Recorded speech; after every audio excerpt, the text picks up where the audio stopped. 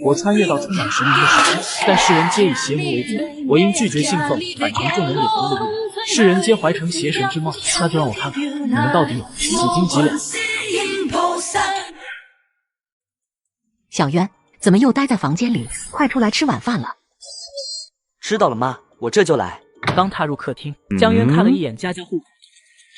江渊并未多想，穿越到这个世界最大的心愿是自己拥有一个十分温馨的家。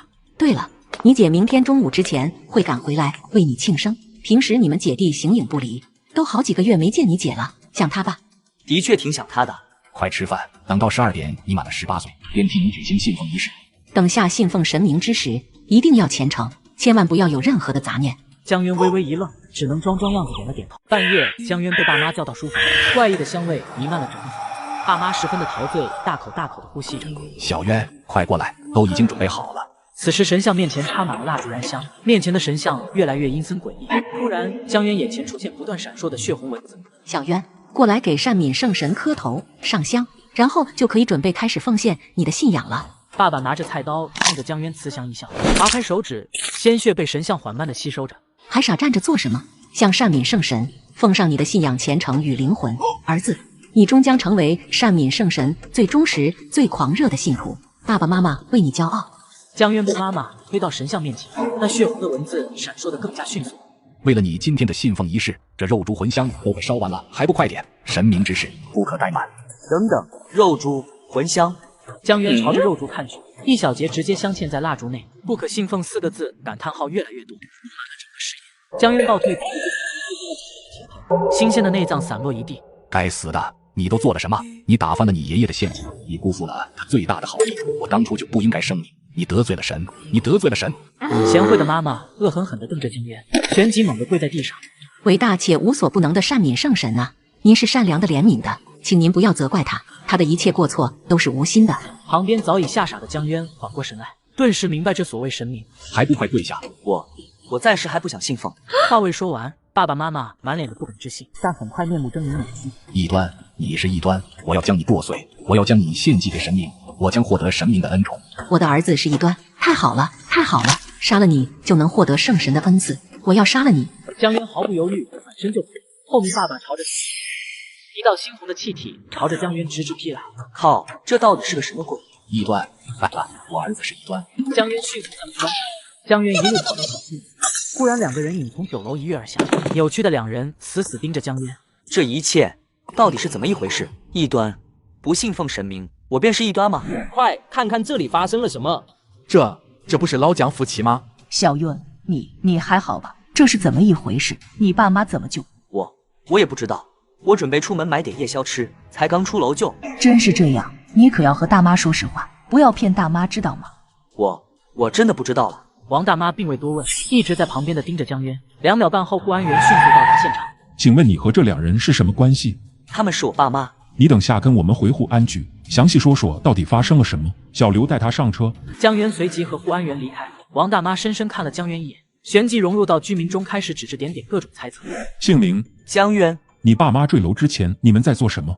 江渊刚要说话，眼前蓦然再次闪缩起了字符。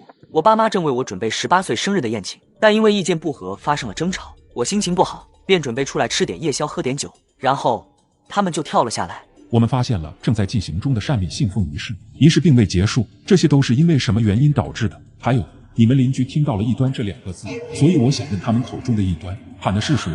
为何护安员却对爸妈诡异的仪式内容只字不提，反而着重询问异端？难道这个世界人们所信奉的神明都是邪魔？这个问题很不好回答吗？才刚刚发生不超过1个小时，就已经遗忘了吗？我只是在回忆更具体的细节。你只需当时的情况说出来就可以，并不需要那么细节。我脑子一直很乱，你这么咄咄逼人质问我，你是把我当作犯人了吗？小伙子不要激动，我也是想弄清楚当时发生了什么，所以询问有些着急了。你说吧，你可以慢慢想。今天晚上我妈妈说我可以信奉悲天神，我爸爸顿时就生气了，说我妈妈她背叛了善敏圣神，说她是不是异端，但我又插不上话，于是我就跑了出来，等他们冷静了再回去。可是谁想到……小伙子，不对啊，如果你的妈妈改信悲天神，那么为何你家里没有悲天神的信奉品呢？我穿越到充满神明的世界，但世人皆以邪魔为尊，我应拒绝信奉，反成众人眼中的异人。世人皆怀成邪神之貌，那就让我看看你们到底有几斤几两。如果你的妈妈改信背天神，那么为何你家里没有背天神的信奉语？这我不知道了，但这就是我听到的。谢谢你的配合，小王，带他去休息室休息。你今晚好好休息，等我们查明你就可以走了。这个世界的神明到底是怎么一回事？假设不信奉神明便是异端，那么我该怎么活下去？江渊强制自己进入睡眠。翌日清晨，熟悉的脚步声渐渐接近。你们不都已经查明是我爸妈自己打斗引起的？你们还想怎样？哼，这位女士，你先不要激动，我们已经调查清楚了，她随时可以离开。江渊刚走入大厅，突然一道身影扑入怀里。小渊，你没事吧？爸爸妈妈他们怎么会？没事，我没事，弟姐，就是在这里睡了一晚。我还是会投诉你的，小渊，我们走。刚走出护安局，松开江渊的手，低着头在前面走。听护安远说，咱爸妈是在你的信奉仪式上发生了分歧，爸爸认为他是异端，于是，在打斗中双双不慎跌落，是这样吗？小渊。江渊却心中一凛，眼前再度浮现出熟悉的血红感叹号。我也不知道妈妈为什么会突然要去信奉背天神。妈妈可真是奇怪呢。妈妈虽不是狂信徒，但她的信仰绝对坚定不移。我才离家几个月，妈妈怎么就改变了自己一直以来的信仰呢？真是奇怪。小渊，你能告诉我一下这是为什么吗？彻骨的寒意瞬间遍布江渊全身，眼前跳动的血红感叹号。姐，你是知道我的，我从小就立志要成为善敏圣教的狂信徒。你说有没有可能是妈妈受人蛊惑了？小渊，你有这个目标，我很高兴。既然如此，等咱们给爸爸妈妈办完献祭葬礼，我亲自为你举行未完成的信奉仪式。天梯馆里，江渊跪在一旁，不断思考这对策。逝去的人会被制成肉烛魂香。本来我还有一个爷爷，但是在信奉仪式他献祭，估摸着不会那么巧合自然死亡。况且那一盆内脏很新鲜，眼下最重要的是信奉仪式，可要怎样才能避免？要不……江渊偷偷看了在一旁伤心的姐姐，姐姐很瘦，还是个女的，即便也陷入了癫狂，但自己将她控制住，是不是就没啥问题了？突然脑海里面浮现出爸爸劈出的猩红刀气，赶忙打消了这个疯狂的念头。于是江渊又开始了发愁。突然眼前再度浮现出神秘的字符，江渊用力眨了眨眼，这会不会是金手指系统外挂，姑且叫做不可信奉系统吧？突然姐姐疑惑地看向江渊，小渊，你眼睛怎么了？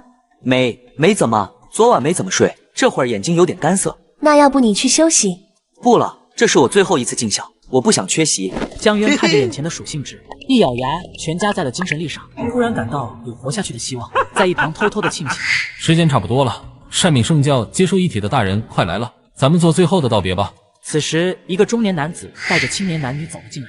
善敏忠诚的信徒啊，你们将回归到善敏圣神的怀抱，你们的奉献，善敏圣神将看在眼里。见此情形，江渊偷偷朝着对面这帮人竖了个中指。站在前面的姐姐回头疑惑地瞅了江渊一眼。神明，在我江渊眼里，就一个魔族够色种。江渊刚走出天梯馆，忽然感觉到总有一种被人窥视的感觉。小渊，上车了。40-50分钟后，江渊回到小区，跟在姐姐身后。如果等下回了家，姐姐万一继续发问，问妈妈是怎么突然信奉的背天神，家里却没有背天神供物，甚至连背天神一张画像都没有，那该怎么办？江渊突然身躯一震，眼角余光朝着停车场偷偷看去，一个身影在一旁盯着自己。护安员，这该死的护安员竟然还在怀疑我。如果抓住了异端，他们或将会有什么巨大的好处吧？如果真是这样，那自己现在的处境极其危险。不知不觉来到所在楼层，王大妈站在门口，死死盯着江渊。我靠，没完了是吧？王姨，小月，你什么时候回来的？昨天人太多了，你也太忙了，就没时间和你聊。我昨天回来的。哎，怎么就出了这一档子事儿呢？小月，以后有任何事情解决不了，都可以和我说，知道吗？谢谢王姨，以后我和小渊要是遇到了什么事儿，到时候您可别嫌烦呀。那不能，我和你们爸妈关系非常好，小渊呐，你也不要太伤心了，知道吗？有啥事一定要和我说。刚进房间，一股恶臭扑面而来，江渊赶忙捂住了自己鼻子，而姐姐只是微微皱了皱眉，看着屋内打斗的痕迹，沉思了一会儿，径直进了书房，将内脏恭敬捧起，放入铁盆中。有些可惜了，不过效果虽然没有新鲜的好，但来自一名狂信徒的献祭，哪怕开始腐烂了，也多少还是有点用的。小渊，你准备一下，今晚我将亲自为你举行信奉仪式，不然等到了明天，爷爷的献祭效果会打更多折扣。那真是太好了，姐姐，你看着安排吧，我全听你的。你去休息一下吧，这些都我来弄。至于这个臭味，我知道你闻不了，等下我会处理干净。江渊刚走进房间，一只纸飞机晃晃悠悠飞了进来。江渊谨慎地拆开一行字，出现在眼前：是那个年轻护安员，应该就是他，简直欺人太甚。等等，我家可是在9楼，什么纸飞机能飞到9楼来，还能准确飞到房间窗户里？异端，你逃不了的。江渊脸色骤变，只见邻居的窗户边站着一个身影，一脸阴笑地看着他。我穿越到充满神明的世界，但世人皆以邪魔为尊，我因拒绝信奉，反成众人眼中的异人。世人皆怀成邪神之梦，那就让我看看你们到底有几斤几两。异端，我要把你献祭！你是我的，你是我的！见江渊发现自己阴笑一声，此时江渊扫过楼下，阴影中隐约可见半张脸。江渊沉默片刻，再走近。一夜，江月与江渊跪在地上进行仪式，让老子给你下跪，回头有机会高低给你毁了。忽然江月手指点在眉心，亮起点点光芒。伟大的善敏圣神啊，请降下您的慈悲吧。随即江月划开手指，鲜血肉眼可见的被神像所吸收着，铁盆中腐烂的器官开始沸腾鼓起泡沫。小渊，这一次你得乖乖听话，知道吗？你是我在这个世界上唯一的至亲之人了，姐姐不希望你再做傻事，更不希望失去你这个弟弟。这可是姐姐亲自举行的仪式，一般人可没这个资格哦。好好享受来自善敏圣神的慈悲吧。突然一股能量如同病毒侵蚀脑海，江渊咬紧舌尖，装出一副享受前夫面无表情的江月浮现出满意笑容。此时熟悉的字体再次出现，江渊看到救命稻草一般，疯狂增加精神力。不错，没有让我失望，相信爸爸妈妈天国有知，也会原谅你的。姐，我以前就是太蠢了，也太叛逆了。过去的事情就让它过去吧，以后坚定自己的信仰，我们才能获得更悠久的生命。咱们姐弟俩以后相依为命，我不想最后只有我一个人了，知道吗？现在姐姐暂时算是通过了，只要自己足够强大，王大妈护安员自己都能随意拿捏。小渊，我明天就要回省城了，不过你要记住，供奉善敏圣神每个星期至少去一次。另外，省城那边会有善敏神子举行信仰赞礼，到时候你必须去。回到房间的江渊思考接下来的对策。虽然王大妈和护安员有威胁，但狂信徒数量非常稀少，我赌他们不是狂信徒，只要这段时间自己不露出犄角，应该问题不大。翌日清晨，江渊送走姐姐后，从一家武器店买了一柄唐刀，一直窝到半夜观察王大妈和护安员的动向。难道得知我进行过信奉仪式后放弃了？忽然一架纸飞机飞进屋里，江渊拆开，与昨天内容一模一样。妈的，疯子，都是疯子，应该只是吓唬人的，让我自己露出犄角。算了，发疯就发疯吧，等老子变强的，一个个斗杀了。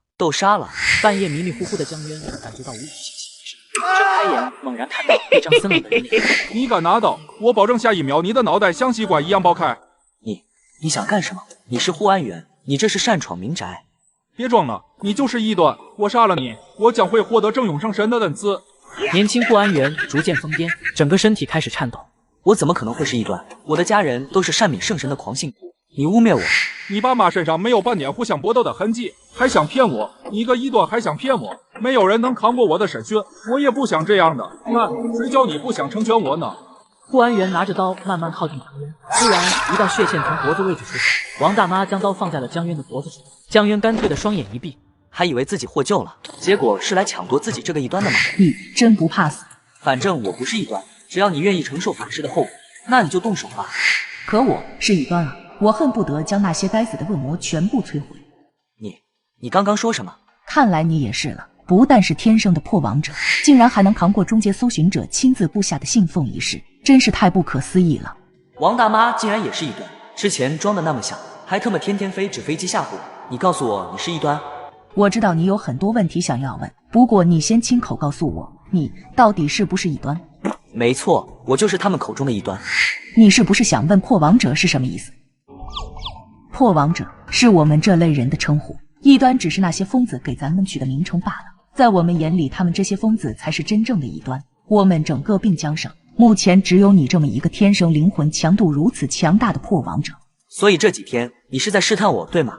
第一次吓唬你，我已经确认你是破王者了。第二次只是再想确认一下。我记得我应该没露馅吧？没有哪个信徒在被人说异端的情况下还能心平气和，而你呢，居然被吓到了。此时江渊无言以对，不曾想如此完美的伪装被人看破了。那我姐这个搜寻者又是什么？搜寻者是专门为了寻出破王者的一种职业，但我没有想到，你姐作为一名搜寻者，竟然主动放过了你。从姐姐这件事上能够看出，这个世界的恶魔信徒好像也并非全是丧失了理智。我们干掉所信奉的恶魔，那些被侵蚀的信徒是不是也能恢复正常？如果恶魔能被咱们这些凡人给干掉，这个世界还会沦落到如今这个地步吗？只需要捣毁终极以上恶魔神像，那些被信徒就会变成破亡者。其实只要我们随便解决一个恶魔信徒，我们都会获得上天赐予的救赎之力奖励，这也是我们破亡者能否变强的根本来源。此时江渊不由将目光挪向了书房。别看了，你家这个毁成渣都没用，就比如进行信仰赞礼时的那种，只要你能毁了，巨量的救赎之力能让你马上成为入阶强者。这个以后再说，以后再说。就在这时，敲门声乍然响起，而此刻护安园的碎块还在一旁。我穿越到充满神明的时空，但世人皆以邪魔为尊，我应拒绝信奉，反成众人眼中的异人。世人皆怀成邪神之梦，那就让我看看你们到底有几斤几两。开门，一德，我知道你在里面。乍然响起的敲门声让江渊顿时神色一变。别担心，是我的人来了。王组长，一丹呢？就这小子是吧？给我闭嘴！你想让整栋楼都听到？萧风雨，看来你这个第一帅哥的名头要不保了。那也比你帅。我这次叫他们来，主要是处理护安园的尸体。我们全部来自于一个救赎组织，我是苏山市分部第3组组长，他们是我麾下的第2小队队员。你是自主抵御信奉仪式的天生破亡者，加入我们你才会获得最好的成长。现在有个想问你，你愿意加入我们吗？此刻江渊意识到已经没有选择的权利。我愿意加入。欢迎来到我们第2小队，以后都是一家人，有啥事尽管开口。你们快去处理痕迹。喂，小袁，我知道你还有很多不知道的，我再来和你讲讲。我没有告诉他们你自己抵御了中阶搜寻者的信奉仪式，记住，以后也尽量不要对其他破亡者提及这件事。王组长，你的意思是破亡者也有危险？和咱们破亡者一样，狂信徒中有一个叫做潜伏者的职业，他们将灵魂彻底献祭给恶魔，哪怕身边全是破亡者也不会失去理智。更具体有哪些职业，之后会有人详细和你解释。江渊看了眼旁边半个护安员，顿时脸色一变。除了这块护安员外，还有一个年龄更大的护安员，他肯定也盯上我了。他会不会？熊勇，我知道他在你爸妈出事那天我就一直在关注。另外，你也不用担心会有其他护安员会盯上你，我相信目前他是一定不会告诉任何人。翌日清晨，江渊来到2队安全屋。江哥还怎么样？还不错吧？跟你说，我们3组有好几个安全屋呢。又他妈不是你见了你牛逼个什么？组长还等着你们开会呢，搞快点！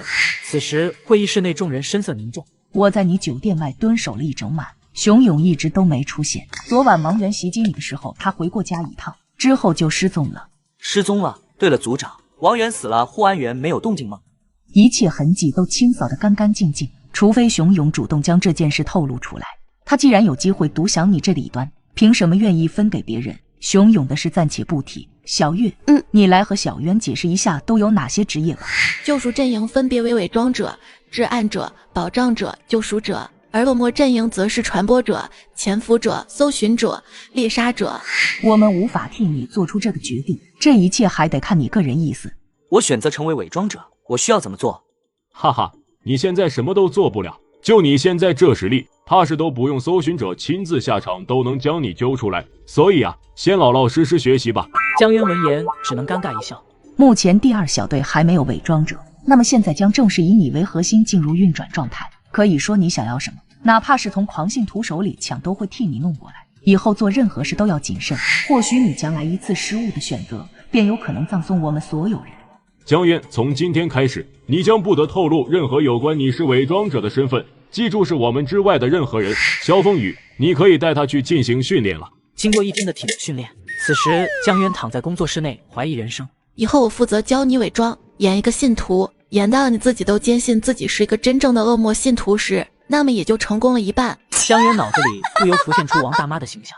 伪装成信徒暂时对你来说太难，那你从明天开始就演一个我的追求者吧。当我什么时候看不出你演的成分，就可以进入下一个课题了。追求者玩这么大吗？我也没追求过人啊。江渊不再多想，拿起书开始恶补相关知识。晚上众人开始庆祝江渊的加入。江哥，以后我们能不能干掉魔子魔女就靠你了。什么也别说了，以后我这个俗称是第1帅的名头就让给你了。经过这段时间的遭遇，此时的氛围，江渊感觉到前所未有的安心。吃喝差不多了，接下来都听好了。只要熊勇不除，所有人必须按照计划执行，以保护江渊为主。你们两个实力最强，为了引出熊勇，就在最外围游荡吧，务必要及时支援。可以，没问题。此时池中月一脸阴沉，意识到江渊盯着自己后，甜甜一笑，自己是不是看错了？应该是错觉吧。江渊一直回到小区，熊勇依然没有出现。听说你今天表现很不错，继续加油吧。熊勇没来过这个小区，今晚你可以放心休息。翌日清晨，江渊拿着花镜直走向池中月。宝，这束花送给你。自从见到你的第一面起，我就想你，想得头晕眼花。我不要这个花，你收回去。我知道我的行为太唐突了，不过没关系，这是我给你带的早餐，鲜虾粥。我吃过早饭了，不饿。必须喝，这可是我专门为你买的粥。花你可以不收，女人，粥你必须收下。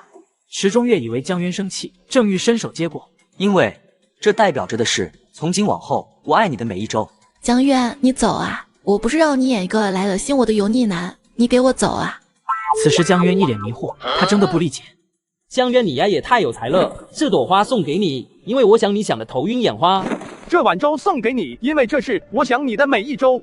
看着两人的表演，江渊一张脸肉眼可见的涨红。往后7天，江渊日复一日的训练。清晨，江渊带着爱心早餐，反思不得其解。我已经露出了这么多破绽，熊勇这老东西居然还不，他为什么还不动手？就在这时，一辆车突然袭来，江渊如同断线风筝一般狠狠撞。我穿越到充满神明的时代，但世人皆以邪魔为尊，我因拒绝信奉，反成众人眼中的异人。世人皆怀成邪神之梦，那就让我看看你们到底有几斤几两。江渊以为自己又要穿越，被车顺势被撞到一旁，下意识想要掏出真理。如果真是熊勇，王大妈他们不可能没有反应，而且真是熊勇的话，自己现在已经凉透了。冷静，目前看来是一起意外，都不要过去，避免暴露。江渊先看看是什么情况。小哥哥，你没事吧？你看我的样子像是没事吗？哎呦，你怎么开车的？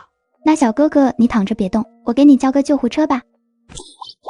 算了，算我倒霉，不用去了。那怎么能行呢？小哥哥，你别走啊，万一让伤势更重了怎么办？你要去哪里？我送你吧。江渊属实是无奈，被抢。小哥哥，你去哪里？在东郊放我下来就行了。这样吧，我们加个联系方式，回头你但凡有任何问题，随时联系我。眼前开始闪烁大量的灯，江渊急忙看向窗外。熊勇终于要出手了吗？小哥哥，你怎么不说话了？眼前文字再次出现，闪烁越来越快。加联系方式没问题，吃饭就不必了。江渊毫不犹豫。该死，你在做什么？朝着江渊脑袋狠狠打去，突然意识到什么，突然转收了8枪。还不快过来！这个小鬼竟然有枪，尽快将他给控制住，免得被人看到了麻烦。我已经到了，小心身后。竟然还有帮手，你解决那个胖子，这个小子交给我。那个混蛋说只有这小子一个人的，等绑了这小子，他不加价2倍，绝不让他好过。快点给我杀了他！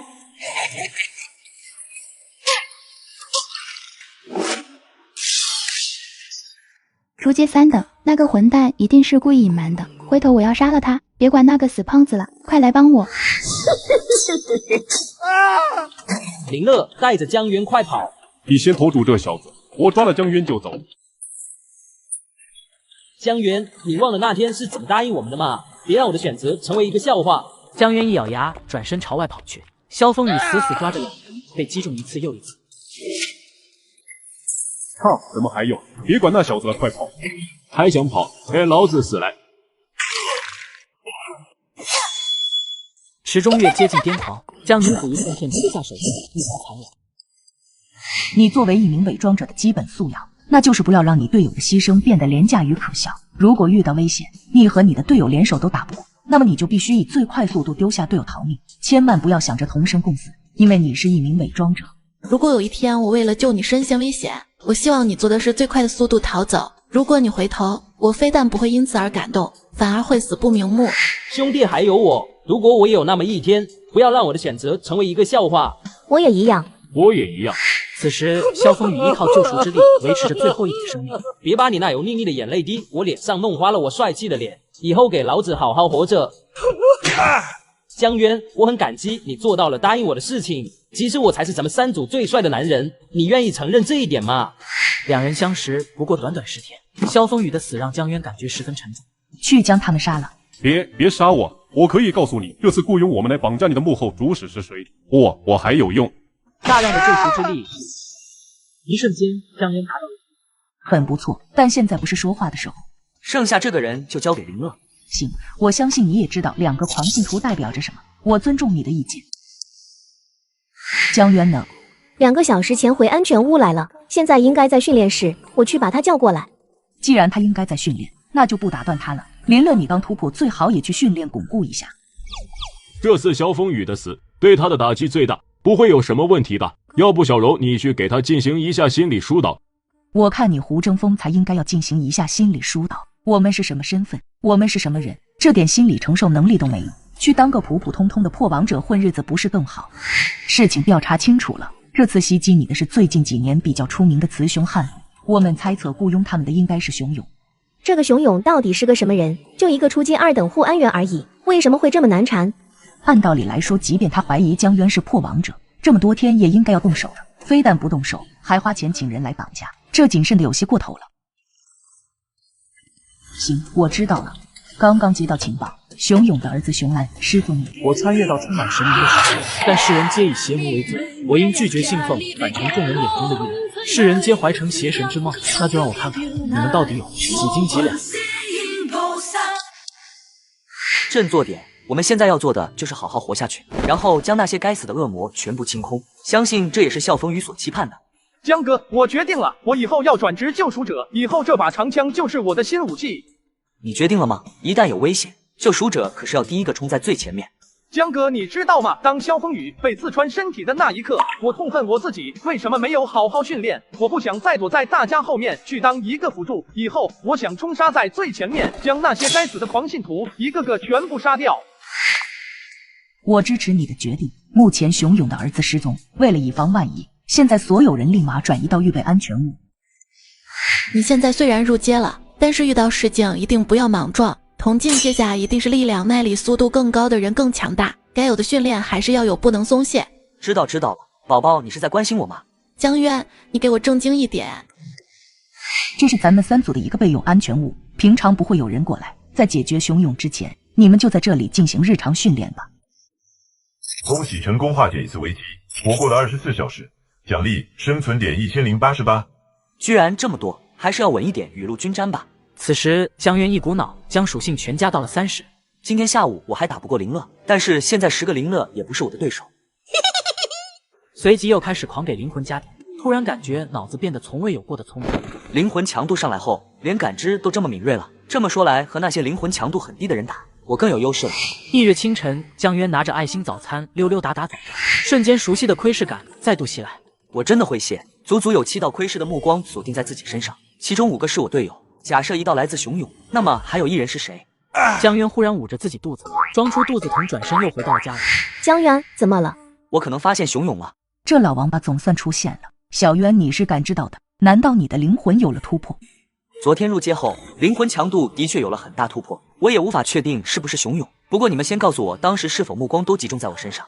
你的意思是，不只感知到了熊勇和我们，等等，江渊，你连王组长的存在也感知到了。好了，先说说到底是怎么回事。所有人将方位报一遍。其余几人连忙汇报了所在方位和距离。此时江渊听完更加凝重。胡争锋在楼后方根本看不到我，除了你们4个，其中1个来自熊勇，但另外2个我就不清楚了。因为昨天的变故，熊勇将消息告诉别人了。先不管那么多，我们先搜查看看到底是谁。还是我来吧，你们不知道具体位置，免得打草惊蛇。我刚刚记住了他们的大概方位，我先用望远镜看一下。江渊一栋楼一栋楼的寻找，江渊突然看到一道身影时，对方立即消失不见。为什么会有熟悉感？难道是熊勇？一定是他，老王八，终于给老子找到你了。突然感到其余2人也发现了自己，随即窥视感立马消失了。发现熊勇位置，他在对面那栋居民楼里，他已经发现了我在观察他，他应该要跑。你们都不要动，我自己去。另外那2人你看到了吗？在熊勇发现我时，那2个人也马上看了过来，然后很快就消失了。没事，既然是一伙的，总归有迹可循。只要抓住了熊勇，那2个人也跑不掉。你先回安全屋，不要在这里多。当江渊刚下楼准备离开，一辆车朝着江渊飞速撞来。熊勇，他为什么会出现在这里？他为什么这么快能从布控中逃出来？江渊躲避不及，被撞到一旁，片刻的眩晕感迅速恢复，随即拿起刀朝着熊勇走了过去。江渊，不要冲动，他是初阶2等，你刚刚入阶打不过他的，我们马上就到了。我有把握，我要亲自为笑风雨报仇。朝着熊勇狠狠劈下。此时格挡的熊勇闪过一丝迷惑。异端死去吧！今天我要杀了你献祭！献祭！此时被震退的熊勇满脸骇然。江源昨天才刚刚入阶，为什么会这么强？不可能，这不可能！两人再度扭打在一起，二队队员到达。胡哥，我们还要上吗？应该不用吧，这是难得的实战经验。此时池中月一脸阴沉，压制着自身疯狂情绪，确保不会失控。突然江渊抓住机会，刀尖从熊勇咽喉突划，满脸玩味的熊勇直直朝后走下。渊哥，你居然干掉了一个初阶2等，你一定要教教我，我认你做我义父。为什么熊勇会主动露出破绽？当时看着自己的眼神，那一瞬间绝对没错。我似乎感觉到有人正在操纵着这一切，不知目的，但一定不怀好意。我穿越到充满神明的时刻，但世人皆以邪魔为尊，我因拒绝信奉，反成众人眼中的异人。世人皆怀成邪神之梦，那就让我看看你们到底有几斤几两。一段我看见你了。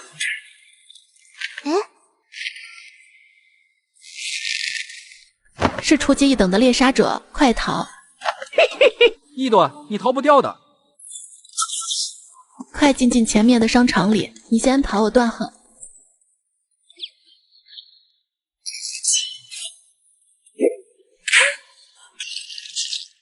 这个初阶1等的猎杀者绝不简单，看来我是走不掉了，还是给江渊多争取一些逃跑的时间吧。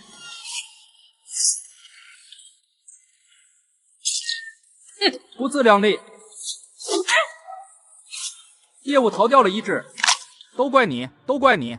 此时猎杀者完全丧失了，两人在主流场地，周围群众也在一旁吃瓜看戏。由于众人不知道眼前女人是异人，对于这种场面每天都在发生，也是见怪不怪。献祭，我要把你剁了献祭！太好了，太好了，我能读响一段了。要死了吗？也挺好的，这样就可以见到妈妈当面赎罪了。兑换完成，成功将剩余生存点转换为临时救赎之力。这是个什么鬼东西？江月，你太令我失望了！你这种愚蠢的行为，除了多牺牲一个人，又能改变什么呢？一段，还有一段，我要献祭你！你给我快逃！这里交给我！你给我走！你给我滚！异端，你给我死去！我要把你献祭了！背叛善美圣神的人都该死！此时江渊比狂信徒更像狂信徒。当猎杀者看清江渊脸庞后，瞬间清醒，随即两人厮杀到一起。这江渊该不会是潜伏者吧？布下一个大局，让王组长钻了进来，然后顺势潜伏进救赎组织里，不然怎么解释眼前的一切？初阶1等狂信徒居然打不过一个初阶3等的小鬼，不对，不到18岁根本承受不住恶魔之力的侵蚀，无法信奉恶魔，难道一切都是天赋吗？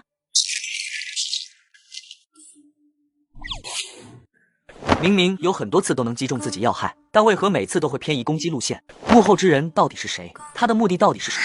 一开始是熊勇，现在又是这个神秘的猎杀者，过来杀自己却又故意放水，特别是熊勇就感觉是故意送人头。等等，送人头的目的是什么？让自己突破，让自己入阶。那么让自己入阶的目的又是什么？是什么人可以让别人甘愿献出自己的生命？熊勇是正勇魔神的信徒，正勇魔神可是信徒势力最大魔神之一，而且目前看起来应该还是正勇信徒里面的某个大人物。自己真的还有破局的可能吗？这样的大人物盯上我一个小人物做什么？难道知道我是伪装者，不应该第一时间弄死我吗？快走，马上有护安员要来，等下想走都走不掉了。江渊抱起池中月，快速逃离了这里。此时池中月沉默着不说话。现在安全了，我扶着你走吧。对不起，你这个骗子为什么不跑？你答应过我的，为什么还要回来？为什么你还要救我？为什么不让我去见我爸爸妈妈和姐姐？我为什么做不到像你一样不顾一切？你忘了吗？你可是我最爱的人。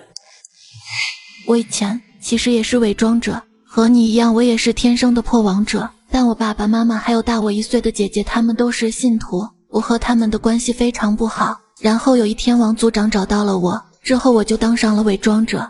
其实在几年前我们还是第1小队，那时候胡哥和柔姐还只是普通的成员，队长和队员对我特别照顾。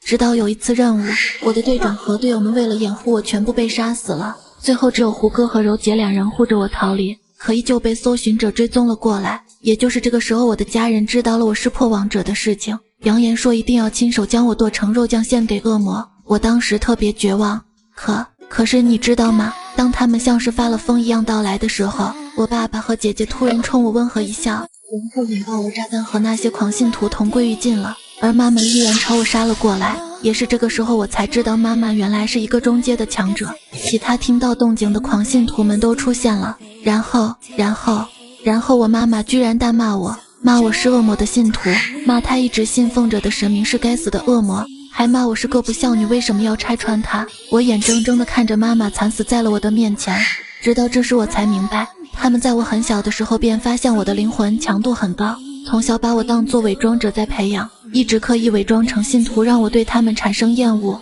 因为只有这样我才能更好地隐藏自己。他们把我当作伪装者培养着，他们自己却成为了我的至暗者。原来我从小讨厌的爸爸妈妈还有姐姐，是我的至暗者。我穿越到充满神明的世界，但世人皆以邪魔为尊，我因拒绝信奉，反成众人眼中的异类。世人皆怀成邪神之梦，那就让我看看你们到底有几斤几两。忽然窥视感再度出现，只见一辆车朝着所在方向疾驰而来。没完了是吧？关键又不杀我，接二连三的到底想干嘛？江渊再次抱起池中月，直接冲入附近的树林，刹车声在身后响起。这时池中月脸色立马阴沉了下来。江渊，你记住答应我的事，赶紧把我放下来。闭嘴！从我口袋里把手机拿出来，请求支援。池中月赶忙照做，由于公主抱着，只能盲摸。摸着摸着，江渊身躯忽然一抖。你别，那玩意儿不是手机。抓上的瞬间反应了过来，顾不得多想，急忙给王柔打电话求援。柔姐一共3个人，一个出街1等，2个出街2等。江渊使用神力区区的在跑，跟遛狗似的，在一大片树林里转圈。江渊越是奔跑，越是感激自己之前的长跑训练。在那边，你们几个去拦截那俩出街2等，西城你去接应江渊。江渊眼见3个狂信徒竟然没跑，还在追杀自己，立马恼羞成怒。小月，你还行吗？咱俩回头干他们丫的！放我下来吧！一道道身影朝着目标冲过去。迟钝的江渊忽然脑中灵光一闪，前有熊勇送人头，后有出街1等来练手，莫非全部出自那神秘的幕后黑手？岂不是眼前这3人还是给自己送人头？你们不要插手，这个出街2等的狂信徒交给我。打内心发现招招都江渊一边招架，趁其不备，一刀将狂信徒脖子砍。短短几天竟然这么强，宝宝咱心里苦啊！咱俩明明是同一天入街，你之前分明还都打不过我。2个新人同时怔住，看向江渊的眼神立刻变得阴沉。完美。他们是2组歼灭事件活下来的几人之一，你放心，我绝不会让潜伏者蒙混过关。这是陆中游，原2组第1小队保障者。队长，我是陆中游，出街2等保障者。我不是队长，胡哥才是咱们2小队队长。上面已经给你布置了任务，如果接受，那么你将成为超绝密档案的伪装者，同时将升任为所在小队队长，另外拥有专属于你自己的至暗者。当然，你的至暗者是谁，你将一概不知。这个任务你要先听一下吗？不用听了，上面安排的一定是最适合自己的任务，这任务我接了。我是宋西城，原1组出街1等救赎者，嘿嘿，队长以后我就跟着你混了。林乐突然凑了上来，不断从头到脚打量着江渊。有话说有屁放，我就想知道你到底是怎么修炼的，咱这差距也太大了吧？别问，问就是天赋异禀，你学不来。西城，咱俩年纪差不多，你都已经是出街1等了，咱们都是救赎者，你能教教我吗？你竟然也是救赎者，真的假的呀？其实我也没有什么特殊的方法，可能我也是和队长一样天赋异禀呀。林乐一屁股坐在地上，宝宝心里苦，谁也不想搭理。刚刚小月和小征也突破到出街1等了，看来后续任务要安全的多了。江渊的姐姐，她是善敏恶魔第4传播者一脉的搜寻者，同时也是善敏恶魔中非常有名的天才之一。你的任务就是通过姐姐江月的关系，进入到善敏恶魔组织，搜集一切情报，最终目标就是获知第4传播者的具体身份。或许有一天你不得不亲手击杀你的亲姐姐，这个任务接与不接，一切全看你个人选择。我理解你的，不管你做出什么决定，我都会支持你。这任务我接了，或许这也是姐姐最好的归宿。几天后就是信仰赞礼，这也是接触你姐最恰当的方式。据说举办的应该就是第4传播者，过多的我们上面不会干预，具体什么时候开始任务，一切由你自己决定。反正距离信仰赞礼也没几天了，提前去省城姐姐那边也不好交代。现在最重要是获取姐姐的信任，趁机打入善敏恶魔内部。姐姐可是搜寻者啊，这个任务真是头疼。小渊，你是不是都忘了我这个姐姐啊？自己说说都多少天了，你有给我打过1次电话吗？是不是在家没人管你都乐不思蜀了？我可是遵循了姐姐你的话，天天在家里供奉着善敏圣神。现在你弟弟我都已经是初阶3等，和咱爸一个境界了呢。初阶3等，好，不愧是我江月的弟弟，明天就买高铁票过来，我到时候亲眼看看我的好弟弟。宝子们，小月有任务，请大家多点赞、评论、转发。我穿越到充满神明的世界，但世人皆以邪魔为尊，我应拒绝信奉，反成众人眼中的异类。世人皆怀成邪神之梦，那就让我看看你们到底有几斤几两。营造出一个超高天赋的人射出来，进入善敏恶魔组织应该会更加简单，说不定还能直接引起第4传播者的招揽。姐姐是天才，弟弟也是天才，这很合理吧？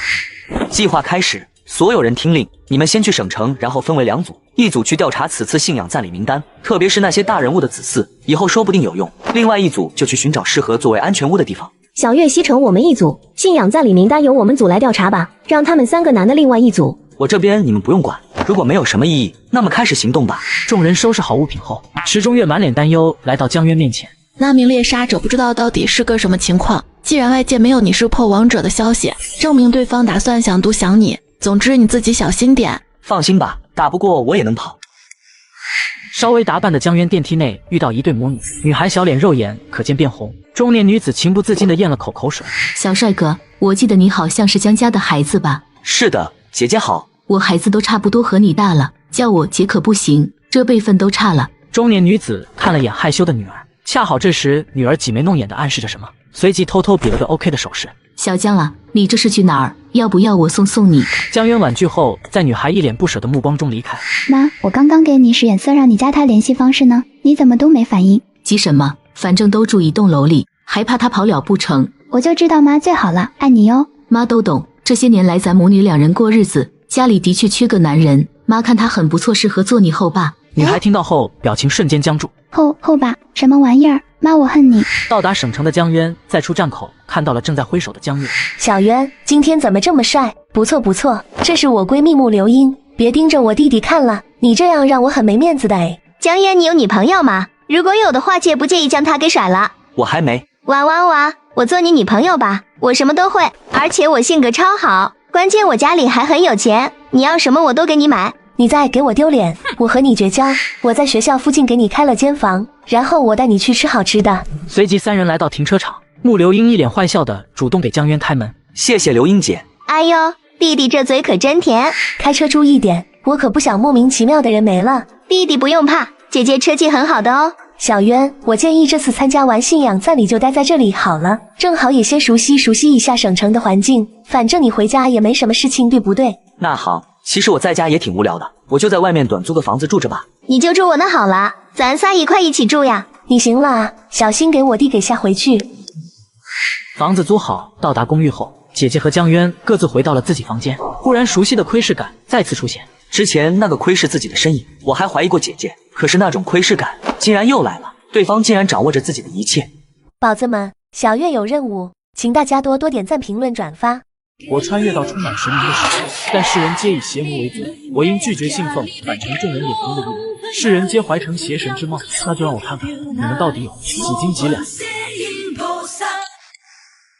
江渊朝着窗外看去，阴影中一个模糊身影正站在楼下，与自己那次看到的非常像，一定就是他。他即便不是那个幕后大手，也一定有着千丝万缕的关系。江渊脑中忽然闪现过了一个绝妙的念头。姐，你快过来！只不过一个呼吸房门便被猛地推开。怎么了？发生什么事儿了？那个人一直盯着我，他对我一定不怀好意。他以前就盯着我过，异端，他是异端。江渊越来越癫狂，江月闪过一丝惊异，猛然间黑影吓得一身冷汗。什么骚操作？一个破王者竟然叫来搜寻者姐姐，反咬我是异端。黑影过于激动，一个踉跄摔倒，竟然用一种变脸的姿势快速逃离。他要跑了，杀了他！姐，我们一起去杀了他。你怎么发现他是异端的？有100%的证据吗？他肯定就是，不然他一直偷窥我做什么？这时江月眉毛皱得更紧了，犹豫了片刻。不管这人是不是异端，一定不怀好意，我倒要看看到底是谁敢对我弟弟心怀不轨。江渊跟在姐姐后面冷静异常，那道身影还是那么熟悉，难不成这个人是救赎组织的某个人？姐姐认认真真观察了一下四周，这里没有摄像头，而且也没留下任何痕迹，等下次看看他还会不会出现吧。放心，只要姐姐在，你一定不会受到任何伤害。闻言，江渊苦笑一声，那是你不知道弟弟的身份，你要知道了，怕是第一个想弄死我的人就是你吧。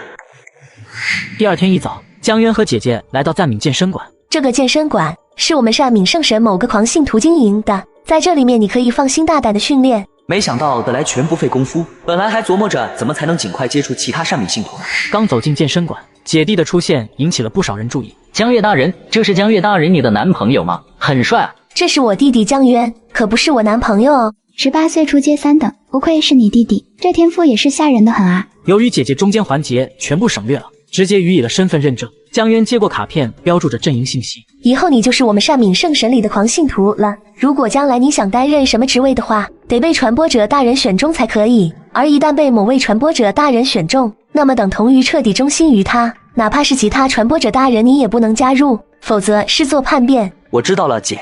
走吧，让我看看你的实力到底怎样。随即带着江渊来到了格斗区。你随意攻击我，不必留手，尽全力就好。话音一落，江渊直接冲了过去，还未近身，一把刀已经停留在了喉咙位置。很不错，继续。江渊一次次被打回来，又一次次重新冲上去。围观人群一个个震惊地看着江渊。小月，这是你弟弟。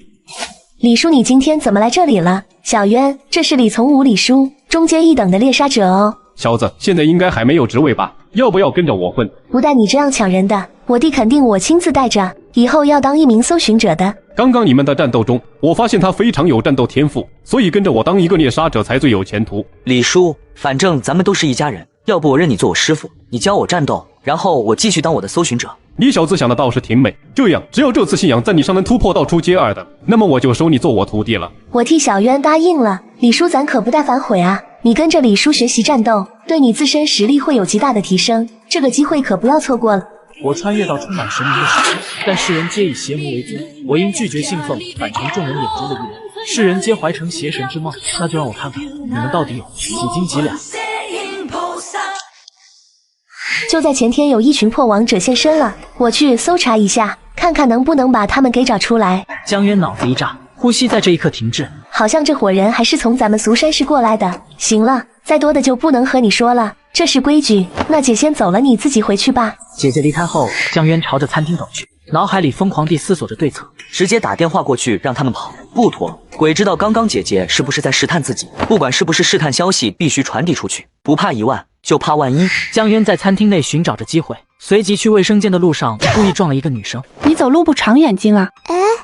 抱歉，我刚刚不应该走在路中间的。小哥哥，你没事吧？不好意思，小姐姐，我有些急，不小心撞到你了。进入厕所，拿出顺来的手机，开始编辑短信，让王柔迅速撤离。清理痕迹后，若无其事地走出洗手间。你是在找手机吗？刚刚洗脸台上有一部手机，应该是你的吧？做完一切后，匆匆离开。王柔他们能不能逃过这一劫？一切看天意吧。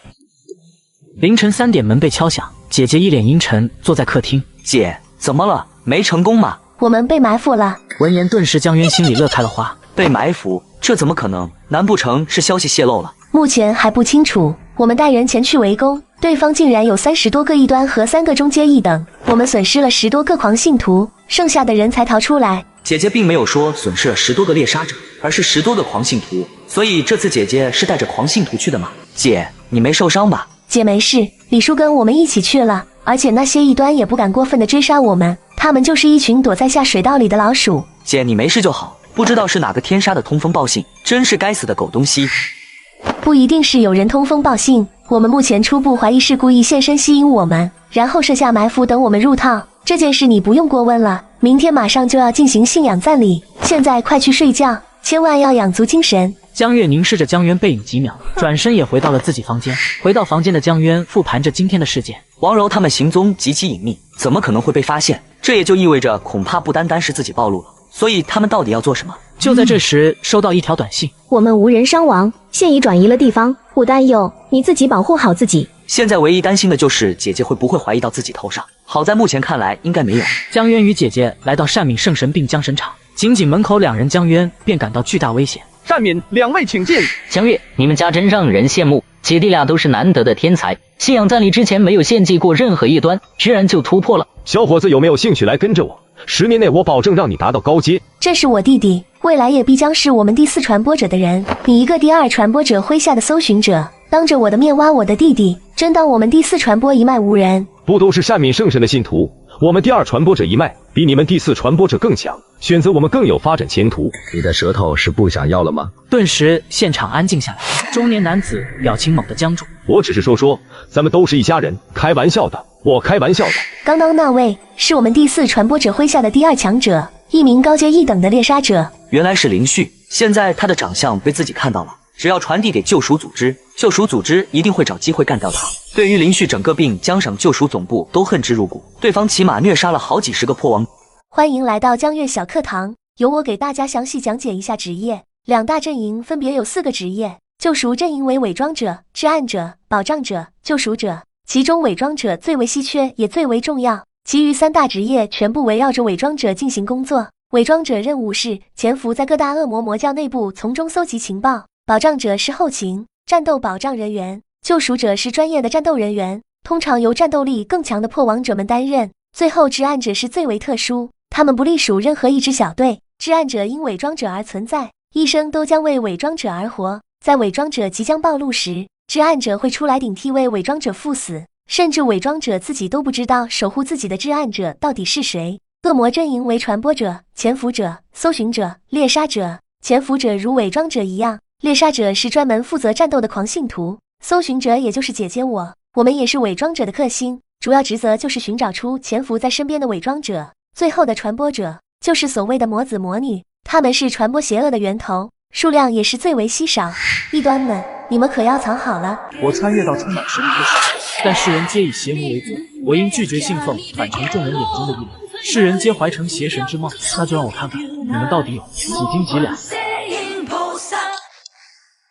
那些靠近神像的全都被身份更高的人抢走了。这里虽然神明的恩赐减少很多，但是以你现在的状态突破应该没什么问题吧？江渊巴不得越靠后越好，相应所消耗抵御的灵魂就越少，只能表现出满脸不开心。不应该是公平竞争吗？谁越虔诚越靠前，凭什么按照手里的权势划分？这是没有办法的事情。好了，我相信你一定能行的。此时江渊感觉这次伪装任务出奇的顺利，事情一直按照预想的结果发展。突然嘈杂的大厅安静了下来。善米见过第4传播者。善米，大家都退下吧。一道沙哑的声音从深处传来，江渊只能隐隐看到一个黑色的身影轮廓。信仰在礼仪式开始。此时10米长的魂香被点燃，黑色的烟雾弥漫整个大厅。江渊跪在地上愈发虔诚，脑海中不断浮现出那些启蒙老师的画面，脸上布满了发自内心的猥琐笑容。恶魔之力骤然降临，疯狂地侵蚀着灵魂。江渊不再犹豫，消耗圣点突破至初阶2等。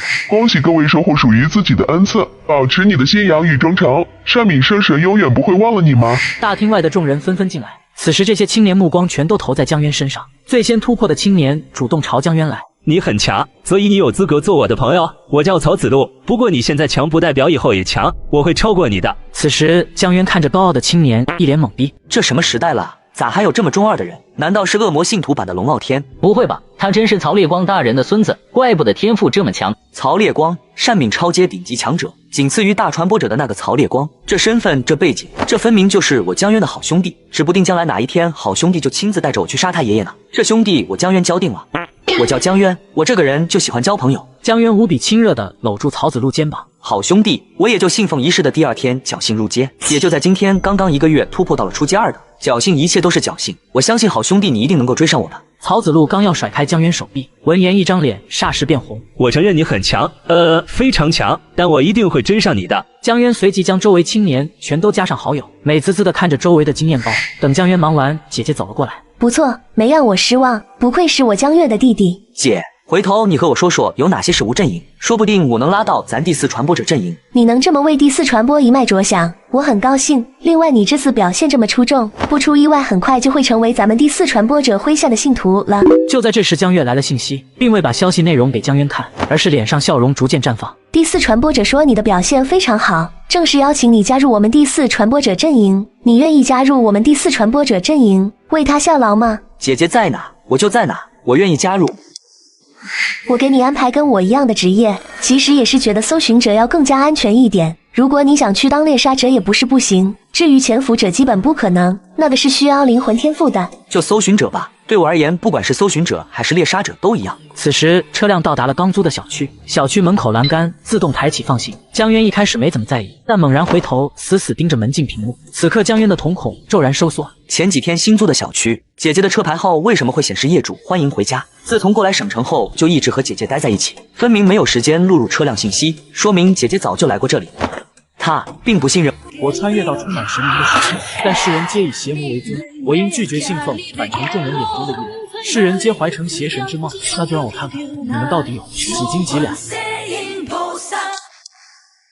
难道自己从下车就一直在姐姐有预谋的安排之中？江渊突然联想到一件更为可怕的事：如果姐姐一直没有信任过自己，那昨天为什么会和我说发现了一段的踪迹？是否就意味着自己昨天的通风报信，实际上早就被姐姐知道了？按照这个思路的话，自己是100%暴露了。为什么还不对自己动手，反而让自己加入了第4传播者的麾下？难不成是我想多了？江渊沉默许久，突然装出好奇的表情：姐，车辆录入业主信息麻烦吗？回头我也想买辆车。此时江月动作稍稍顿了下。我说小渊，现在都智能化时代了，手机就可以操作了呀。我前天就把车辆信息发送给了房东，这2天你顺便把驾照给考了，姐给你也买辆豪车。江渊闻言松了口气，毕竟如果真发现了自己的异常，也就不会有今天这些事了。怕是人都早没了，那可说好了，我这2天就去报名。因为我要开始忙了，你这2天得自己去，没问题吧？姐姐明明很温柔，但和姐姐在一起，不知道为什么有一种心底发毛的感觉。你怎么一直把我当小孩？这没问题的，你有事就去忙你的好了。刚回到家，姐姐接了个电话后匆匆离开。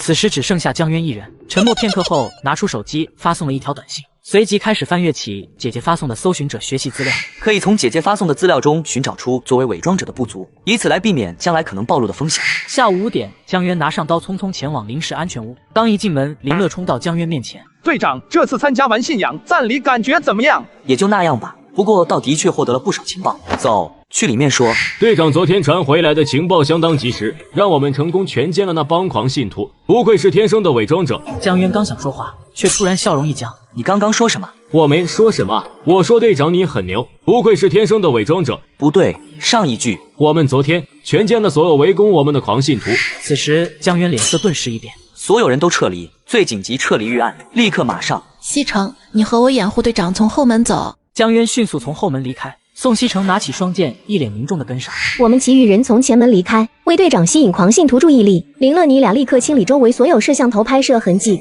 凌晨3点在第2安全屋汇合。一路跑出小巷后，直到坐车离开后，才松了口气。队长，这是发生了什么？怎么突然就要跑？你们说是全歼了所有人，但是我所知道的，至少我姐也去了。你的意思是，你怕你姐姐看到了我们的样子，然后会带人过来找我们？不是，我是怕她在试探我，当然也可以说是带人过来找我们。那个时候是不是试探也无所谓了。也不一定吧。昨天围攻我们的时候，我们全体没有露面，都是过来支援我们的救赎者们出的手。即便你姐姐藏在暗中没有出现，那么至少我们是安全的吧？希望就像你说的，我姐她并没有盯上你们，昨天也并不是试探我吧？江渊苦笑一声，顿时感觉伪装者这个职业是真有些太费脑子了。早知道当一个救赎者就好，啥事儿不用想，莽头干架就行了。我穿越到充满神明的世界，但世人皆以邪魔为尊，我应拒绝信奉，反成众人眼中的异人。世人皆怀成邪神之梦，那就让我看看你们到底有几斤几两。此时江渊复盘了一遍又一遍，哪怕最小的细节都没有放过。难道真的是我想多了？除了昨天姐姐主动说发现了王柔他们，以及今天车辆业主录入信息这2个疑点之外，好像没有其他可疑的地方了。整整一支救赎小队，哪怕再加上一个李从武，姐姐他们2人也不可能逃出来。或许姐姐真是躲在暗中，看来以后必须要更加小心了。几小时后，依然没有异常情况，众人在临时安全屋再次齐聚。单凭这2点，无法确定你姐是不是真的在试探你。万一是真的，甚至包括省城的救赎者小组都危险了。这事儿先不管了，回头我会多注意一下。前天晚上在新租的公寓，之前那个窥视我的神秘人又出现了。此时众人闻言，脸色骤然一变。看来咱们的行踪应该是那个神秘人透露给了善美信徒。我们还一直很疑惑，为什么会那么精准地找到我们的位置。现在那个神秘人出现，一切都说得通了。郑勇那帮人到底想做什么？天天躲在暗中监视。所以我决定立即展开对神秘人的反调查。我倒要看看他们的目的到底是什么。如今我算是打入善敏第4传播者麾下，不管我姐怀疑不怀疑我，现在都暂时放一放。只要不摆明了质疑我，那首要目标就是将那个神秘人给揪出来。依我看，那伙人极有可能掌握了我们的身份信息。为了防止他们狗急跳墙，我们得暗中进行反调查，然后给予雷霆一击。明天天一亮，我就和王组长汇报这件事。这些不好的消息说过了，那么再说一些好消息吧。你不是才来3天吗？难不成是和第4传播者接触到了，知道他是谁了？你做梦呢！这次信仰赞里去了不少重量级人物，我都记住了他们的模样，比如林旭，你们都知道是谁吧？另外还有一个叫曹子路的，他爷爷是善敏超阶强者曹烈光。众人感觉脑袋有些眩晕，惊喜实在来得太突然。哦，对了，在信仰赞里时，我刚好突破出阶2的，不出意外，我会拜李从武为师，彻底打入善敏第4传播者内部。众人一脸懵逼，回应江渊的事一片沉默。既然是你姐姐亲自带你去信仰赞里，那么基本可以排除她怀疑你了，否则逻辑上根本说不通。那这样看来，你怀疑的那2个点，可能真的只是巧合。我也是这样想的，总归小心点准没错。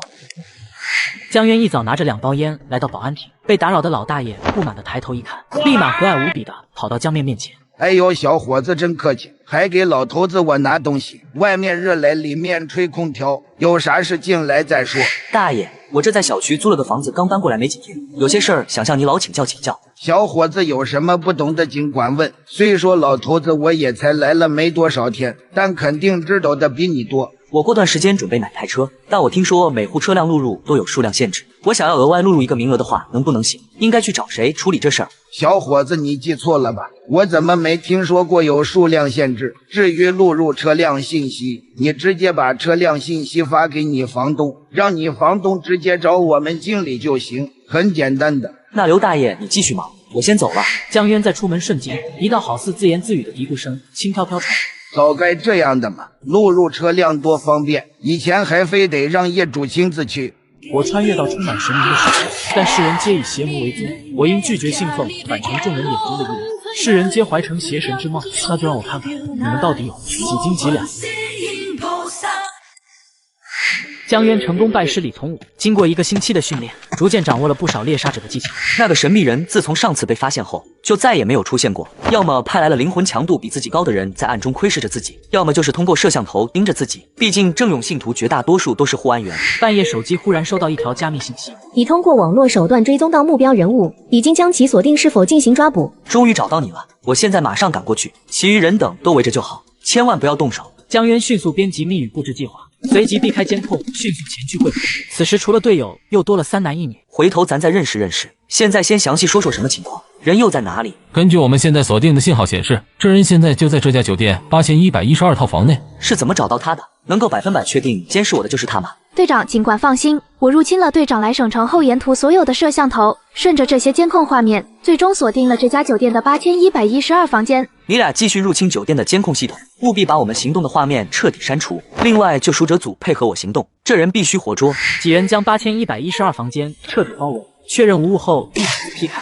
护安员不许动，双手抱头蹲下。一个身影飞快向窗户逃去。江渊欲跑守卫，迅速投掷出直刀，本以为是一名强者，却没想到被胡争锋一斧子将腿斩断。黑影摔倒，捂着腿，痛苦哀嚎。此时此人的弱小让众人一愣。你们是谁？为什么突然闯进来还要杀我？胖子扫过江渊，露出一丝疑惑，但立即转向池中月等人。对方不是自己要找的神秘人，不过从对现在的表现来看，他一定和神秘人有着千丝万缕的关系。胡哥，人交给你了，3分钟给我把他嘴给撬开。等等，你是江渊？你是江渊？没错，你不是一直在监视我吗？怎么没能立刻认出我？顿时胖子神色大变，用力咬破了嘴里的胶囊。江渊当即一把揪起，头朝下，防止毒液进入喉咙。带他去厕所，用淋浴头冲洗。胡争锋像捏小鸡一样抓起胖子，很快胖子就被拖拽到了厕所里。应该是特制的，目前还不知道具体是什么成分，不过不会通过口腔黏膜吸收。行了，冲洗吧，不进入胃部就是安全的。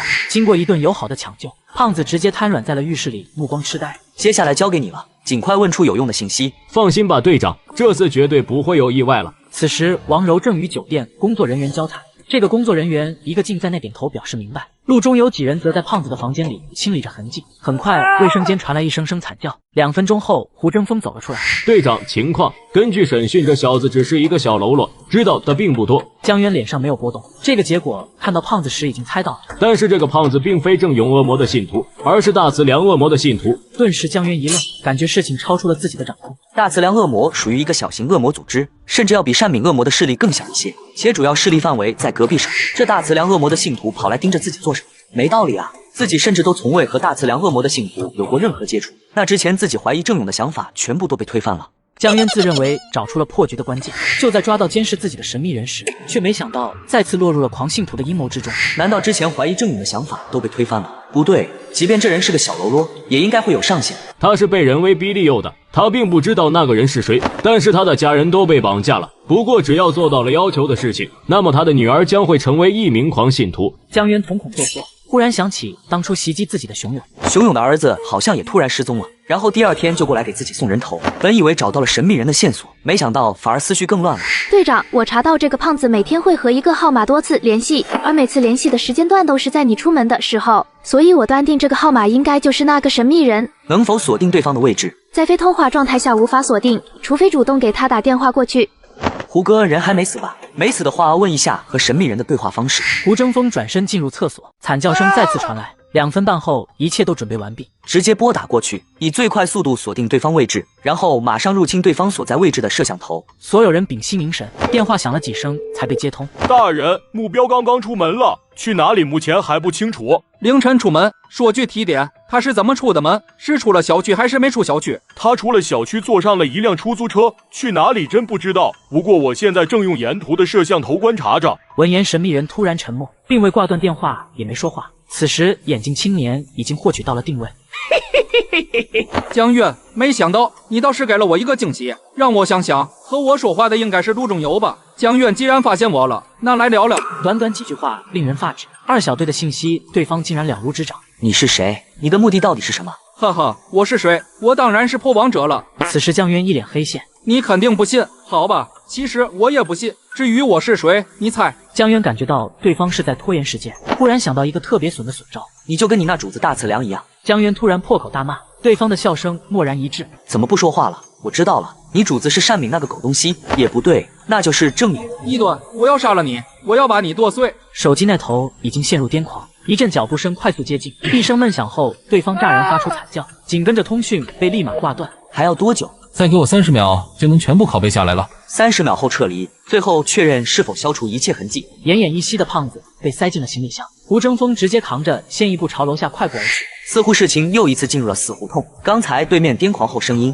既熟悉又不熟悉。没错，就是那个追杀我和池中月的那个猎杀者。刚刚对方陷入癫狂后，能一招将他打晕，至少也是中阶3等。队长，有人过来了。队长，拷贝完毕。众人迅速朝外撤离，直接冲进车里，快速驶离了此地。几乎刚刚离开5、6辆护安车，嘎吱声中停在了酒店门口。所有人分散撤离，2车3车给我们这辆车打掩护，最后所有人在第5落脚点集合。就在这时，王大妈突然打来了电话。小龙，你们还好吗？就在刚才上百名护安员精准剿灭了省城的2支救赎者小队，你们现在情况怎么样？是否有危险？我穿越到充满神秘的世界，但世人皆以邪魔为尊，我应拒绝信奉反成众人眼中的意。世人皆怀成邪神之貌，那就让我看看你们到底有几斤几两。第一次博弈输得一塌糊涂，敌人精心策划的阴谋环环相扣。当江渊试图激怒对手来扭转局势，没想到换来的却是其他小队的全员阵亡。就在刚刚，上百名狂信徒精准剿灭了省城的2支救赎者小队，并且目前还在行动中。就连潜伏在护安局中的伪装者都没有收到任何消息。省总队立即启动了紧急预案，所有破王者立即隐藏躲避。什么？又是精准猎杀？江渊表情难看至极。此时，一条隐隐的脉络逐渐在脑海中浮现。我好像明白他们的目的是什么了。如果真和自己所猜想一样，但是又有很多不合理的地方。王组长，那2支救赎者小队是不是上次支援柔姐进行反伏击的救赎者小组中的2支小队？他们好像是一个组的。我现在再去问问，你们现在要做的是立即找地方躲藏起来。躲起来？不用，我们哪怕就是光明正大的出现，也绝对不会有危险的。上次苏珊市那些被精准猎杀的救赎小组成员，是不是你请求进行协助搜捕熊勇的支援？此时车内几人脸色骤然一变。你是怀疑那个神秘人是借助我们之手找出其他破王者，然后确认他们的身份进行猎杀？虽然我不想承认，但这是我能够想到神秘人唯一不杀我的理由。那个神秘人真正想要的是借助我延伸到你们身上，然后继续辐射出去，确认更多破王者身份。是与不是王组长调查一下就知道了。挂断电话后，车内也随即陷入压抑之中。呼哥，不用开那么快，你直接把车开到路边的酒店，今晚咱们就住这儿了。落脚点很快就到了，这里是酒店，风险还是很。胡哥，听队长的。胡争锋张了张嘴，最终点头将车开了过去。你是想印证一下自己的猜想？虽然还有不少地方存在着不合理，但对方大致目的应该是不会错。那么今晚哪怕我们大摇大摆住在这家酒店，恐怕也不会有人过来猎杀我们。当然了，这种行为存在风险，所以该准备的退路要准备，但凡发现异常立即撤离。刚入住酒店，王组长电话再次打来。你的猜测没有错，苏珊氏不管是一开始被剿灭的，还是后续被一个个精准点杀的，都是那次参与封锁的人员，还有这次省城遭遇袭击的救赎者，的确就是上次支援王柔进行反伏击的救赎者小组成员。江源，要不这个任务你就放弃吧，出了这档子事，后续你想。王组长，我们2小队如今唯一的活路就是继续走下去，一旦在这个时候突然撤退，恐怕不需要1个小时，我们就将被一大群狂信徒击杀。我们现在之所以还活着，正是因为他们还想借助我们的手去锁定更多的救赎者。有件事你得清楚，在这个幕后神秘人没有被彻底干掉之前，你再想要支援恐怕不是那么容易的事情了，一切都得靠你们自己。既然那个神秘人认为我还有被利用的价值，那我就把价值展现给他看。王组长放心吧，我心里有数的。这是你自己的决定，有任何需求立马和我说。虽然总部的支援恐怕不会再轻易给你，但是我随时都可以去帮你。挂断电话，江渊皱着眉头楼上走去，就看今晚会不会遇到危险了。或许这是一个不稳重的选择，但是必须得赌，不能再被那些信徒牵着鼻子走了。何况今天不赌，依旧无法肯定幕后神秘人的目的，那么迟早有一天也是死。只有赌一下，确认自己的猜想后，接下来才好做出相应策略。我穿越到充满神明的世界，但世人皆以邪魔为尊，我应拒绝信奉反成众人眼中的异人。世人皆怀成邪神之梦，那就让我看看你们到底有几斤几两。真相面前还是命最重要，面对狂信徒也只能先行逃避。当洞悉整个局势后，江渊也选择了冒险一搏。我只想知道姐姐到底在这其中扮演着什么角色，目前只能想到2种可能，其一单敏和郑勇联手可能性不大，那就是第4传播者一脉被郑勇某一脉的信徒利用了。不得不说，这郑勇信徒当真是布下了一个好局，全程下来也只不过损失了一个熊勇，但收获的却是捣毁了1/4苏珊市的救赎组织。那姐姐之所以把我安排到现在的小区，是因为还不是那么信任我。如果真的信任我，这么多天却从未让我参与单敏的任何行动。思路越来越清晰，江渊却越来越精神。把郑勇和姐姐这2条线捋清楚后，总算不会再2眼一抹黑，任人摆弄了。对于姐姐并不信任自己，其实也没什么大不了的。如果一开始就对自己100%信任，反倒觉得可能会有问题。此时江渊思绪有些混乱，幕后神秘人还想继续利用自己，这样一来，自己何不干脆来个借刀杀人？有个问题就是借谁的刀？姐姐那指定不行，姐姐本身是中阶搜寻者，一个不留神斩的就是自己。就在江渊为之发愁之际，一个高傲青年的脸蓦然在脑海中浮现。曹子路，怎么没想到他？没有人比他更适合当那柄刀了。曹子路不属于任何一脉，目前对自己抱有戒心的，也仅仅只是姐姐所代表的第4传播者一脉。哪怕将来神秘人将自己身份曝光出去，说不定经过自己多日忽悠的曹子路不见得会信，到时候也能有更多转圜余地。好兄弟小路子，没有谁比你更适合了。此时已经凌晨4点，外面依然是风平浪静。江渊知道自己赌对了，以护安员的能耐，自己又是这么光明正大入住的酒店，分分钟都能锁定自己的位置了吧？小月，把所有人都叫过来开会，包括在外面的林乐他们，所有人都来。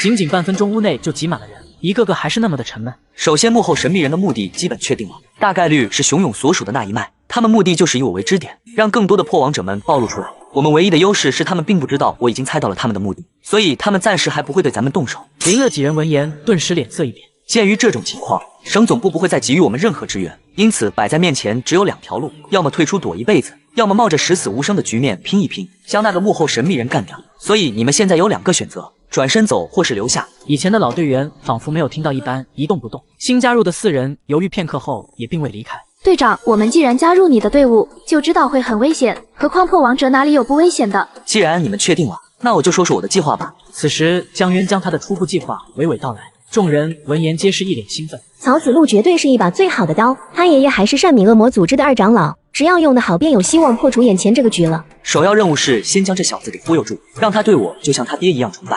他这种性格的小青年，用这种方式是最容易将其掌控的。至于其余的细节，再慢慢研究和完善。随即江渊不再迟疑，当即拿出手机，也不管现在才凌晨5点，翻出曹子路的号码便拨打了过去。我穿越到充满神明的世界，但世人皆以邪魔为尊，我应拒绝信奉反成众人眼中的异人。世人皆怀成邪神之梦，那就让我看看你们到底有几斤几两。走上绝路，也只能选择借刀杀人，将兄弟情谊视为可利用的工具。当曹子路成为江渊的目标时，距离落入圈套仅差最后一步。你最好找我有事。刚一接通，曹子路傲娇的声音立即传来，随即江渊进入了演戏状态。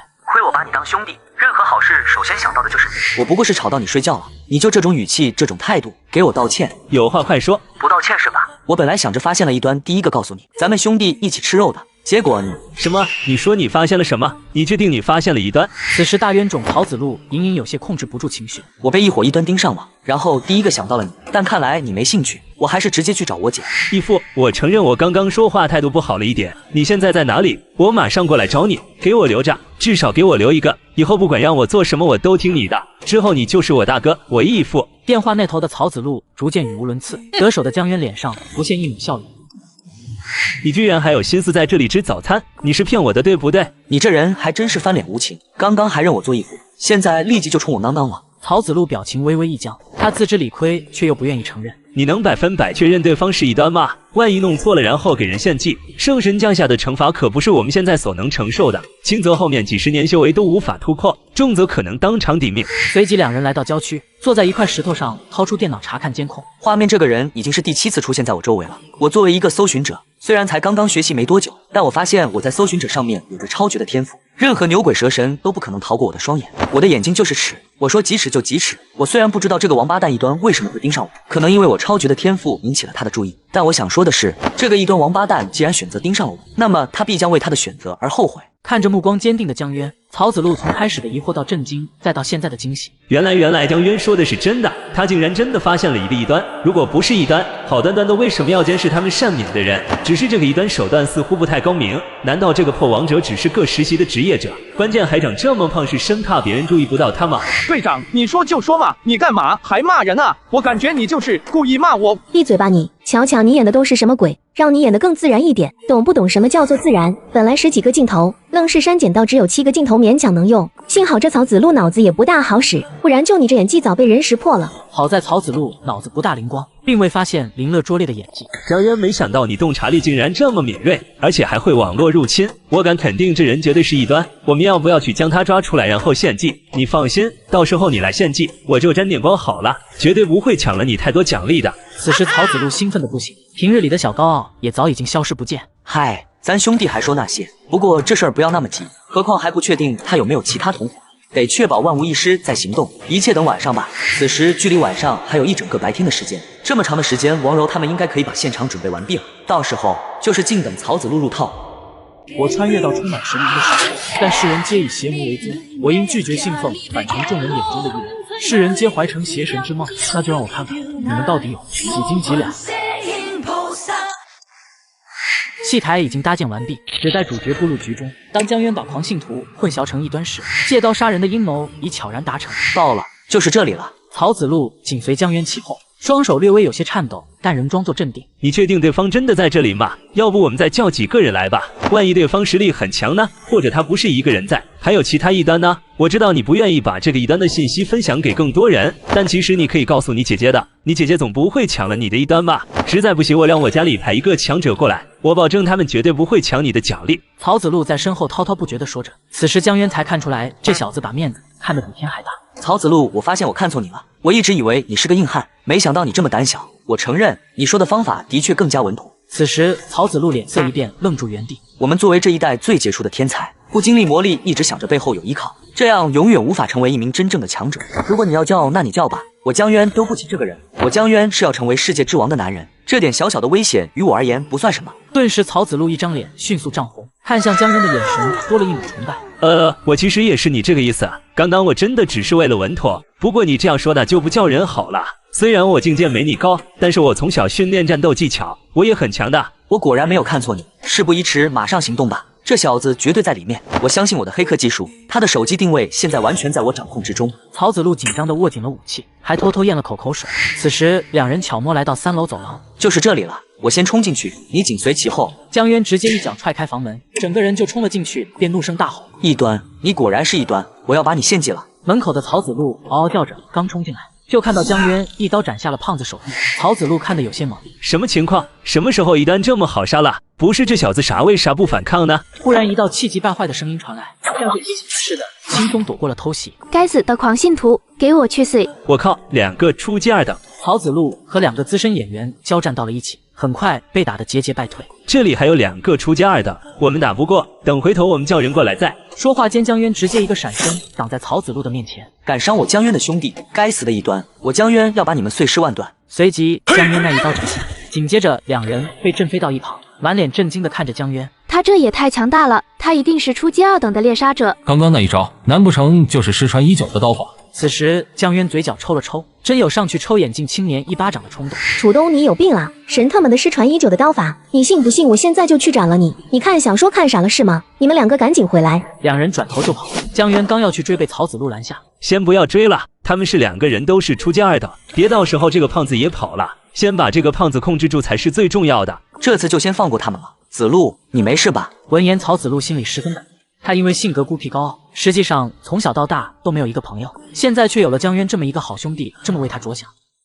我穿越到充满神明的时代，但世人皆以邪魔为尊，我应拒绝信奉，反成众人眼中的异人。世人皆怀成邪神之貌，那就让我看看你们到底有几斤几两。被多次审讯的胖子已经奄奄一息，脸上交织着茫然与恐惧。当江渊获得赠予他人恶魔之力的能力时，真相与谎言变得更加难以分辨。要不先审讯一下那个胖子，看他流了不少血，等下怕还没献祭就先死了。那先去审讯他。胖子因之前的审讯已奄奄一息，全靠仅剩的恶魔之力吊着一口气。江渊走到面前，一巴掌将胖子扇醒，说：“你为什么监视我？还有你背后的组织都有谁？敢骗我，我一定会把你剁碎了献祭。”审讯了我1遍2遍还不够，现在还来，而且我都说了啊，我背后有谁，我上哪知道是谁去？胖子听到献祭时一脸懵圈，随后似乎想到了什么，立即张嘴，还想骂我。江渊一把捏住胖子的腮帮子，直刀捅入胖子嘴中。一旁的曹子路见状，不禁感到一丝可怕，还想做我兄弟？胖子仅剩的手朝着曹子路伸来，想要写字。江渊暴喝一声，随即手臂也高高飞起。子路，接下来交给你来审讯了，最好审讯出一些有用的消息来，我不能再审讯下去，否则我怕自己会控制不住杀了他。曹子路看着胖子的样子，欲言又止。这还怎么审？我看谁能审出东西来。子路，你在做什么？别没审讯出来人死了，献祭效果将会极大减少。曹子路冲上前去，开始一顿暴揍，随即曹子路便在那哐哐问。他知道的并不多，就连刚刚那2个逃走的破王者，他也并不知道到底是谁。但他自己承认了，他就是破王者，并且一直通过望远镜在监视你，目的是想干掉你，因为你是我们善勉这一代的第一天才。江渊深深看了曹子路一眼，第一次见到这曹子路，就感觉不是一般人。这傲娇中2青年撒起谎来真是一套一套的，还脸不红气不喘的，有点东西，很不错。你这灵魂强度比我更强，至少你没有因此失去理智。既然已经审讯结束，那就准备开始献祭吧。江渊从兜里掏出一尊30多厘米的善敏恶魔雕像，曹子路赶忙在旁边跪了下来，满脸虔诚和喜悦。齐天大圣孙悟空在上，您的信徒向您献上虔诚，赞美花果山美猴王。江渊偷偷将手里的按钮按下，胖子的生命悄然消逝，一切看起来都是那么自然。随即江渊消耗100生存点，转换成了无私救赎之力，赠予了曹子路。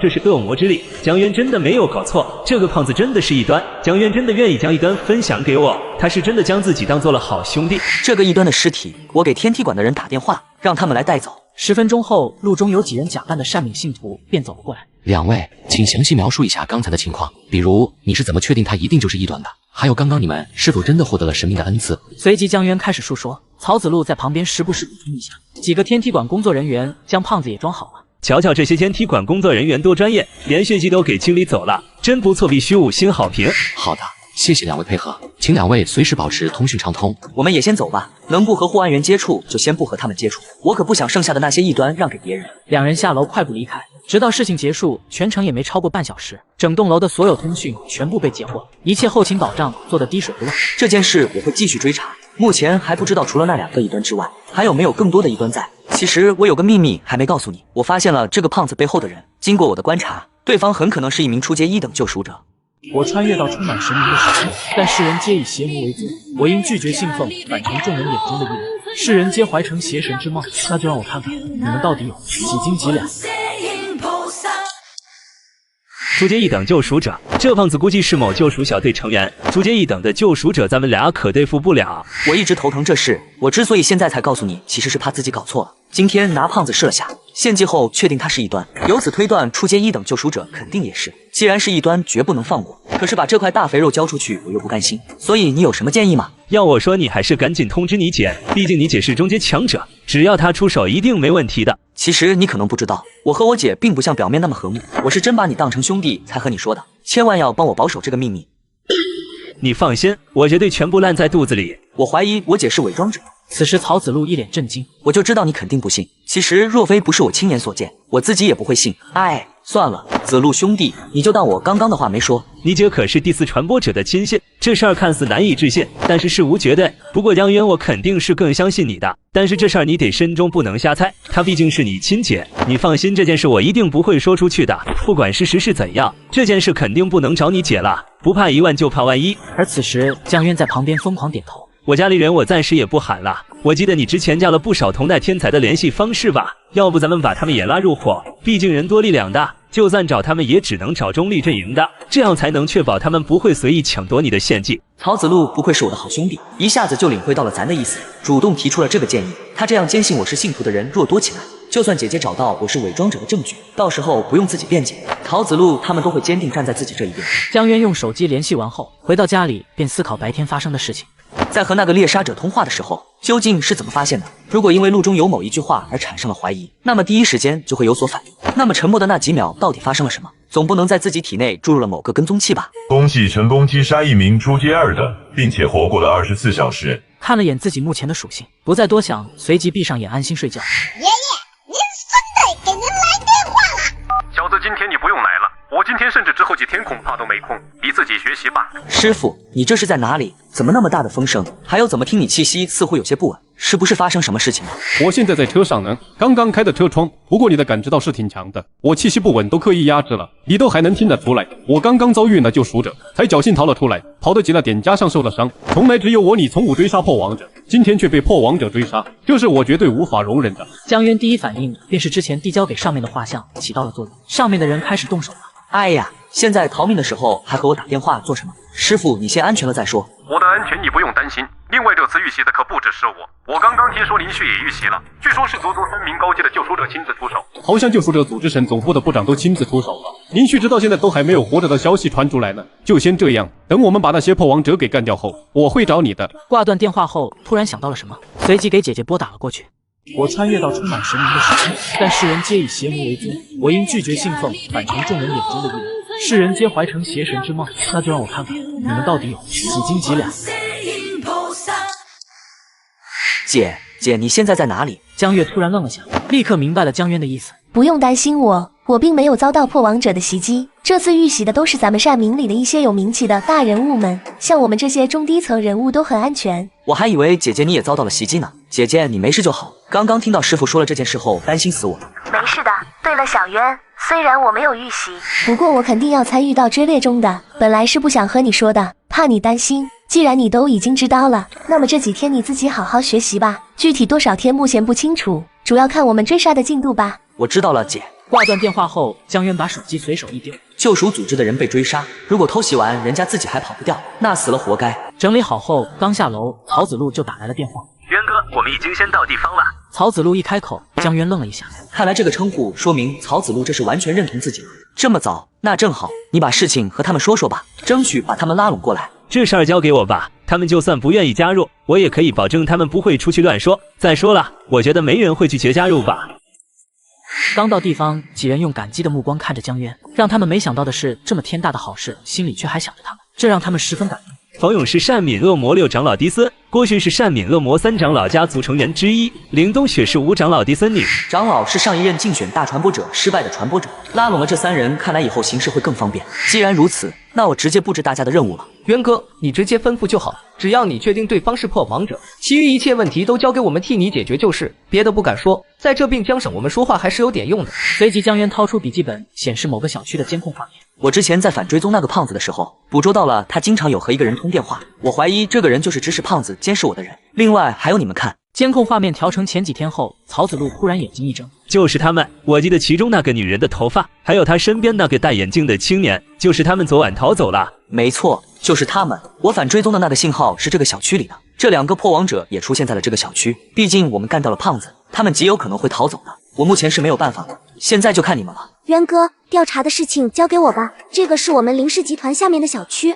最多2天，我把小区里每一个业主最详细的消息给弄来。那就交给你了。另外甄选一下，这2天有没有人离开小区没有再回来之类的。冯勇，你的主要任务是一旦遭受到阻碍，你就立马下场清除这些阻碍。郭迅，我记得你家有人在护安局，只要让他给我们一个随意调动摄像头的权限就可以了。这个应该不难吧？没问题，给个临时权限没有任何难度，我保证不会有护栏人过来找麻烦。听着江渊的一项项安排，王柔等人除了感叹还是感叹。讲真的，我们作为破王者，做任何事情向来都是小心、小心再小心的。像如今这样直接动用官方力量，光明正大的替自己做事，哪怕在整个救赎组织都是少之又少的。如果江渊真的将神秘黑手全部干掉，并且还完全打消了江月和第4传播者的怀疑，有没有可能当善敏恶魔组织里的第8名传播者呢？我穿越到充满神明的世界，但世人皆以邪魔为尊，我应拒绝信奉，反成众人眼中的异人。世人皆怀成邪神之梦，那就让我看看你们到底有几斤几两。曹子路几人调查所谓的异端忙得不可开交，而江渊却在偷偷的监控姐姐和李从武。突然在画面中看到姐姐闺蜜穆流英的车，随即李从武从超市出来，将食物递给杨幂。穆流英和姐姐在一起还说得通，但李从武为什么出现在这里？我是有姐姐江月的担保才能接触到李从武。李从武出现只能证明穆流英的身份绝对不简单，至少在善敏恶魔组织拥有不低于姐姐江月的身份。此时江渊不断切换着摄像头监控着车辆，直到福星区后彻底失去了车辆的踪迹，翻遍了周围监控车辆都没有再出现过。看来这个叫做福星区的区域一定存在问题，甚至有可能这里隐藏着一个善敏的据点。渊哥，快来！怎么了？发现了什么吗？我特意把自从你来了省城后这段时间内才住进这个小区的人的身份作为重点核查对象，发现其中有一个人和胖子有接触过。经过确认，这个胖子就是渊哥昨晚献祭的那个异端。画面放大之后，江渊盯着那个男子，表情越看越沉重。怎么不是之前那个猎杀者？这说明幕后神秘人另有其人，甚至可能是一个团体。不错，这么快就锁定了。为了稳妥起见，我认为继续观察。现在就锁定这个中年男子，看看他是否还与其他人有所接触。我寻思也不可能只有这么一个，先继续找，等将这帮人全部找出来之后，我们再行动。此时郭迅的兴致超高，仿佛已经看到了大量的恶魔之力朝他招手。这2天辛苦了，要不都回去休息，明天再继续。这里也有几间房子，我就在这里休息了。我跟你说，这帮老鼠可会躲了，别到时候他们都逃离滨江省了，那可真不知道能不能再找到他们了。林东学几人一个个精神奕奕，很是兴奋，根本没有一点去休息的意思。那就辛苦你们了，我先回去休息了，有任何情况通知我。刚出门，江渊转身上了一辆出租车。你们回去后仔细调查一下我姐姐的那个闺蜜穆流英，因为刚刚我看到她和我姐姐还有李从武一起坐了一辆车，前往了福星区，然后彻底失去了踪迹。但切记不要打草惊蛇，万一真的发现有善敏恶魔组织的秘密据点，就长时间在外面守着，说不定能发现第4传播者的踪迹。江渊一口气说完后，将之前中年男子画像画了出来。这个中年人是和那个大刺梁胖子接触过的，我怀疑是幕后神秘人团伙之一。知道了，回去后我就和柔姐汇报。说来真有些不好意思，你们都入队几天了，我却还连你们的名字都不大知道。没事的，这是每一支伪装者小队都有的正常情况。我叫徐冰，初阶1等救赎者。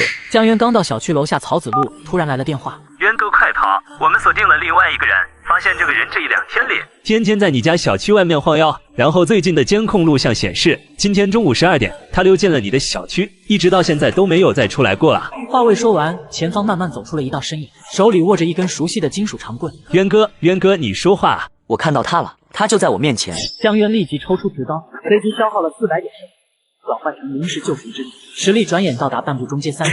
异端，你竟然还敢主动杀我！你们这群下水道的老鼠，善敏圣神在等着你的灵魂和肉体。我穿越到充满神明的世界，但世人皆以邪魔为尊，我应拒绝信奉，反成众人眼中的异人。世人皆怀成邪神之梦，那就让我看看你们到底有几斤几两。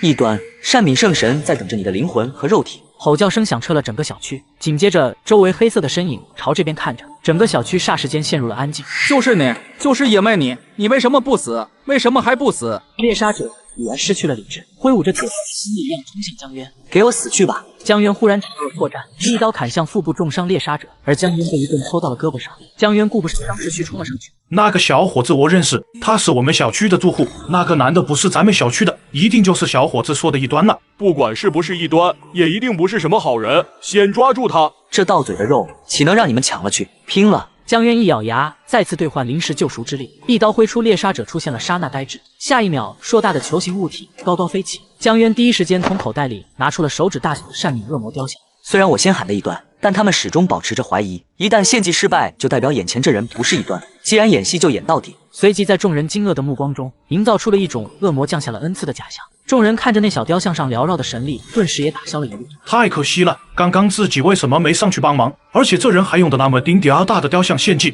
神力至少损失了7成，想想都肉疼。一阵阵刹车声在周围响起，几个护安员看到江渊，又看到江渊身旁的猎杀者尸体。宁木看了几眼后顿时怒了，刚欲开口说话，被江渊打断。你们都是干什么吃的？原本愤怒的中年护安员吓了一跳，怔怔看着江渊。这一个杀人犯小子，凭什么吼那么大声啊？我一个刚刚考上全国前20大学品行皆优良的大学生，回自家小区路上竟然遭遇了一个异端劫杀。这些老鼠们是怎么敢这么明目张胆地攻击我这个未来的栋梁的？今天你们要是不给我一个说法，我一定会投诉你们。此刻曹子路几人顿时黑着脸跑了过来。你先冷静一下，我们并没有。还原话未说完，曹子路他们已经打通了各自的电话。舅舅，我这边有个事我必须得告诉你一下。我有个朋友在回家的路上遭遇到了一端伏击，然后他反杀了一端，可现在过来的这些护安员们却把我朋友当作犯人一样对待。现在我们怀疑这些护安员和这个异端是一伙。这时，中年护安员终于想起郭迅是谁，他顶头上司的外甥。还不快点把这一端的尸体收起来！另外，立即启动对李阳的调查，查一查他调来咱们省城护安局的目的是什么，一定要将他和他身后的异端给我全部挖出来，不得再让像这位小伙子一样品学兼优的大学生遇到今天这样的危险。中年护安员一脸的正气盎然，生怕别人听不到一样。江渊看了一眼，没有再说什么。相信有曹子路他们的关系在这里，这些护安员们肯定不会过多纠缠自己。这个李阳果然是护安员，那么他一定就是正勇恶魔的信徒，背后的神秘人果然是来自正义。渊哥，你受伤了没？我没事儿，我是没想到这一端竟然会主动过来伏击我。一开始我还挺怕的，毕竟这人是初阶1等实力，可打起来之后才发现这人这么菜，真不知道怎么有胆量来和我打的，这不是白白给我送献祭来的。林东学几人直接把崇拜写在了脸上。渊哥为人那么的真诚大方，还竟然愿意将一端信息分享给我们。叫声渊哥，我们心甘情愿。我穿越到充满神明的世界，但世人皆以邪魔为尊，我应拒绝信奉反成众人眼中的异人。世人皆怀成邪神之梦，那就让我看看你们到底有几斤几两。面对失去理智的猎杀者，江渊毫不退缩，而护安员的出现让局面更加复杂，背后隐藏的真相也开始渐渐浮出水面。你们回头给家里人打个电话，这事儿我觉得是误会。脸色不好的护安员双眼一亮，一脸惊喜地看着江渊。其实可以理解的嘛，我干掉并献祭异端后，他们才来。另外看到异端身首异处，所以我被怀疑是正常的，大家互相理解一下嘛。江渊笑呵呵说着，暗中冲几人使了个眼色。我这也是太担心你了，看来真是误会，我跟舅舅说一声。曹子路几人分别给家人打电话说明是误会。中年护安员面露灿烂笑容，走向江渊。小伙子，谢谢你帮我澄清误会，刚刚我们有点冲动，不过现在说开了就好，感谢理解。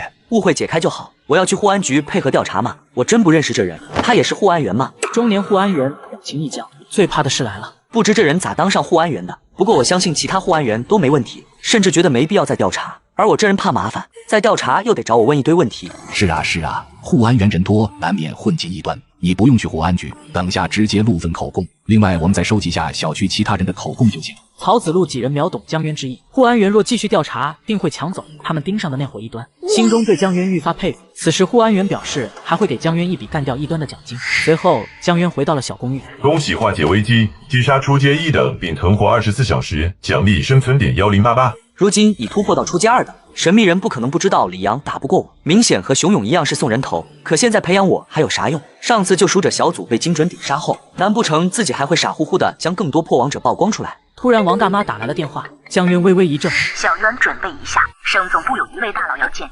省总部大佬要见我？为什么？你小子干掉了一个初阶1等，还现场把他给献祭了。虽然不知道你用的什么障眼法，但是总部非常震惊，你未来的潜力这么大，省总部大佬见一见你有什么问题吗？江渊没忙着答复，在思索一件似抓住又没抓住的事。你不愿意去见他，那就不去。不过我个人建议你去见一见，虽然不知道找你何事，想来对你之后的发展更有好处。江渊一直在想李阳的事，突然脑海灵光一闪，王组长，我恐怕不能去见那位大佬了。你是有什么顾虑吗？今天杀掉的猎杀者，正是上次袭击我和池中月之人，让我不得不怀疑，他就像当初的熊勇，是主动来送人头的。王大妈神色渐渐凝重起来。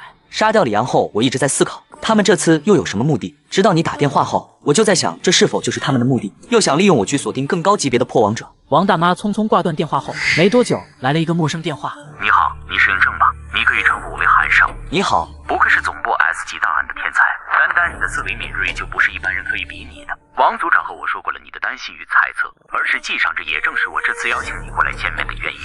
你遭遇的一些事情，其实我是知道的，最终得出了差不多的结论，无非就是借这方式抬高你在救赎组织的重要性，好让你接触更多重要的破王者。既然他们1次2次利用这种方式来狙杀我，那我们何不干脆给他们来个反狙杀？我倒要看看后面都是谁在谋划这件事。没问题，你说地方吧，我直接过去找你。那倒不用太着急，地址我等下告诉你。我穿越到充满神秘的世界，但世人皆以邪魔为尊，我因拒绝信奉，反成众人眼中的异人。世人皆怀成邪神之梦，那就让我看看你们到底有几斤几两。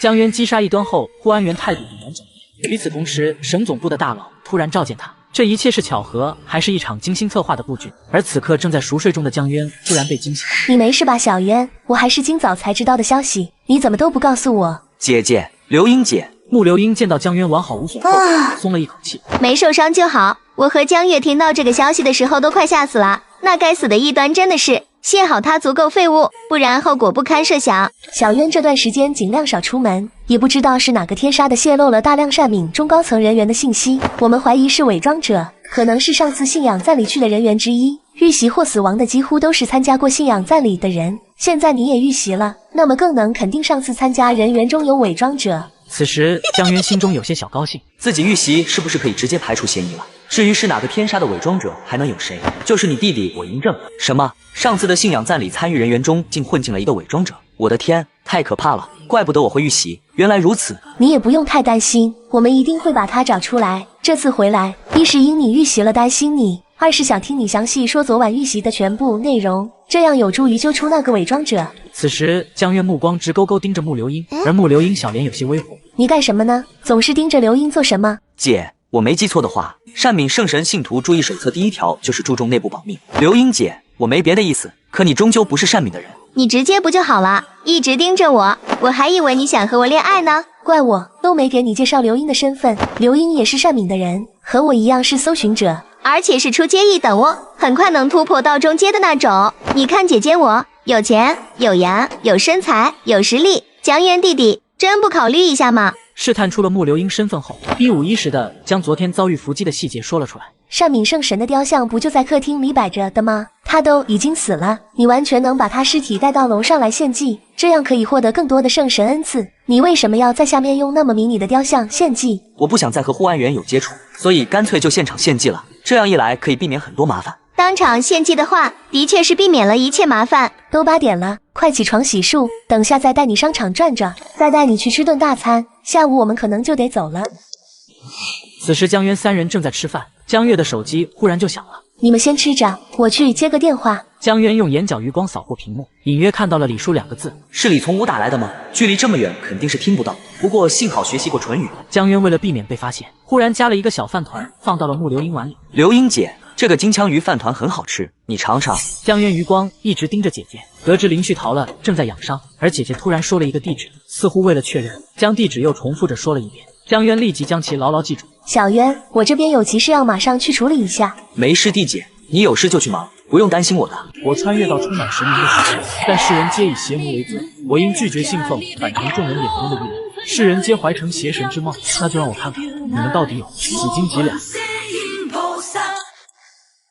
姐姐接到电话离开后，江渊偷偷来到并江边面见韩商。这次叫你过来的意思，就是想看看能不能替你将那个隐患揪出来一举灭杀。但你也要做好准备，如果一旦他们鱼死网破，将你和你的小队的消息曝光出来，那个时候你只能立马退出现在的任务，逃走去做组织的幕后人员了，甚至连去公开场合都成了一种奢望。这我知道，所以我现在首要任务是先将那个幕后神秘人彻底拔除。好在对方现在还打算以我做饵，准备将你们这些大人物调出来。话说，你真不需要检查一下我身上吗？我的目的就是吸引他们，只要有任何异常信号出现，我的人会第一时间将其锁定，到时候他们自然也就暴露了出来。有省总部出手替自己解决这个麻烦，江渊闻言也是安下心来。另外，我赞同你的观念，现在你的首要任务是这条隐藏在暗中的毒蛇给找出来。这段时间，善敏那边的任务你暂时缓一缓吧，除非是重大级上级别的情报，否则都暂时不要再上报了，以免引起善敏的人注意。好，我知道了。两人又聊了会儿，韩商眉头慢慢皱起，有些意外。你过来的这段时间，我们没有捕获到任何异常信号源，他们对你的监控定位，难道并非实时监控的？算了，先不想这些，今年你先在这里待着吧。我能问一问，我现在有多少救赎分了吗？你这是打算兑换狂信徒？你原本有救赎分120点，上次传递了林旭他们的情报，总计奖励救赎分410点，真不错。这要搁其他伪装者，几年甚至更长时间都不见得能赚到这么多救赎分的。江渊听完也被吓到，一个中阶3等的狂信徒仅需500救赎分，可目前看来兑换5个初阶2等狂信徒是最划算。算了，试一下，我想兑换一个中阶3等狂信徒，不知道什么时候能有。中阶3等狂信徒，我们倒是都一直有储备，只不过你的灵魂怕是受不了吧？我既然是天才，吸收能力异于常人，应该很合理吧？有意思，我发现我越来越喜欢你了。你选个时间和地点。江渊指向了身后茂密的树林，就这里面好了。要说你选的这地儿还真不错，绝对是个毁尸灭迹的好地方。10分钟后，中阶3等狂信徒被送了过来，江渊一刀让其睡了个好觉。而此时，韩商忽然脸色一肃，终于有信号救过来，我知道了，立即进行追踪。我们现在准备过去看一看，你要去吗？当然去，这么长时间以来，我最想就是把这该死的幕后神秘人找出来。坐上车后，江渊拿出手机打给了曹子路几人。各位，调查的怎样了？接触李阳的那个中年男子身份，你们弄清楚了没有？弄清楚了，他叫乔岩，但他并不是护安员，只是一个普普通通、资产过亿的小老板。不过肯定是异端没错了。这个乔岩居然不是护安员，还有那天自己和李阳通话的时候，一下就把李阳给放晕了，起码是中阶3等的强者才能做到吧？现在跟踪到他的位置了吗？跟踪到了，跟踪到了。我这已经1天1夜没睡了，就死盯着这老小子的，就想看看这老小子会和谁接触。但自从李阳死了之后，他一直躲在一个小旅馆内没有出来。江渊看着郭迅发来的位置信息，微微皱了皱眉。这个位置和自己现在要去的方向是完全相反的。乔岩的身份背景，你们谁有关系的话，也暗中调查一下吧。比如他明面上假装信奉的是哪个神明？我穿越到充满神明的世界，但世人皆以邪魔为主，我应拒绝信奉，反成众人眼中的异人。世人皆怀成邪神之貌，那就让我看看你们到底有几斤几两。一路上，江渊非常好奇韩商为什么会有保镖。救赎组织的中高层的实力应该非常强大。就停在这里吧，我们锁定的位置就在这个小区里，目前还在通过入侵的监控筛查那个人的容貌信息。根据韩商所说，对方也在不断筛选着江边附近的监控，寻找着我们。如此看来，对方此时此刻依然还没有任何的察觉。10分钟后，副驾驶的保镖递来了一个电脑，韩商看了一眼，只是点了点头。已经确认了目标人物的长相模样，但他的身份信息还在调查中。我们锁定的就这个人，你看一下，也不知道是不是神秘人团伙的重要成员，希望是吧？这样也能审问出一些更多的信息来。而此时，江渊正盯着电脑，眼中满是震惊。韩商也是发现了江渊的异常。嬴政这个人你是不是认识？我认识他，至于怎么认识的，他是我的队友。潜伏者吗？要说最该死的一定是潜伏者，是我们内部的保障者们没有将你队伍里的潜伏者抓出来，恐怕你刚刚加入便注定了你的身份必定藏不住的结局。但好在目前还有挽救的机会，他们现在至少还想利用你调出更多的破网者来，所以你还有机会的。江渊深深看了屏幕中的人一眼，长长呼出了一口浊气。既然是你的队员，那么我觉得你可以和王组长还有你的其他队员说一声，让他们有一定防范。他是队友，不是队员。江渊也不墨迹，拿起新手机给王柔拨打了一个电话。组建一个临时网络，记住要一个个打电话通知，不要通过任何群聊方式通知。另外也单独给王组长拨打电话，我有事情要宣布，很紧急。王柔直接挂断了电话。1分钟后，组建成了临时多人通话。小嬴政，发生了什么紧急事件？把我都给拉进来了。之前韩商布下陷阱，就在刚刚我们成功获取了对方信息，而这个人是咱们的队友，他是潜伏者。此言一出，众人呼吸霎时停滞，如同瞬间被人掐住了喉咙一样。不可能，绝对不可能！2队的队员都是我挑选的，怎么可能会是潜伏者？队长，既然有潜伏者，那你现在……他叫笑风雨。旁边的韩商依旧平静，而江渊始终不明白萧风雨为什么又复活了。队长，你看清楚了吗？你要不再多看几眼，求求你了，求求你再多确认一下。虽然还没弄清楚当时他到底利用了什么手段，但他是潜伏者身份可以确认。那么他与林乐之间的兄弟情谊，一切都是假的。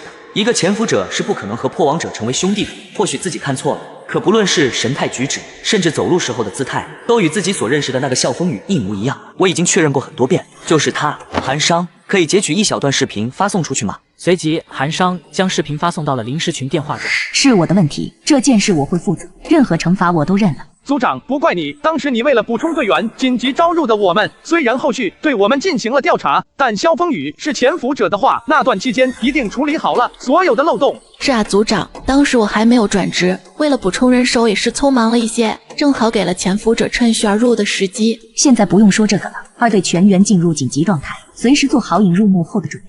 另外，萧风雨的事情我会亲自去调查，任务继续，嬴政多加小心。终于知道为什么幕后之人会一直盯着自己，原来潜伏者就在身边，策划这一切的人到底是谁？我穿越到充满神明的世界，但世人皆以邪魔为尊，我应拒绝信奉，反成众人眼中的异人。世人皆怀成邪神之梦，那就让我看看你们到底有几斤几两。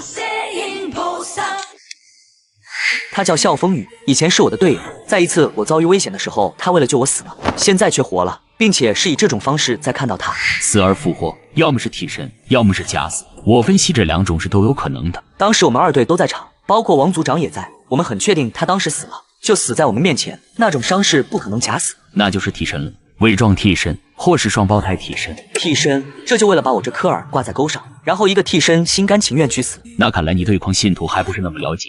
狂信徒是一群彻底被恶魔侵蚀了灵魂的人，甚至可以随时去为了他们的恶魔而死，不会有丝毫的犹豫。这种情况下找阁下的替身真的太简单不过了。有预谋的情况下，笑风雨找一个替身替代他死，似乎并不是什么问题。目前种种结果显示，雌雄悍匪的确就是他们请来的，这样笑风雨才能提前将他的替身来替换他。江渊忽然想到一个困扰1个多月的问题：击杀熊勇那天，自己一共感应到了3道不怀好意的窥视，其中1道是那个见过2次的神秘人，那么最后1道极有可能是真正的笑风雨。不过笑风雨为什么要用替身假死？难不成只是为了将自己的消息传递出去？但那个时候消息已经传递了出去啊！知道你有很多疑问，等一下看能不能抓到他吧。抓到他之后，你想问什么再问，免得自己去思考。此时江渊微微一愣，黄信徒都那么疯狂，为什么还能审讯？灵魂被侵蚀和肉体的痛苦有什么关联？他们不怕死，又不是不怕痛。再说了，审讯从来不只是肉体上的痛苦这一种方式。两人聊着天的时间，行动人员那边也筛选完毕，开始行动。救赎者一马当先冲进屋里，和躲在门后的萧风雨撞在了一起。萧风雨惊慌盯着眼前几人，看着救赎者胸前的相机愣了一下。原来如此，我就说为什么你会在江边待上1天，看来我低估了你的智商，没想到这么快就找到了我。萧风雨冲着相机摄像头咧嘴一笑，突然看到我是不是感到很意外？还有林乐那个傻子一定把我快骂死了吧？那天把我的替身抱在怀里，他居然都没有发现那不是我，几年了都没发现我潜伏者的身份，好笑，真是太好笑了。萧风雨疯癫地狂笑着，然而却没有人敢轻易上前。因为视频中的萧风雨是中阶1等强者，但就在这时，他深深看了相机一眼，毫不犹豫转身朝着身后窗户跳下去，跌落地上。医疗人员立即对他进行洗胃，看能不能挽回。不应该是看笑风雨有没有被摔死吗？不犹豫选择死亡的，死亡手段绝对不止一项，身上也绝对随时携带有其他能够自我解决的物品。韩商才刚刚解释完，隐藏耳机便传来了结果。果然，他跳下去之前就要破了的多脑。看来咱们低估了这一伙神秘团伙的实力，能让这些信徒接二连三选择死亡，其中甚至还有一个潜伏者，这绝对不是一般的势力能做到的。江渊在一旁沉默，始终想不明白刚刚发生的事情。笑风雨是中阶1等，而现场的救赎者最强只有一个不如萧风雨的中阶3等，剩下几个全是初阶。他为什么一心寻死，而不是选择突围逃脱？那些神秘人究竟在图谋什么？现在笑风雨死了，这次应该是真的死了。萧风雨的尸体被带走后，大量保障者快速清理着现场。看来随着笑风雨又一次死亡，事情好像又陷入了困局。之前让熊勇、李阳接连送人头也就算了，就连笑风雨一个潜伏者都毫不犹豫选择死亡，那这个背后的团伙可就太恐怖了。难道是正勇某一脉的传播者亲自下场了？似乎也只有传播者亲自下场，才能让这么多狂信徒甘愿死亡。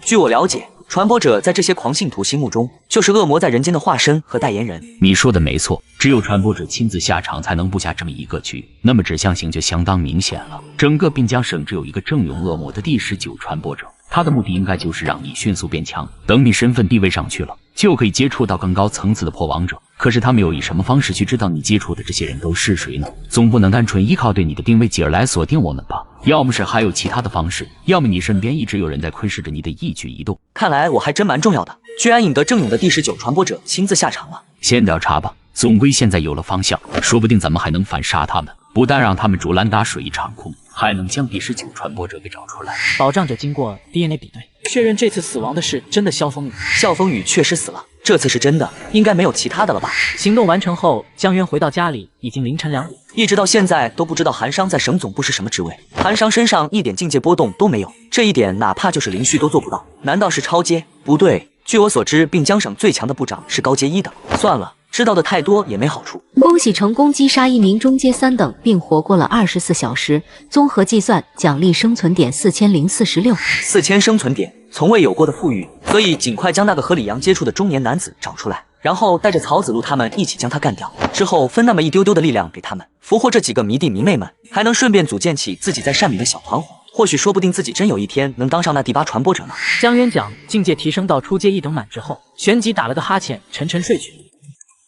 让江渊意外的是，和李阳接触的神秘中年人，自从住进了小旅馆后，没有和任何人接触，也并未逃走。冯勇和曹子路两人截获的信息都是很正常的内容，两人轮班监控，干劲十足。另外一边，江渊收到最新消息，将林旭的情报传递回去后，省总部再次出手。林旭居然又逃走了，内脏都被打碎了一半，受到了极其严重的伤势，但最终还是逃走了。第一次被袭杀没有准备可以理解，可第2次了，为什么还不请求第4传播者支援，而是如同一只落单的孤狼，谁也没有联系，谁也不知道他去了哪里。另外，省总部对郑勇第19传播者麾下展开了报复性打击，一时间整个并江省一片血雨腥风，而江渊反倒在这段时间内平静得很，不知不觉来到了开学当天。自从穿越到现在，根本不像是才过去了2个月，更像是2年。但这几天姐姐和李从武仿佛跟消失了一样，要不是还在聊天软件上回复我消息，我都怀疑这俩是不是已经被哪个破王者杀掉了。不过姐姐虽然没有时间来搭理自己，可是好像对自己的怀疑并未打消。中午，江渊独自一人来到了对面的学校，乍一出现便吸引了无数道目光。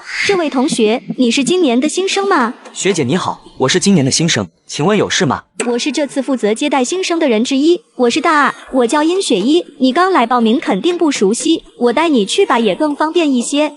沉寂已久的不可信奉再次出现，第一次见面的学姐竟对自己有如此敌意，那就麻烦殷学姐了，我叫江渊，深渊的渊。咦，你没带行李？江渊学弟，你不打算住校吗？这附近的公寓可不便宜。也不一定，先办理住校，至于住不住的再说吧。江渊很快报完名，拿到钥匙来到了宿舍楼下。殷学姐，今天谢谢你，我们先加个联系方式吧，等你有空了我请你吃饭。我现在就有空。殷雪一下意识说出，旋即立刻改口，我大多时候都有空。那学姐我就先上去了，回头聊。江渊看着殷雪一的背影，嘴角轻轻泛起一点弧度。有意思，很长时间没出现的不可信奉，竟在遇到殷雪一之后冒出来了，那会是谁呢？郑勇还是单敏？看来哪怕是在这校园里，自己也不会是安全的。江渊轻笑一声，转身上了楼。刚到宿舍门口，江渊整个人惊呆了，怎么会有人报名带着爸爸妈妈、爷爷奶奶、外公外婆一块来的？不光一身高奢品牌，神态举止还相当高傲，就像那种别人欠了他5个亿，看谁都是垃圾的那种自大。江渊观察着这小子，暗自摇了摇头。看来这宿舍以后自己还是少来吧，这人太奇葩了。挖去，哥们也是我们室友吗？你这也太帅了吧！本来有一个铃木风就已经让我压力很大了，现在来了个更帅的，还让不让人活了？铃木风则是盯着江渊看了几秒，冷哼了一声，没有说话。你好，同学，我是林木风的爸爸，以后你们都是同学又是室友了，还请多多关照我家林木风。林叔叔好，我们以后互相关照。江渊随意坐在一旁，拿出手机就给曹子路几人发送消息，询问入学办好了，顺便邀请殷雪一中午一起吃午餐。先初步看一看他到底是个什么成分。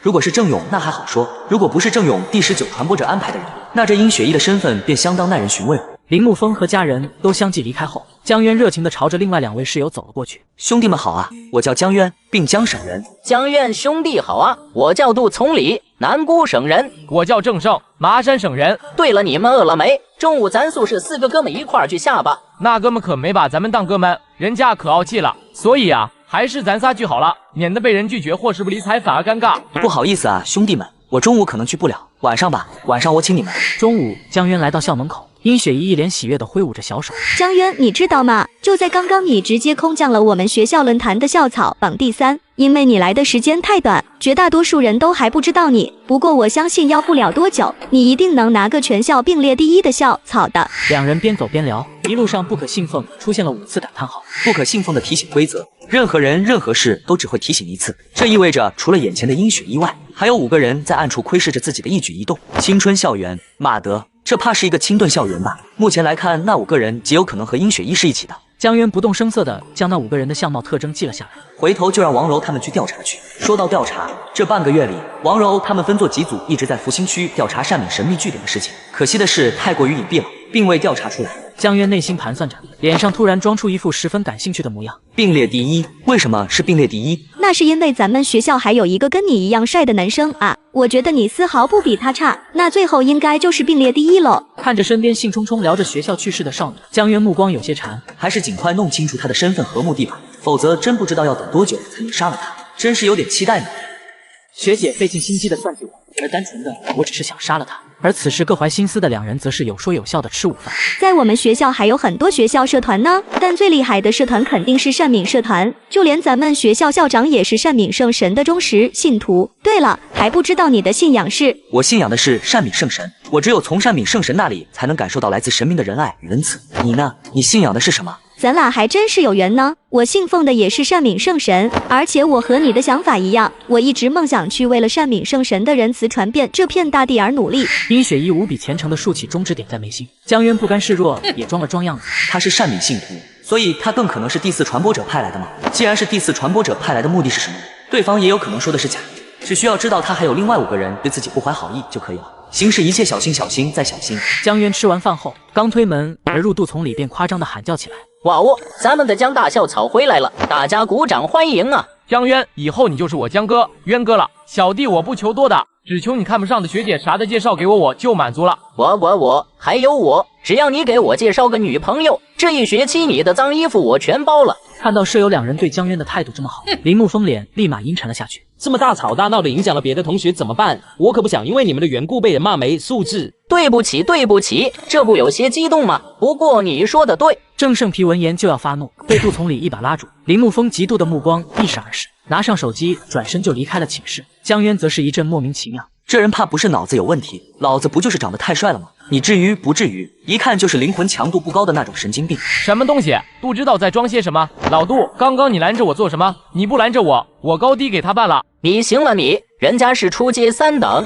你入阶都不是，一拳打不死你都算人家垃圾。江渊则是深深注视着杜从里，这杜从里也弱不到哪里去，一个宿舍2个初阶3等，还有自己一个即将初阶1等的初阶2等，另外再加一个混入狼群的哈士奇，有意思，这学校越来越有意思了。今年滨江大学新生总计6000人，其中入阶的新生绝对不会超过30人，就这么点人，自己一个宿舍占了3个。看到震惊的郑胜，杜从里咧嘴一笑，指了指他自己：“我初阶3等，了解一下。”郑胜顿时就懵了，他那一双清澈双眼看向了江渊：“别看我，好吧，我初阶2等，了解一下。”2人如同五雷轰顶一样傻在原地。江渊他实力透露出来，也是深思熟虑的。殷雪一和另外6人将来是极有可能发生冲突的，那自己实力总归要暴露出来。既然如此，那不如主动说出来。再说了，隐藏实力不就是为了到时候能阴他们一把？自己的敌人都知道自己的实力境界，那还隐藏的锤子隐藏？只有破王者才会隐瞒这个隐瞒那个的。我江渊可是个纯血狂信徒。渊哥不知道你的信仰是？我信奉的是善敏圣神。那看来你应该是善敏这一代信徒中的顶级天才了，牛逼！对了，渊哥，我信奉的是承德天神。江渊的表情稍稍郑重起来。承德天神，整个炎夏帝国只有2个超大型恶魔组织，其中之一便是承德天神，总之特别强大，远非善敏恶魔组织这种小型组织可以比拟1、2的。我信奉的是悲天神。悲天神是一个中型的恶魔组织，但是在并江省并不多见。自己当初随口捏造，妈妈信奉了悲天神，从而被爸爸称呼为异端，却还是第一次真正见到悲天神的信徒。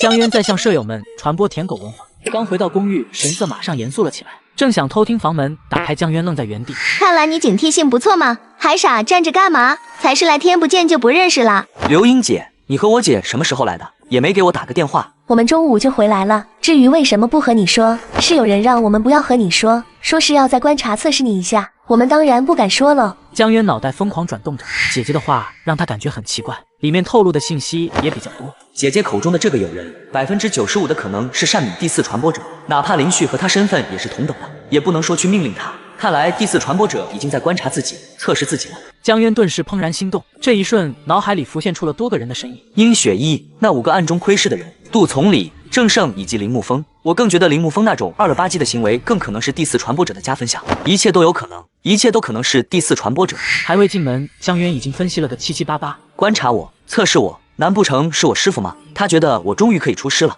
准备带我去出任务了。好了，你就不用瞎猜了，总之是好事儿就对了。别问我也不能告诉你。回来的时候路过商场，我顺道给你买了几件秋装，等下你试试看合不合身。江渊走着走着，脚步一顿，突然脑海中闪过了一道灵光。当时李阳仅过了10秒钟，就锁定了自己的位置。即便李阳可能在怀疑了陆中游不是胖子后，立即联系到了笑风雨，让他定位自己，就说这一切10秒内不可能完成吧。此时江渊低头看向这一套新衣服，脸色变换了起来，阴晴不定。姐，刘英姐今晚是住在这里吗？因为一些原因，这2天我们会住在一起。怎么啦，小学弟，这么不欢迎学姐吗？哪能啊，我只是好奇罢了。刘英姐，要不你睡我房间吧，我去学校宿舍睡。你睡你的就是，不用管我们。对了，这几天在学校表现好点，可不要让我失望。我知道了，姐。不过能不能提醒下观察我什么？总归有个内容吧。我就算知道也不能和你说，更何况我也并不知道。好了，我和你说这么多已经算是违反了规矩，总之表现好点就对了。江渊有些无语，忽然朝着姐姐神神秘秘凑了过去。姐，我和你说件事，你可千万不要和别人说。什么事儿？你放心，姐守口如瓶。就连旁边穆流英也被吸引，瞪着眼睛看着江渊。八卦属性是深刻在每一位女人骨子里的。我跟你们说啊，就是今天我刚去学校，你们知道吗？我发现有一个老师和一个学生。江渊一边说一边装模作样，引得江月穆流英二女超强的探知欲。发现那个老师和学生什么了？你说啊。算了，还是不说了。背后说人是非不是君子所为。时间不早了，我先去睡觉了。站住，张渊，你给我站住！今天必须把事情和姐姐说清楚，不然我睡不着觉，也一定让你睡不着。呆滞的二女以肉眼可见的速度变得暴躁，江渊则是回到房间锁好了门。若非是突发奇想，以这种方式去稍稍报复一下姐姐二人，想要将门反锁还做不到这么自然。江渊在屋内仔细的排查起来，找了一圈确认没有后，当即将姐姐送的秋衣脱了下来，仔细寻找。希望不是我想的那样吧。半个多小时后，并没有发现任何东西存在，这让江渊又疑惑又是松了一口气。莫不是自己猜错了？如果真是猜错了，倒也不失为一件好事。我可不想在被郑勇第19传播者盯上的同时，还被单敏第4传播者给盯上。不对，还有鞋子，自己穿的鞋子也全是姐姐给买的。江渊突然被关门声惊醒，此时意识到机会来了。刚走出房门，遇到穆流英打招呼。我通常都起得比较早，我姐呢？他好像是李叔找他有什么事吧？不过我等下也要出门一趟，所以我白天也不能陪你了哟。穆流英离开后，将公寓仔细搜索，将鞋子也认认真真检查了一遍，什么都没有发现。是坏事也是好事，坏事是李阳知道自己位置这件事又陷入了死胡同，好事是姐姐并没有全程监控着自己，看来单敏这边不会有太大的危险了。那么只需要解决了郑勇第19传播者的威胁，就不用再这样天天担惊受怕了。思考中的江渊倏然惊醒，姐姐作为第4传播者的亲信，为什么会主动透露考察自己的消息？这不是摆明在给自己作弊，让自己能够通过第4传播者考验并加入其阵营当中吗？总感觉姐姐在似有似无的保护着自己，爸妈死后她一定会怀疑过自己是不是破亡者，但是她却选择了替自己隐瞒。难道说姐姐她是我的至暗者？不对，姐姐当时给自己举行信奉仪式的时候，分明是有恶魔之力降下来的。江渊头越来越大，感觉姐姐身上笼罩着一层厚厚的迷雾，看不穿也摸不透。会不会是自己还想多了？算了，船到桥头自然直。就在这时，殷雪一打来了电话。江渊，中午有时间吗？请你吃中午饭。不好意思啊，学姐，我今天已经和几个朋友约好了。那有什么？一起来，我请。那好，等下你发个地址，我们中午直接过去。挂断电话，刚走出小区，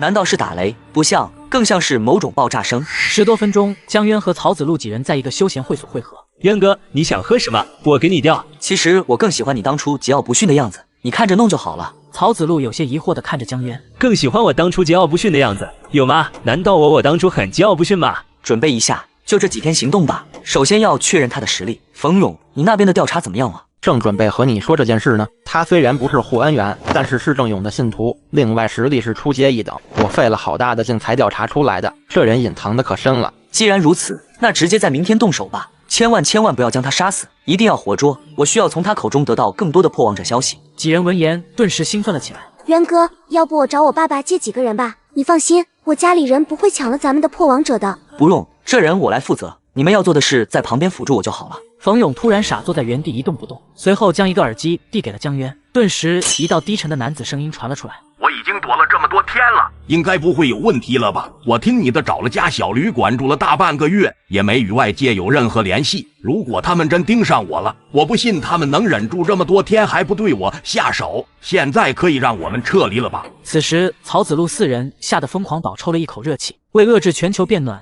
做出属于自己的贡献。幸好在咱们动手之前，乔岩自己先忍不住了。这帮破王者竟然是如此的狡猾，竟然在周围还埋伏了人。所以我这不找你来了吗？现在就撤离吧，撤离的时候注意点，别被人跟踪了。这一点不需要你说，这么多年下来，这种最基本的常识我还是知道的。那就先这样，挂了。此时曹子路4人满脸震惊，你看看我，我看看你。刚刚渊哥不是在这里吗？走，去找渊哥，问问他的意见。刚进会议室，就见到江渊飞速地敲击着键盘，要在第一时间将他们说的话全部录制下来，同时立即对另外一个信号以最快速度进行追踪。如果以后再有这种情况发生，我肯定不会再带着你们去追踪破王者了。渊哥放心，以后再有这种事都不用你说，我自己管。江渊目光扫过完全沉浸追踪中的几人，能让他们心甘情愿地听从自己的命令，只能从一些细节上去慢慢影响了。再加上该有的利益，必然成为自己最为忠诚的属下。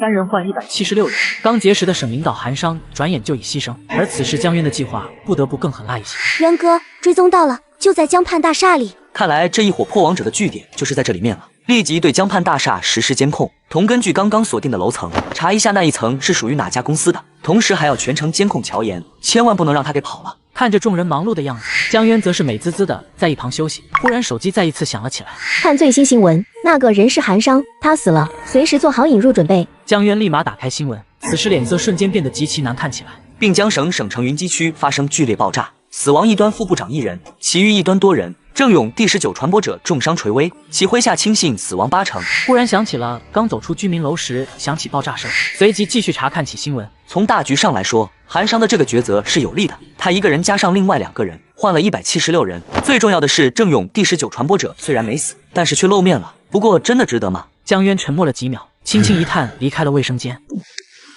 不好意思，让你久等了。没有，咱们约好的是11点，是我早到了。你看看你喜欢吃什么？江渊一边点菜一边余光扫过周围。自从进入这家餐厅开始，不可信奉又提醒了3次，几乎可以肯定殷雪就是第4传播者派来的人了。至于殷雪一会不会就是第4传播者本人，我觉得有可能性，但不大。堂堂单敏第4传播者的属下，能是这么一些货？除非是故意让自己发现的，好像也许也不是没那个可能。那如果是这样的话，就有意思了。忽然一个绝妙的主意在脑海中浮现，现在肯定没办法执行，之后有的是机会，不着急。吃完饭，2人分开后，曹子路打来电话：渊哥，对不起，直接说发生了什么事情吧。那些人我们全都跟丢了，最重要的是乔岩对我们的监视有所察觉了。之前在经过一个路口的时候，摄像头的转动让他察觉到了，他看了一眼但没有跑，之后直接改变了他原本要去的方向，最终在一栋郊外别墅停了下来。还以为发生了什么，只要乔岩没丢就行了，继续按照原计划执行。明天晚上立即对乔岩采取行动。你放心，渊哥，到明天行动之前，我觉都不睡了，全程死盯着他，除非他那栋别墅有地道逃走，否则绝对跑不了。明天捕捉乔岩的行动计划，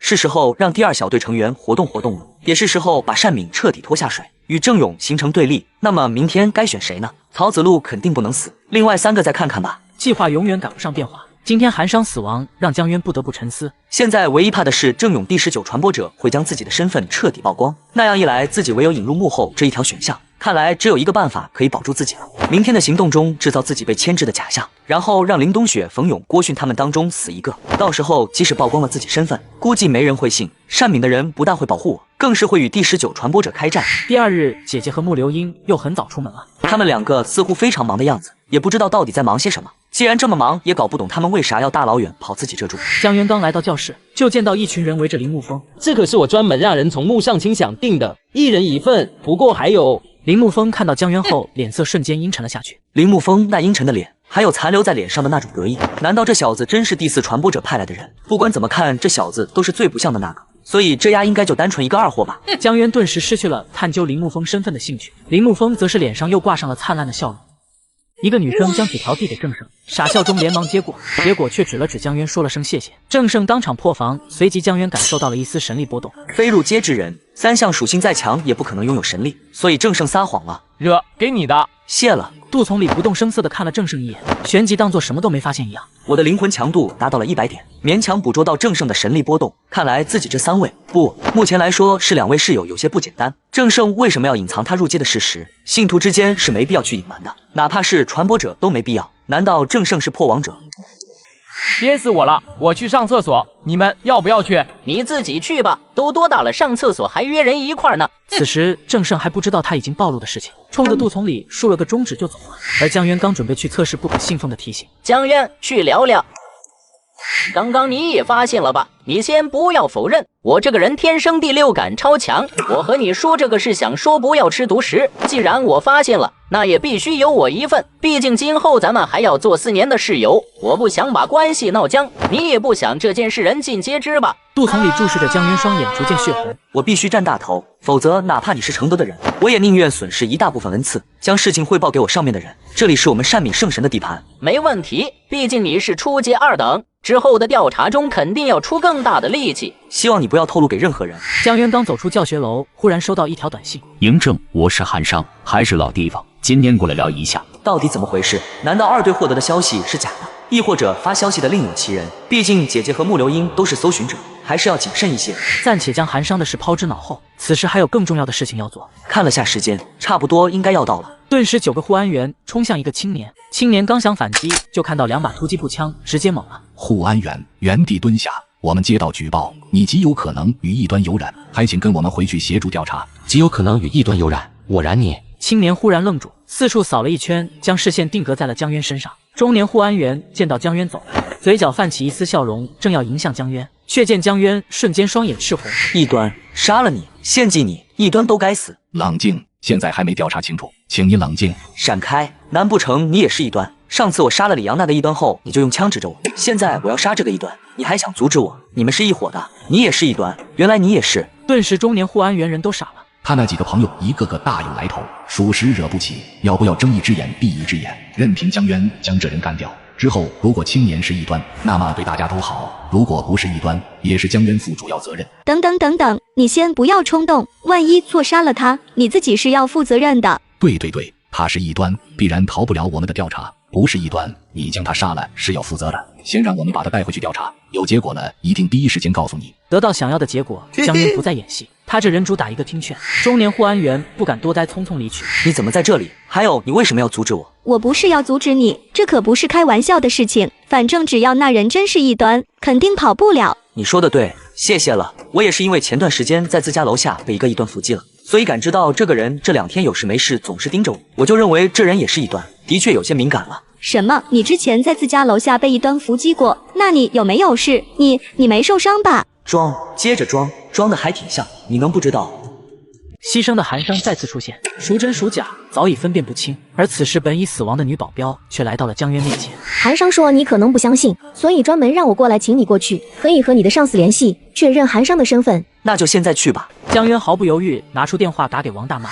嬴政，省部大人物说有个人要见你，不过我也不知道是谁，但那个人是绝对可信的。好，知道了，组长。经过一系列伪装，再次来到江边，江渊瞳孔骤然收缩，闪过一丝惊疑不定。这人不是韩商，与自己见过的韩商有着天差地别。嬴政，很高兴见到你，我是韩商，我知道你很疑惑，先过来坐，咱们慢慢聊。江渊毫不客气坐到一旁，旁边的男子全程观察着江渊，也不说话。所以他是替身，死的是他。是的，他是我这4年来的替身，他是绝症晚期又没有入监，于是自愿选择以卑微之身带走178人。他是替身，也是我的至暗者，他是英雄，更是我的英雄。江渊脑海中浮现出第一次和替身韩商见面，当时我还疑惑，魏总感觉韩商是普通人，一直以为韩商境界太强，隐藏得太好，还有之前下达某个命令时总会稍稍停顿那么一瞬。原来如此，原来如此。既然都有他选择牺牲了，我们干嘛还要再多牺牲2个？所以那2个人其实是潜伏者，只是他们不知道我们已经知道了他们的身份。这次是为了让他们传递情报出去，吸引郑勇的人过来。假韩商以毫无境界的绝症之躯换走了郑勇178个人的生命，这一切他应该会很开心，也很得意的吧？毕竟这份成就当真吓人。他是至暗者，不是说至暗者谁都不知晓吗？至暗者有2种，一种是暗处，一种是明处。明处的至暗者实际上是保障者中的一部分，所以他的职业是保障者。我只是更愿意将他称为我的至暗者罢了。我重新给自己取了个代号叫朔风，另外我的新替身也会接替新代号担任的副部长。说来也有意思，这已经是我的第4个代号，我自己接替自己副部长位置也已经是第4次了。所以你之前那2个代号宣风和凯风，不愧是大学生，就是有文化。朔风闻言顿时竖起了大拇指，江渊无言以对。此次郑勇第19传播者重伤垂死，正是我们对其下手的最好时机，但是目前我们不知道他到底躲去了哪里，一旦等他恢复，之前的收获等同于无，所以这次用你的身份将他的人调出来，然后顺藤摸瓜全部揪出来。随即江渊把乔岩相关的事情讲给了朔风。不对，如果真按你说的，那个神秘女子出现且还给乔岩通信的行为一定是有问题的。其实这也是我疑惑的地方，既然乔岩都已经躲藏了那么长时间，为什么突然就破例了？电话就这样十分突兀的出现了，给你一种他们主动透露消息的感觉。对，就是这种感觉。我可以明确的告诉你，他们就是在主动透露消息给你。我已经和各个恶魔的信徒们交战了足足34年，我可以明确告诉你，这些信徒远比我们想象的要更加聪明，甚至是聪明得多。不知道有多少破王者没有看出那是一个陷阱，傻傻的踩进去，付出了鲜血的代价。但具体以后你目的是什么？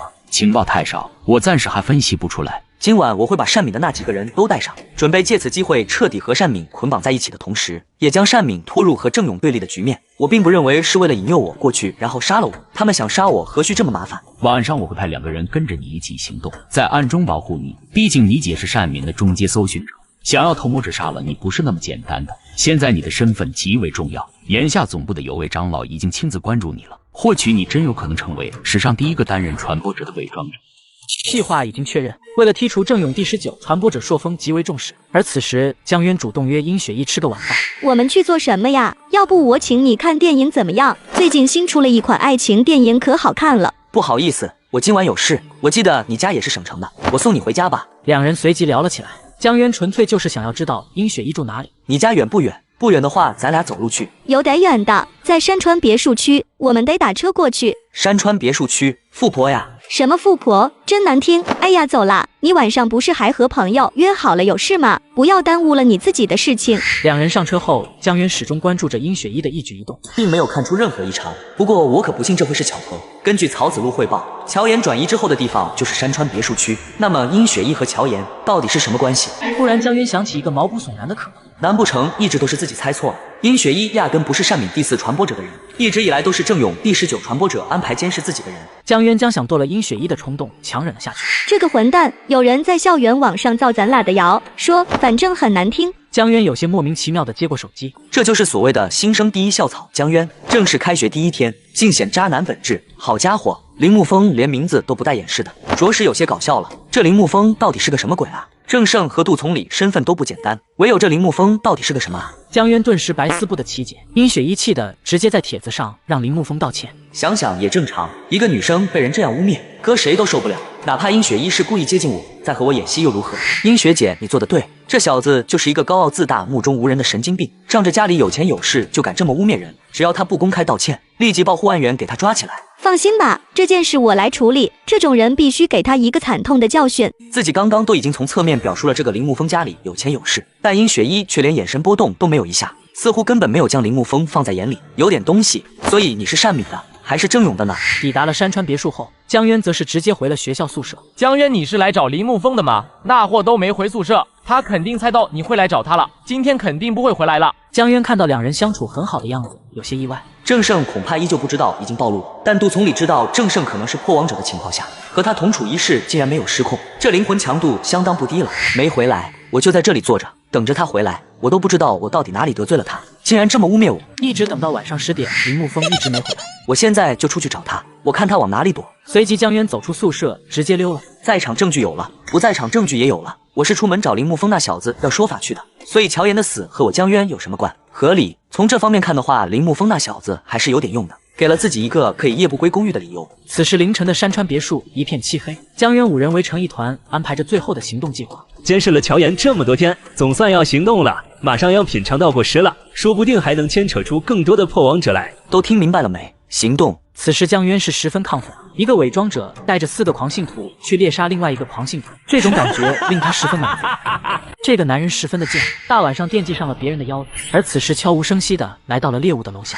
有信号屏蔽器，成像仪失灵了。那就直接上，都到了这里，不可能就这样离开，按照原计划执行。几人分成3组，将别墅包围起来，每人带着一把真理，悄悄潜入。这个乔岩的目的就是为了引诱我们过来，说不定此时就在某个窗口盯着呢。突然，远方枯枝彩断的声音响起，江渊他心里顿时喊了一声要糟。是谁？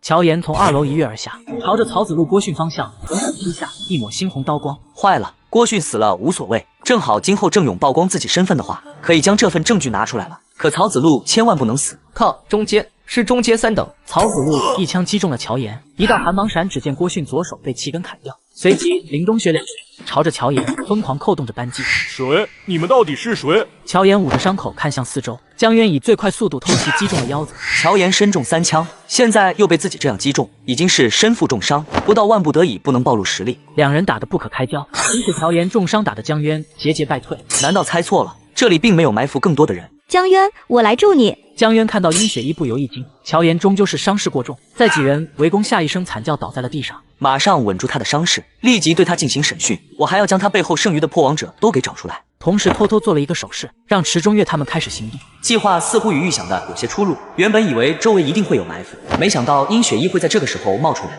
不过问题不大，还在掌握中。既然没有埋伏，那就让池中月去充当乔岩一方的埋伏，总归是必须要将这乔岩给掳走审讯的。之后等差不多再带阵法将乔岩给找到，然后将其给献祭，顺利突破到初阶1等。曹子路几人也对自己更加忠心。江渊转身看到快速跑来的殷雪一，昏死的乔岩不知什么时候苏醒过来，忽然一颗硕大的球形物体腾空而起。殷雪一竟然会是一个中阶强者，和乔岩一样中阶3等，乔岩就这么死了。曹子路几人怔怔看着殷雪一，又看了看江渊，你是谁？我是殷雪一啊。见江渊皱着眉不说话，无趣的瘪了瘪嘴。好吧，好吧，我的确就叫殷雪一。原本呢，我是想继续观察你一下的，但是刚刚如果我再不出手，你就没命了。至于我到底是谁，你姐姐会告诉你的。为什么殷雪一这语气听起来更像是传播者？他是传播者，难道他就是第4传播者？你现在问我，我肯定不会说。另外，要不你先将这人献祭了再说。不过，你确定他真的是破王者吗？如果不是那么确定的话，我可不想承受神罚。虽然你才是占据大头的那个，但哪怕是再小的神罚，也绝不好受。是啊，渊哥，要不咱们还是先将真人给献祭了。冯勇则是小心翼翼地将迷你善敏恶魔拿了出来。渊哥，有什么事回头再说，咱们先献祭吧。我献祭的时候不喜欢周围有人，所以距离我远一点。曹子路几人很识趣地离开。这种击杀献祭破王者的方式，哪怕距离再远，属于你的那一份都不会消失。殷雪一也瘪了瘪嘴，退远了一些。江渊随便唱了首歌，开启了表演。远处2队成员因为乔岩死亡停下来，正在观望，听着耳麦中江渊的歌，一个个都沉默了。更远处几道黑影听着耳麦中的歌声，沉默了足足半分钟后，不愧是长老们的希望种子，人才啊！这小子的确是个人才，不然也不会被选为希望种子，不是？是啊。所以咱们得尽快将他身边的所有威胁全部清除了，快要浮出来了。这个男人已经死了，却仍遭反复鞭尸，真一端献祭，假一端，开始了一场荒诞表演。就在这时，江渊偷偷唱起了起风了，唱得越来越嗨，情绪也愈发高涨。恭喜成功辅助击杀1名中阶3等，活过24小时，奖励生存点3092。怎么是辅助击杀？难道不是自己最终击杀会扣除1/4的生存点？随即消耗生存点，突破到初阶1等，再以赠予的方式将转换的神力分别赠予给了几人400点，包括殷雪一在内，唯独没有郭迅。郭迅虽然手臂断了，但他没有在之后的进攻中出力，所以不给他。乔岩是中阶3等，自然奖励的神力就多。如果还是200点的去赠予的话，怕是会有所怀疑。赠予后，曹子路脸色一喜，随后又有些犹豫。江渊见此，又额外给他赠予了200点神力。曹子路成功突破到了初阶2等。殷雪一深深看了江渊一眼，轻轻一笑，转身离开了此地。一切都等到明天去询问姐姐。如果殷雪一真是第4传播者，那是不是意味着自己已经通过了他的考验？还有也意味着自己的任务已经完成。将第19传播者一脉彻底干掉后，再将第4传播者一脉也干掉，自己就可以尝试着去竞选那传播者了。感受着体内澎湃的力量，江渊感觉一拳能打死100个林乐。渊哥，你不会也突破了吧？对，我已经突破到初阶1等了。卧槽，牛逼！不愧是渊哥。曹子路这次也突破到了初阶2等，你们也各自有所收获，不像我。郭迅看着自己的左肩眉宇间满是愁绪。没事的，回头先去医院把手臂给接上，之后再请一位传播者或是长老出手为你祈求圣神的恩赐，献祭几个信徒就可以恢复如初了。也只能这样了，只能从我们家豢养的信徒中挑选几个出来献祭，以换取圣神的恩赐了。旁边江渊听得心中一凛，可以用信徒献祭的方式去换取恶魔降下的治愈之力。郭迅的这种伤势想要完全复原，怕是需要献祭2个信徒，或者是一个狂信徒才可以。既然乔岩死了，审讯不了，那就马上去仔细调查他的手机等设备，务必将其余破王者的蛛丝马迹寻找出来。偷偷做了个手势，让2小队撤离，留下冯勇等着护安员处理乔岩这件事。江渊则是直接回了小区，看到姐姐穆流英2女正坐在沙发上等着他。姐，那个殷雪一，她就是我们善敏的第4传播者，第4神女。那是不是代表着我已经通过了她的考验，我是她的亲信了？哪里那么容易？你现在只能算是我们第4传播者麾下的内围成员了。不过你属于高潜力的内围成员，所以随时有可能晋升为亲信。其实内围还是亲信都已经大差不大了，你将会接触到一些核心的机密和任务，手底下也可以招揽一支由外部成员或是狂信徒们组成的小队了，人数10人。将由第4传播者发放他们的薪资装备，你还可以向第4传播者申请教官，去教他们一项技能，甚至你如果能遇到极具天赋的人，还可以将对方培养成潜伏者。反正第4传播者会尽一切去培养你，这不就相当于是一个小队长吗？江渊心中忽然一动，培养潜伏者或许等自己成为了新的传播者那天，完全可以将第2小队成员统统招揽到自己麾下，然后将池中月培养成潜伏者，潜伏到破王者阵营中，从里面寻找其他潜伏者，两头通吃，则完美。你想知道的我都告诉你了，那么你能说一说今晚到底是怎么一回事吗？真假参半的谎言往往是最难分辨。当这个男人利用不可信奉获得恩赐后，随即开始了他的表演。还不是那些下水道的异端们，我可以100%肯定，暗中窥视着我的就是该死的异端。之后我一气之下决定主动出击，况且我一个狂信徒，他们这些异端哪里来的胆子，竟然敢这样反过来监视我，真是倒反天罡。认认真真听的江月木、刘英二人闻言直接迷茫了。倒反天罡什么意思？所以我一合计，这不行，我得反击，所以就找到了曹子路他们4个，帮我将这帮破王者给找出来。于昨晚发动了袭击，准备将他抓住审问来着。没想到殷雪一神女大人出现了。这个时候乔岩还想偷袭我，于是被神女大人给顺手干掉了。来龙去脉就是这样。所以你的意思是，这人背后其余的破王者你都还没有找出来？没有，就前天他和一个陌生女人通过一次话，除此之外没别的线索了。目前曹子路他们还在寻找中。既然如此，回头有任何需要帮忙的随时叫我。如果你觉得搞不定，那么一定要通知我，我可不希望你出现意外。既然你已经知道了神女是谁，后续她自然会给你下达任务的。不过前提是在你的小队组建完成之后。另外明天我和你刘英姐要去忙了，你自己一个人小心一些，听见了吗？这么快又要去忙了？以前我肯定不会和你说，现在和你说倒也没什么。昨天的新闻想必你也知道了，这次我们并江省发生如此重大的事件，这些救赎组织最近实在是太嚣张了，所以从明天开始，整个并江省各个神明麾下都会联合起来，对这些破王者进行一次彻底的清扫，让他们知道下水道才是他们的归宿。姐，这种事儿我应该也可以参加的吧？你看我都已经出阶1等修为了，所以能不能带上我一块儿？你不说我还真有些忽略了。说起来，你已经称得上是一个大高手了，哪怕就是我都只是中阶3等，也就比你高一个境界而已。月月其实也不是不行哦，你如果不方便带，要不让他全程跟着我。江月看了穆流英一眼，沉思了许久。你不是说，的确，我还真有些忽略了。你如今队伍反正也还没有组建，或者就算组建了，也可以带着你的队伍跟着我一起行动。你的队伍还是听从你的命令，我不会管，但你的一切命令都得听从我的。还有你虽然跟着我行动，但我很忙，所以你日常跟着刘英吧。没有问题。凌晨，江渊躺在床上，看着窗外思绪飘飞不定。救赎组织其实非常强大，比世界上任何一个恶魔组织都要强大。但是单立孤，一旦救赎组织开始大量冒头，那他们一定会先将破王者们干掉再说。现在跟着姐姐一起行动，这样一来就能获得第一手情报。随着自己传递的情报越来越多，暴露的风险将越来越大。我可不想当一个一次性伪装者，我将来可是要当大传播者的男人。经过短暂的思考，计划的雏形出现在脑海中。首先从第2小队调一个人加入到自己在善敏的小队中充当队员，感觉林乐就很好，傻乎乎的，长得也不帅，最关键是实力足够差，天赋足够漏。然后必须提前先找一个替死鬼，身边4个人中郭迅的实力是最差的，其他3人作用很大，都不能死。唯一可以作为伪装者身份去死的只有一个郭迅。江渊越思考越开始感觉不对劲，郭迅好端端的怎么会突然踩到了树枝，然后恰好被一刀砍断了手。在大家群殴重伤的乔岩的时候，你上前捅咕人家几刀，不也能吃到一丢丢的恩赐了？但是他没有。这么想起来的话，这小子不会真他妈是一个伪装者吧？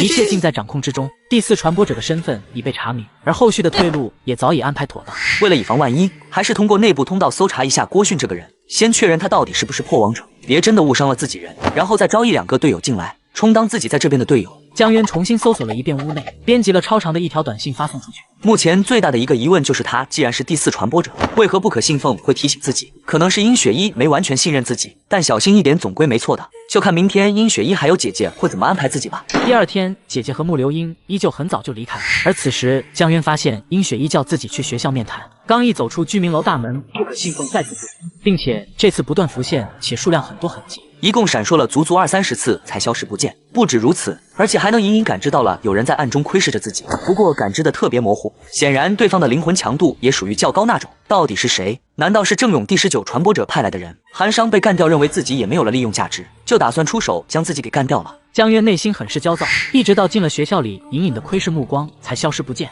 江渊沉默片刻，和殷雪一发了条消息过去：你来我宿舍楼下等我下。江渊来到女生宿舍楼下，看到郑胜站在一个女生面前。丽丽，你就做我女朋友吧，你要相信我，我才是这个世界上最爱你的。此时江渊整个人都木化了。之前的确是专门教过他俩怎么去当舔狗，但着实没有想到这个郑胜能把我传授的能力发展得如此壮大，甚至是完全照搬的。不出意外，正胜这傻孩子被这个叫丽丽的给拒绝了。拒绝我没关系，我总有一天会用我的实际行动证明我有多爱你。别的不说，这脸皮我服，也不知道这小子到底是不是破王者。如果真是我高低的去拜个师，学一学这脸皮是怎样练成的。他们都是你室友吧？传音学姐，你什么时候来的？我来了会儿了，也看了会儿热闹。走吧，咱俩去聊聊。其实我也没想这么快暴露我的身份的，打算再观察一下你的各方面表现。但没想到出了昨天那一档子事儿，加上江月、木流音和我说了他们的打算后，我昨晚就回了校，打算和你当面聊聊。虽然咱们接触不多，我认为你的确可以称得上是你们这一届的第一天才了，而且你的忠诚度也没有任何问题，境界也到了初阶一等，跟着他们一起行动倒也正合适，所以我是同意的。而这次叫你来呢，是想和你说一说我们善敏的规矩，或者说我这一脉的规矩。洗耳恭听，传播者大人请说。第一，绝对不能主动去探知我麾下其余人员的具体信息资料，也就是说，除了你姐和木流英还有李从武，其余的人你统统不能去主动接触。第二，必须无条件服从我的命令。殷雪一条条数说着，规矩也不是特别多，一共就9条。好了，就这么多，这些话电话里不方便说。对了，千万不要暴露我的身份，跟谁也不可以，知道了没？殷雪一说的极其慎重，江渊连忙点头表示明白。知道了，我肯定不会暴露的。只可惜我昨天晚上就已经将殷雪一的信息发送给了王柔他们，但最起码殷雪一这个善敏第4传播者身份被传播出去的事实是肯定的。江渊刚一离开学校，那种隐隐约约窥视感立马再度袭来。不差自己多少的灵魂强度，如果对方不是潜伏者或者传播者，那么只有一种可能，对方至少也是高阶的强者。郑勇，给老子等着！已获得第4传播者信任，在精心布局下成了恶魔组织的队长，一切都按计划稳步推进。充当替罪羊的人已挑选完毕，甚至开始盘算把队员全部换成自己的人。而此时，江渊来到了赞敏健身馆，大家都看过来一下。我这次过来是想组建一支小队的，目前只有4个人，还有6个位置的空缺，有兴趣的都过来找我报名。全场瞬间安静，旋即一个个震惊地看着江渊。您被传播者大人认可了，这运气也太好了吧？会不会说话？江渊大人，这纯粹是实力得到了传播者大人认可。场面瞬间热闹了起来。恶魔组织只要加入任意一支小队，都能让他们为之疯狂。破王者数量实在太少，人多肉少，完全不够分。先听我说完，因为我的小队马上要去执行任务，所以这次招人我只会要入阶的，没那么多时间去互相磨合。为了更方便接触，所以只会招揽30岁以下的人。而且先说好，这次招的只是实习人员，如果你们表现不好，我随时都会把你们踢出队伍。江渊收集好身份卡，则在电脑上筛选起来。江队长，你怎么找的都是年纪这么小的，并且才刚来健身馆没几天？这人今天才刚加入呢。他们来健身馆时间越短越好，证明他们与其他脉的人接触不多，更单纯一些，我也能更好掌控一些。毕竟咱们内部可不安稳，传播者大人之间争斗可不少，还有很多互相安插人员的呢。所以我得先防着这种事。女子看着江渊的目光更加火热，装作无意朝着江渊凑近了一些。其实也不一定，比如说我虽然在这里任职了3年多，但我可没有去执行过任何任务，也没有哪支小队招揽我，我可纯了，而且我纯的可不仅仅只是经历哦。要不你也考虑考虑我。江渊脸霎时涨红，瞅着对方结结巴巴。这回头再说，回头再说，我已经选完了，我先走了。江渊立刻落荒而逃，随即脸色很快恢复了正常。还纯，都瘪了，完全没有了活力。你跟我说你还纯？来到体能区域后，一双双眼睛满是期待看着江渊。这次筛选了6个人，其余没有被选中的人也不要急，以后总归有机会的。好了，我先说一下被选中的临时队员们：魏光炳、邱文、林乐。江渊目光扫过这些人，当看到林乐明显假兮兮的表情，不由瘪了瘪嘴。该说不说，林乐这演技必须得好好再学一学了。后续所有要安排进自己在这边的队伍的成员，都必须去苦练演技。今天新招了5个人，再加上一个郭旭，一共6个人。等有时间，一个个慢慢弄死他们，还能给大家伙谋福利。隔一段时间偷摸着弄死一个，则完美。加上江渊队伍一共11人，和破网着阵营小队人员配置相符。我是第4序列第5组第5小队队长。第4序列只有击败前面3个序列的传播者，才能成为善敏最可能接任大传播者位置的传播者。所以哪怕是善敏内部，也多有争斗矛盾。目前也就代表着江月麾下至少还有4支这样的小队。你们跟我来吧。江渊带着几人径直去了附近的酒店。江渊感知到窥视感依旧存在，哪怕是没有不可信奉的提醒，也能体会到满满的恶意。我欢迎诸位加入我们第5组第5小队。渊哥啊，不对，队长不用考虑了，我是100%要跟着你混的。说实话，我冯勇除了你没服过谁，听你的命令行事，我心甘情愿。我很高兴你们选择了加入我的队伍，也让我非常欣慰。我这个人没别的，有肉大家一起吃，有汤大家一起喝。跟着我必将会很危险，因为我的毕生理想是干掉所有的破王者。打造一个没有这群肮脏老鼠的世界。躲在后面的林乐身上肥肉瞬间一颤，目光惊骇地看着江渊。好家伙，真一个好家伙！原来你丫平时都这么骂你自个儿的啊！林乐顺利潜入第4传播者小队，本以为顺利完成任务，却在第一天险些暴露。而此时，江渊正一门心思琢磨着如何除掉自己的队员。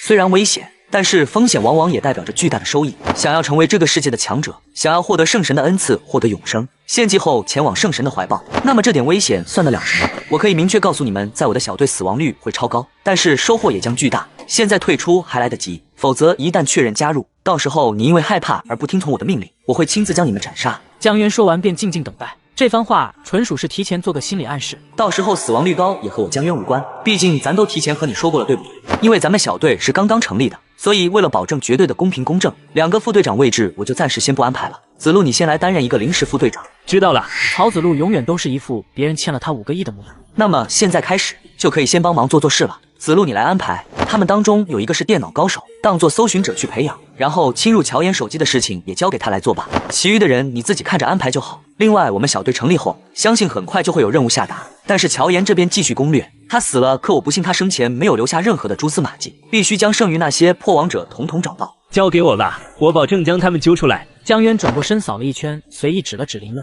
你是叫林乐是吧？你这么胖的减肥了，正好陪我出去一趟。咱们第5小队成立，可以寻找一个地方作为咱们的据点了。林乐也学着曹子路一样，酷酷的点头，也不说话，双手插兜，跟着江渊离开了这里。忽然，林乐后脑勺被拍了一下。啊！你打我做队长打得好。不是，柔姐这段时间不是给你们进行了演技大培训吗？结果就这，你这是演技？你来告诉我，你立人设立个什么样的不好？偏偏和曹子路学，你这人设能立得住吗？啊，人家曹子路是曹烈公的嫡系孙子，更是单敏这一代除了我之外的最强天才。你没看见你学着曹子路那别人欠了他前世的表情，周围那些人都看了你好几眼吗？就你这样，怕不是第1天就给人揪出来了吧？江渊越说越无语，林乐就站在一旁讪笑。这样吧，你立一个犯贱型人设。林乐瞬间瞪大了眼睛，满脸错愕。什么？你说啥？犯贱人设？你为什么会感到诧异？不是啊，我为什么不能诧异啊？你这话的意思，我怎么感觉你在说我很适合这个人设啊？其实你这不是适合不适合的问题，你纯粹是本色出演。你来听我和你分析啊。而我认为你最适合这种人设了。然后刚刚你那酷酷的样子，也完全会被他人理解成你丫就一贱货，纯粹在学曹子路，从而不会被怀疑了。江渊一口气说完，暗自为自己的机智点了个赞。咱这忽悠能力越来越见长了。瞅林乐被忽悠的一愣一愣的。听着江渊的这番话，林乐产生了极大的自我怀疑。这些行为就是犯贱型人格，我小时候的确都做过啊，所以我真是犯贱型人格。不过江渊说的这些事儿，脱人裤子、戳人菊花这些行为的确挺贱的。其实吧，一般情况下根本不需要去立人设，真要用演技去演技多累啊，是不是？所以你就本色出演，再见的稍微夸张一些就好了，这个人设就立住了，绝对适合你。这样啊，那行吧，回头我自己琢磨琢磨。刚刚完成队伍整合，江渊便接到了第1次任务，而只能在行动过程中找机会为同伴传出消息。小渊有任务，马上带着你的人来并江第4医院。有任务，所有人行动。其余人顿时激动狂喜，二话不说，立马起身出发，去并江第4医院。快！江渊拿着手机和穆流英询问着发生了什么。我们收到消息，有破王者在这家医院活动，似乎在寻找着第19传播者的踪迹。我们要将这伙破王者给拦截下来，然后干掉。现在我们还没完全将医院实时控制，你不要泄露了这个消息哦。你刚刚加入，有些规矩可能不清楚，以后就不会再提醒你了。肯定不会的，刘英姐，这事儿我指定不泄露出去。我们大概还有20分钟就到了。好，我和你姐之前在其他地方距离稍微远一些，所以你去了之后，先将几个主要出入口封锁起来。你直接向医院出示身份卡，说明你在执行任务。好的，刘英姐。江渊忽然听到郭迅无语至极的声音：“你干嘛？什么干嘛？刚刚是不是你打我？你前面偷摸打了我好几下，我没有说你。我什么时候打你了？咱俩坐一块儿，我不小心碰到你了而已，怎么能说我打你呢？”郭迅彻底无语，往旁边挪了挪，紧紧挨着门。可林乐胖，再怎么挪，2人距离也不会太远。突然，林乐不小心撞了一脸郁闷的郭迅脑袋。我算是看出来了，这胖子就一贱货，纯粹就是骨子里在犯贱。没想到都特么长大了，还能遇到这种人，无语。我就知道自己看人不会错的。瞧瞧这胖子，这演技真是绝了，果然本色出演才是最好的演技。很快，车辆便抵达了并江第4医院。林冬雪、郭迅、林乐、魏光比，你们4个跟着我。子路，你带着剩下的人去堵后门，不准放哪怕一个人离开。好，知道了。立刻进行封锁。郭迅去把这家医院的管事叫过来。几人离开后，只剩下江渊和林乐2人。等下我会引起一些骚动，立马通过密钥将消息传递出去，让这家医院里面的破王者们立即想办法隐藏逃跑。同时，你想办法将这事儿偷摸的栽赃到郭迅身上，记住，一定不要被发现，否则我也救不了你。要做到不经意的让郭迅暴露，要虚虚实实的让人分不清楚。江渊放交代完，忽然听到一道大喝，江渊知道制造骚乱的机会来了。干什么的？你们是干什么的？你又是谁？我们在执行任务，你先给我站在那。初阶一等的境界顿时就将现场镇住，在大部分都是没有入阶的普通人的情况下，初阶一等已经属于大人物。保安顿时哆嗦了一下。这位先生，我们这里是医院，你们影响了医院的正常运转，万一……什么万一？能有什么万一？好好说话会不会？看到我的人是一个小姑娘，就以为她好欺负是不是？你冲我吼一个试试！林东雪眼睛仿佛粘在了江渊身上。江渊此时看到林乐已经在裤兜飞速打着数字，就在这时几道隐性咆哮声飞速接近。现在先去给我的人道歉，我告诉你，这歉你不道，这事儿过不去了。对不起，刚刚的确是我不对，希望你能原谅我。此时林东雪心情好得不得了，感觉江渊更加招人喜欢了。第5小队江队长，我姓肖，是第3小队队长，这里是什么情况？我们也刚来没几分钟，我可以确保至少前后大门没有人出来。既然我们来了，你们5队继续看着前后大门，我们负责医院周围围墙。怕是不行，这样吧，校队长，前门就交给我们了，你们去后门。一般情况下，他们撤离都会选择从人更少的后门撤离的。你们3队整体实力更强，所以后门交给你们更加放心。顺便和我的人说一声，让他们到前门来。没问题，江队长，你的提议正好符合我的意思。 3队成员刚一离开，林乐插在裤兜里的手又快速起伏起来，这已经是江渊能争取到的最后一点时间。江渊一直想把破王者逃跑的黑锅甩给郭迅，终于在此刻等到了机会。让一让，让一让。一旁得到江渊示意的林乐终于聪明了一回。郭迅，你怎么去了这么久？依照你的速度，应该不需要这么久才对吧？此时不少目光朝郭迅看来，郭迅忽然感到这个胖子话里有话。你什么意思？没什么意思啊，我这纯粹就是关心你，还以为你遇到了破王者呢。没事就好，没事就好。队长人带到了。你好。我们是善敏圣神麾下，我们接到情报有破王者在医院里面活动，我现在希望你们能够配合。这是应该的，我们会配合神明组织执行的任何任务。现在需要我们怎么做？立即把医院所有出入口全部封锁起来，盯紧所有的摄像头，还有防止破王者从医院围墙逃离。此时一辆辆车辆抵达医院门口，姐姐和穆流英看了一眼，现场点了点头，表示认可。现在是个什么情况？有没有发生异常？暂时还没有，我们只是将医院给稳住了。目前来说，应该是没有人从门口离开。我带人去其他地方盯着，刘英、小渊就交给你了。没问题，有我在，没人可以伤得到他。江渊感到一直窥视自己的目光突然消失了，似乎是怕被二女察觉到一样。当这个队长感觉怎么样？手底下突然多了10个人，有没有感觉很爽？穆副组长，现在是工作时间，不适合讨论私人问题。哎呀，你别瞪我。好，我不装了，爽，特别爽。跟你说，姐姐我可是中阶强者，而且是第5组副组长。你给姐姐放尊重一些，知道不？不然小心给你穿小鞋。刘英姐，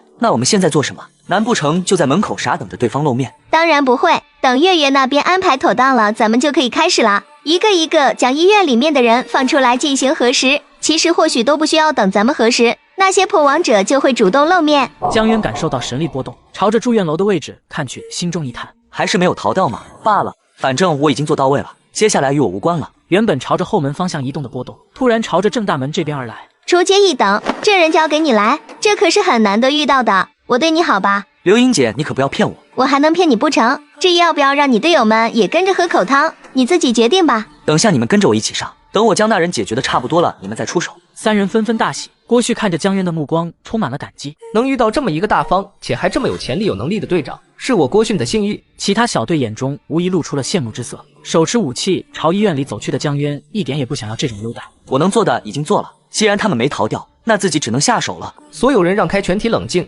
谁若是因为混乱被破王者所击杀，后果自负。江渊内心忽然一动，这群信徒灵魂强度极其普通，陷入癫狂后什么都能做得出来的。毕竟破王者自己不主动暴露，很难发现对方是破王者的。等下或许可以利用一下。一个中年男子一脸冷漠在门口看着江渊，同时感知江渊初阶一等的修为浮现出一丝兴奋。来杀你爷爷我啊！你爷爷我就是破王者，你们口中的异端。像我这样的男人，不管在哪里都是那么的耀眼。对方意思很明显，宁死也要拉上自己一个信徒中的绝世天才一起陪葬。此时对方身上一定没有炸弹，在明确知道这次行动人员中有伪装者的情况下，绝对不会选择这样的方式。你个小垃圾，胆子这么小，跑出来执行什么任务？放心，爷爷身上没炸弹，哈哈哈哈！瞧给你吓的！你们这些只敢躲在下水道里的老鼠，活着都是对这个神圣世界的一种侮辱。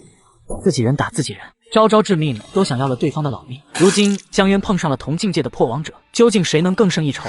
今天无论如何都要将这个超级天才狂信徒杀了。与此同时，医院各处几道神力波动从不同方向涌出，朝外逃离。江渊砍出3米长的刀气，击中男子，飞出10多双眼盯着江渊，说：“给爷爷来的再猛烈一些吧。”秃顶男子越打越无力，完全不顾江渊的攻击，朝着江渊脑袋狠狠劈下。江渊一脸头疼，又一刀捅穿对方肚子。真头疼，怎么拖延下去呢？怎样才能拖延到其他区域的破王者成功逃走？你们就在这里，我去其他地方支援。其他地方接连传来神力波动，此时木流英终于坐不住了，他一走，江渊浑身压力一松，一时半会还没有找到让这些破王者们逃离的方式。看对方这状态，再这样下去，怕是真得死在自己手底下了。忽然一道猩红的剑芒朝着江渊直射而来，还有破王者，队长小心！江渊瞬间眼睛一亮，这道流光剑芒他感知了一下，很弱，施展的应该就一个初阶3等，重点是又有一个野生破王者冒出来了，并且100%可以肯定是破王者。周围那些观战的信徒们总不能还憋得住吧？异端都开始献祭给神明大人，太棒了！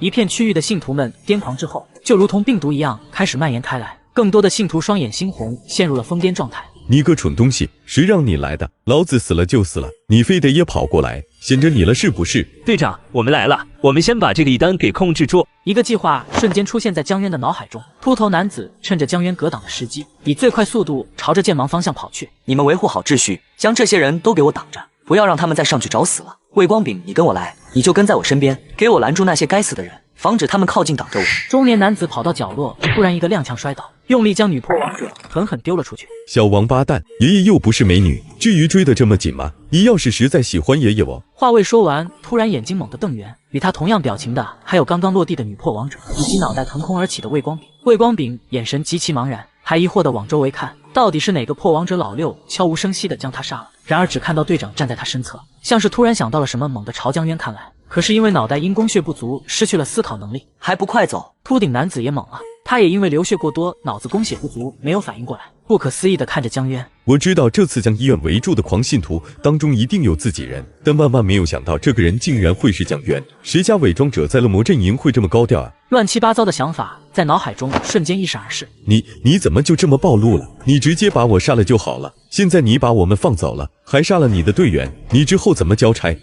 你让他走就好了。当然，如果这会增加你的暴露风险，那就算了。你是伪装者，你的命比我们更加重要，我肯定不走。等下我们去有人的地方，然后你把我杀了。好了，闭嘴，让我说，我有把握将这件事圆回去，我没空和你们解释，现在立刻走。不，但我只知道，任何计划都没有完美的，都一定存在蛛丝马迹。你能冒着这么大的风险来救我俩，我已经非常感动，这就够了。所以我绝不会让你冒一丁点的风险。你也不用说了，小兄弟，就当我求你，我年纪已经大了，你们年轻人才是未来。谢谢你提供的情报，我们在医院外的队员已经成功逃离，也让我们有充足的时间来做出其余人员的逃离准备。秃顶男子冲着江渊咧嘴一笑，又扭头朝着女破王者点了点头，转身快速消失在了围墙之后。最终结果虽然没有改变，但至少那个女破王者活下来了。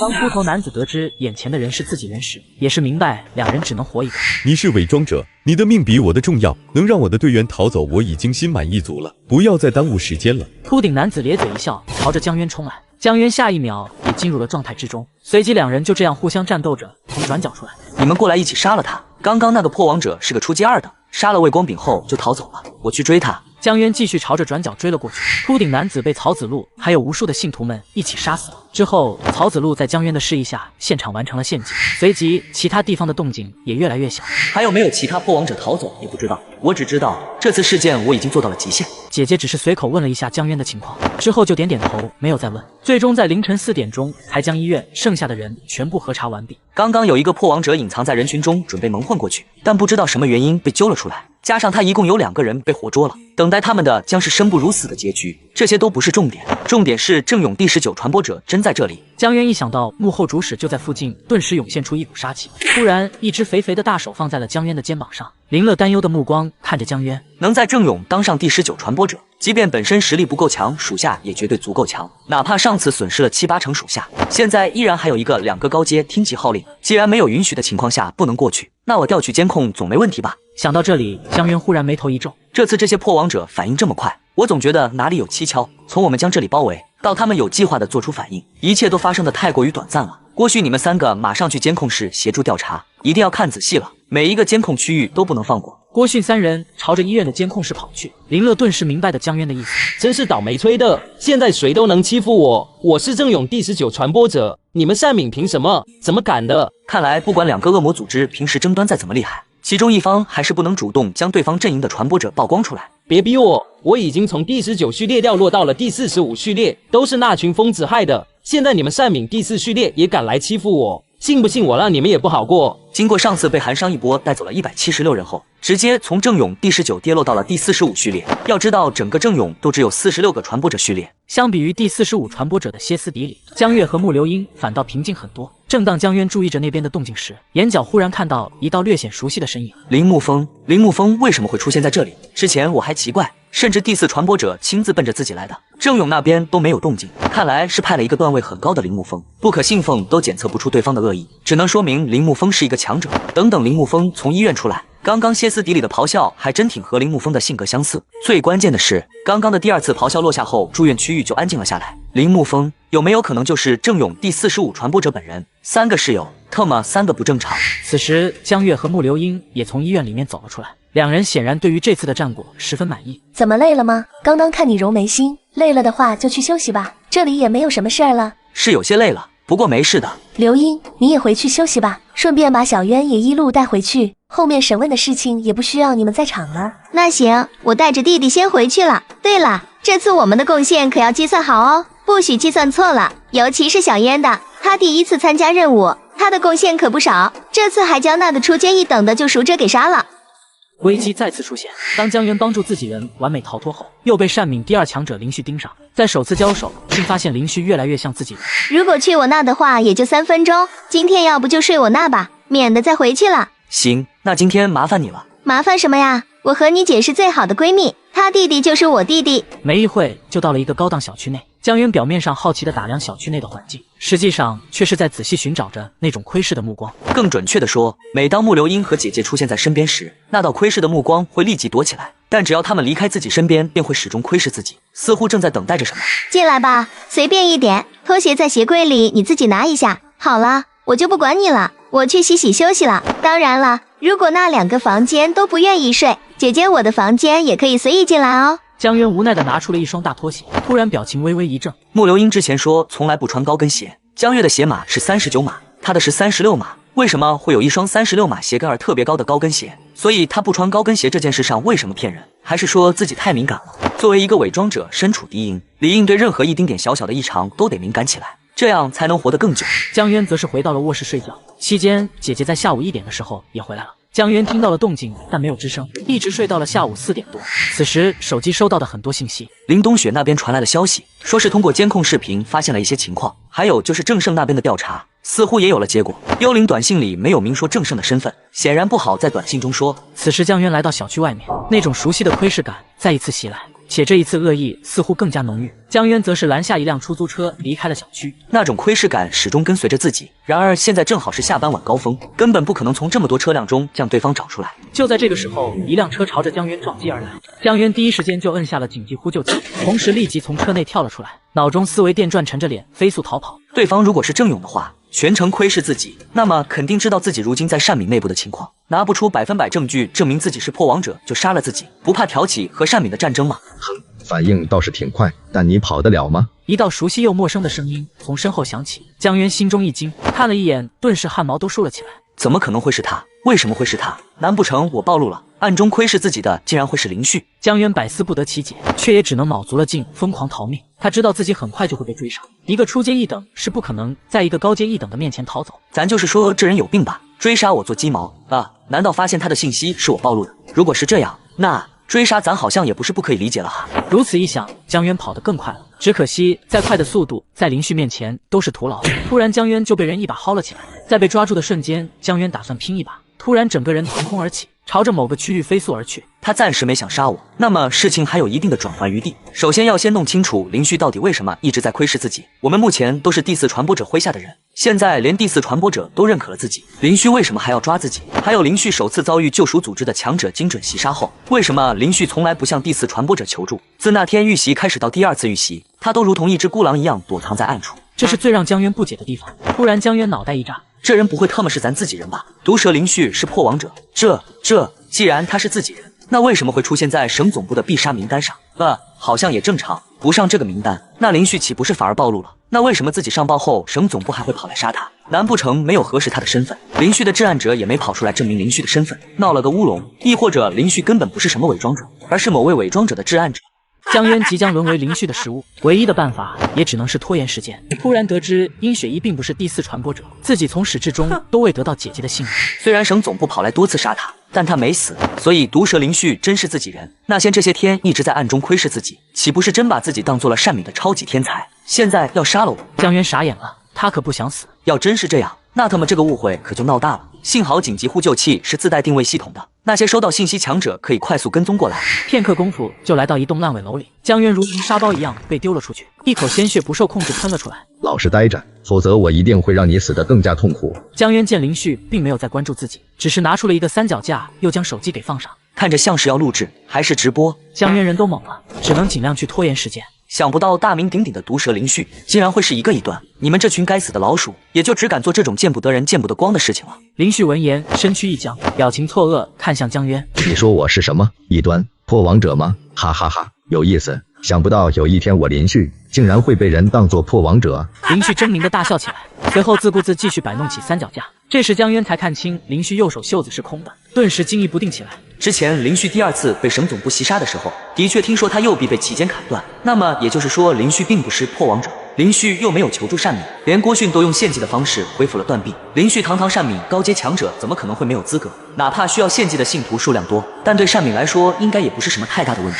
想到这里，江渊也只能拖延林旭的进度，巴不得林旭弄得越久越好。你既然不是破王者，那为什么袭击我？我知道了，你根本不是善敏的人，你是其他神明的信徒。林旭很快将录像功能打开，一脸狞笑的朝江渊走来。你还想拖延时间吗？我告诉你，不可能的。今天我必然将你杀了，将你身上的肉一块一块割下来，但我不会让你马上死，我会把割下来的肉给做成一道菜，这将是我今天的午餐。想想真是让人迫不及待了呢。林旭将刺刀抽了出来，神经质一样上下打量着江渊。江渊浑身僵直，动都不敢动一下。等等，你不能杀我，我是殷雪一的人，我已经被他所认可了。如果你不信，我可以现在拨通他的电话，我已经被他认可了。林旭愣了愣，站在原地皱眉看着江渊。被殷雪一认可了，哈哈哈。然后呢？你不会以为我会被他一个小小的中阶搜寻者给吓到吧？你高低也是这一代的第一天才了，为什么你的脑子竟然会这么令人惊奇？你是不是不知道我是谁啊？我是林旭，我是高阶1等啊！突然军刺狠狠地从江渊肩胛骨一穿而过。我这辈子最不喜欢的是被人威胁，关键还是被一个初阶1等拿一个中阶3等来威胁我。你是在侮辱我林旭吗？江渊全程没有吭声，满脑子都是不可思议。殷雪一，他不是第4传播者吗？为什么到了林旭口中，却只是一个中阶搜寻者？传播者、搜寻者，这两者身份完全不匹配。他自己承认了他是第4传播者，甚至姐姐和木流英也都承认了他的身份。但为什么到了林旭口中，他只是一个搜寻者？林旭不可能弄错吧？还是说第4传播者借用了殷雪一的名字？亦或者说，其实一直都是第4传播者的考验？第4传播者的考验并没有结束，这是江渊想到了最不愿意看到的一种可能。这将意味着从开始到现在，自己都并未被真正信任过。江渊为了活命，编造出天庭。就在林旭痴迷天国的存在时，破王者的救援已经到来。林旭面对3个高阶，也只能扭头就跑。这个可能性应该是最低的，毕竟自己第5小队都已经创建了，甚至昨天都一起执行任务了。林旭将刀上的鲜血舔舐干净，一脚踩过了江渊的胳膊。自己人，咱们是自己人，我不装了，我摊牌了，我是吾乃齐天大圣孙悟空，绰号花果山美猴王，曾经打上过天庭，当过弼马温。真的，我骗你都不是人。江渊死马当活马医，只能胡勾八扯，希望能引起林旭的注意。只需要再拖延一下，一下下就好，相信支援一定快了。江渊没有想到的是，这话一出，林旭竟然真的停顿了下来。这回轮到江渊傻眼了。卧槽，咱孙大圣的名号难不成在这个世界都有用？齐天大圣、孙悟空、花果山美猴王、天庭，这些是国外的神明势力吗？你是国外的神明信徒？还有这天庭，你说的是天国吗？还是一个神明势力？卧槽，有戏！不怕你说话，就怕你不说话。随即江渊立刻神色一怔，天庭并不是国外的，也不是天国，不过却相当是天国，或者说这是一个和天国同等级别的地方，里面的确居住着大量的神明，二郎真君、哪吒、太白金星、托塔李天王。江渊如数家珍一样一一述说出来，每多说一个名字都能拖延1秒钟。南极有南极仙翁，月亮之上还有月宫，里面住着嫦娥，还有一个和天国天庭齐名的地方，叫做西方极乐世界，那里面住着如来佛祖、18罗汉。除此之外，还有一个阴曹地府，里面有阴天子、丰都大帝，还有五方鬼帝、十殿阎罗，他们同样是神明，专门掌管死人的神仙。你恐怕不知道吧？人死了之后，灵魂要么上天国，要么下地府，下地府还可以投胎转世。这些内容足足硬控了林旭3分钟，表情从疑惑到惊疑不定，再到痴迷。就在这时，林旭突然看向某个方向。你们这些该死的破王者，全都没完了是吗？若非我还有事情必须要做，当真以为我不敢与你们同归于尽吗？说完，一把抓住江渊的肩膀。我先解决他们，你自己去后面躲好。但如果你想跑，江渊再次被扔到一旁，目光平静地看着林旭消失的背影。他并不是因为发现了我是破王者才抓的我，否则怎么会让自己躲起来，避免被破王者杀掉？那么基本可以肯定，林旭是来自其他恶魔组织的人。如果是这样的话，江渊感觉自己好像抓到了什么，又好像什么也没有抓到，随即抽出直刀，朝着林旭离开的方向追了过去。先看看能不能将林旭弄死。虽然不知道林旭的具体身份，也不知道他的目的，但林旭今天必须得死，应该不存在打不过的吧？富贵险中求，去了再说。郊外两道身影迅速分开，此时林旭已经伤口密布，双目猩红，盯着对面的女子。你们这些该死的！林旭又气又急，刚想冲过去，忽然脸色骤变，二话不说，扭头就跑。竟然还有2道高阶的气息，这一次自己的行踪又是怎么暴露的？竟然又一次引来了3个高阶破王者。林旭越来越急，再不跑人就没了。可最终还是慢了一些。此时3人将林旭包围，就当林旭想要拉一个人陪葬的时候，忽然4人都愣了，朝某个方向看去。等等我，林旭最后一下让给我，谢了谢了。他最后一下务必让我来杀，哪怕传递他信息的那份就赎分奖励我不要了也没关系。江渊一脸兴奋地狂奔而来，3人有些无语，而林旭真的懵了。如果我的理解能力没有出问题的话，江渊这番话的意思是，他是异端，他是破王者，不是他为什么会是破王者的？林旭一时间忘记了自己的处境，惊愕地看着江渊。你是破王者，伪装者，我嫩爹！你高低也是一个高阶1等的顶尖强者了，为什么你的脑子竟然会这么令人惊奇？这么明显的事实摆在眼前，还无法相信。当林旭知道江月的亲弟弟是异端时，彻底失去理智，陷入了癫狂。随后得知第4传播者藏身处，越来越多的谜团出现在眼前。江月的亲弟弟居然是一个破王者，哈哈哈！单敏这一代第1天才，居然是一个伪装者、破王者、伪装者，哈哈哈！原来如此，我总算明白为何2次都被精准定位到了，原来是你，哈哈哈！原来是你！林旭狂笑着，逐渐疯癫起来。如果你不想承受生不如死的痛苦，那么现在我问你答。你知道我是谁吗？我是毒蛇林旭，想审讯我，你们配吗？我知道你想要问什么，但我就是不告诉你。一个异端小畜生竟然想审讯我毒蛇林旭！林旭彻底疯了，抛弃了理智，陷入了癫狂，手持刺刀朝着众人杀来。速度解决，这边已经引起一些人注意了。前后不过10几秒，林旭就如同死狗一样躺在地上一动不动，只剩下了微弱的呼吸。可以了，你来吧。江渊抬起了手中直刀，原本瞳孔涣散的林旭突然如同回光返照一样。福兴区僵尸水库有你想要的。林旭双眼凝视着天空，等待着自己的死亡。一道流光劈下林旭，顿时身首分离。哪怕临死前，双眼始终没有离开过天空，好似有什么东西疯狂地吸引着他。你先走，有什么话后续再说。江渊什么也没说，转身快步离开了这里。后续朔风肯定能处理好。现在有太多东西需要弄清楚，首先就是第4传播者的身份，幸亏自己没有将殷雪一是第4传播者的情报上报，否则一旦救赎组织动手，自己怕是活不过明天。此时江渊坐在出租车后座，脑子疯狂转动着。林旭和第4传播者之间到底是什么关系？还有福兴区僵尸水库有自己想要的，莫不是哪里就是第4传播者的秘密据点？真是那样的话，林旭告知自己这个消息的目的又是什么呢？很快来到了第5小队的据点，突然听到了一声愤怒的咆哮：谁给老子西瓜汁里加了辣椒油？林乐，是不是你？除了你，没有谁会这么贱。你是不是有病啊？非得和老子过不去？老子得罪你了是怎么的？郭迅越骂越气，越气越骂。江源连忙推门进去，看到的是林乐一脸无辜的表情，而这些人一个个脸涨得通红，想笑又得强行憋着。都别闹了，队长来了。郭迅失去理智的状态也快速恢复着，一双眼睛恶狠狠盯着林乐。都在干什么？在门口就听到里面吵吵闹闹，还要杀人，怎么回事？他一个劲整我，各种整我，我都不知道怎么得罪他了。我甚至在昨天之前都不认识他，装着伸懒腰打我，让我上厕所没有卫生纸，偷我牛奶吃，刚刚还往我果汁里放辣椒油。队长，我实在受不了。郭迅越说越委屈，眼眶里泛起了泪花。江渊强忍笑意看向林乐，是他说的这样吗？你是不是有个什么大病？队长，我冤呐！你冤什么？你说啊，我冤枉你什么了？你是不是说不出来？好，这可是你让我说的，你说的这些我根本就没有做过，你这样冤枉我，我知道你是什么意思。不是你做的，还我冤枉你什么意思？你说什么意思？我看你是觉得我怀疑你的身份了，才会想尽办法给我脑袋上扣黑锅，目的就是想让队长开除我吧。此话一出，郭迅愣住了，就连曹子路也皱起了眉头。什么怀疑他身份了？你怀疑他什么身份了？你说清楚点。这人在收到队长的命令去叫医院负责人，一共用了至少10分钟。在那种紧急情况下，一个入街的动作会这么慢吗？定是有多快跑多快吧。如果给我的话，最多3分钟就把人带来了，哪里需要10分钟？栽赃陷害，我林乐最拿手。为了替江渊找到一个背锅侠，此时盯上了傻傻的郭迅，只需埋下一颗种子，就只等日后萌芽。你们不觉得昨天的事情太蹊跷了吗？我们昨天从抵达到那些破王者展开行动，全程才多久？他们是怎么这么快收到消息的？昨晚又是吸引人的破网队长，又是四处制造混乱的破王者。要说没有人第一时间传递情报，我打死也不信。但当时大家都在一起，只有郭迅一个人单独行动的，并且还去了那么长时间，所以一切都是他的污蔑。他唯一的目的就是想让队长把我赶走，这样一来他就可以更好的隐藏下去了。林乐一口气把江渊交代的话一字不落全部说了出来。曹子路3人眉头皱得更紧了。当然了，我今天非要杀了你！郭迅彻底暴怒，疯了一样朝着林乐扑了过去。够了！曹子路当即一把揪住郭迅，给我冷静点，渊哥在这里不会让你受冤枉的。证据呢？正一脸得意洋洋的林乐突然一怔，啊，证据？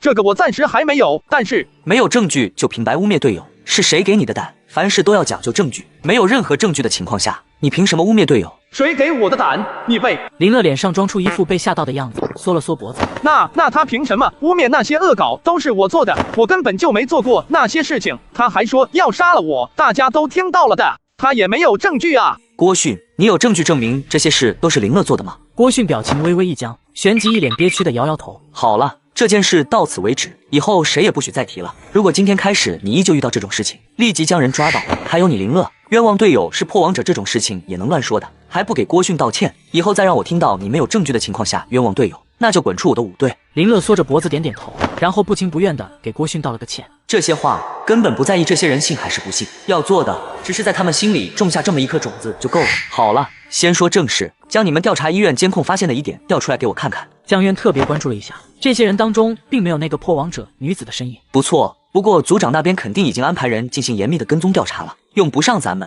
所以医院的调查大家都放一放，继续之前对乔岩那条线的调查。林乐，你跟我进来，今天这件事好好给我解释一下。林乐则苦着一张脸，跟着江渊走去办公室。后头看到这一幕的郭迅，嘴角不由浮现出了一抹嘲讽的笑意。就你林乐才刚加入了1天，就想和我比，咱俩在元哥心目中的位置能一样吗？还想整我，诬陷我，真是不自量力。郭迅得意一笑，继续埋头苦干了起来，且那叫一个卖力。刚一进入办公室，江渊便浮现出了笑意。不错，这次的演技相当不错。队长，你这办公室我每天都盯着的，很安全。好了，说一说调查监控有没有什么发现？这是我在调看监控的时候用针孔摄像头拍摄下来的画面，我认为这里面的那个青年应该是郑勇第45传播者。江渊清晰看到一个青年正朝外面走着，江渊皱眉盯着那青年。这人不是铃木风，要么画面里的这个青年不是郑勇第45传播者，要么自己猜错了，铃木风并不是传播者。那么他难道仅仅只是第45传播者安插在自己身边的人，就为了盯着自己一举一动？总之，铃木风的身份又有待商榷了。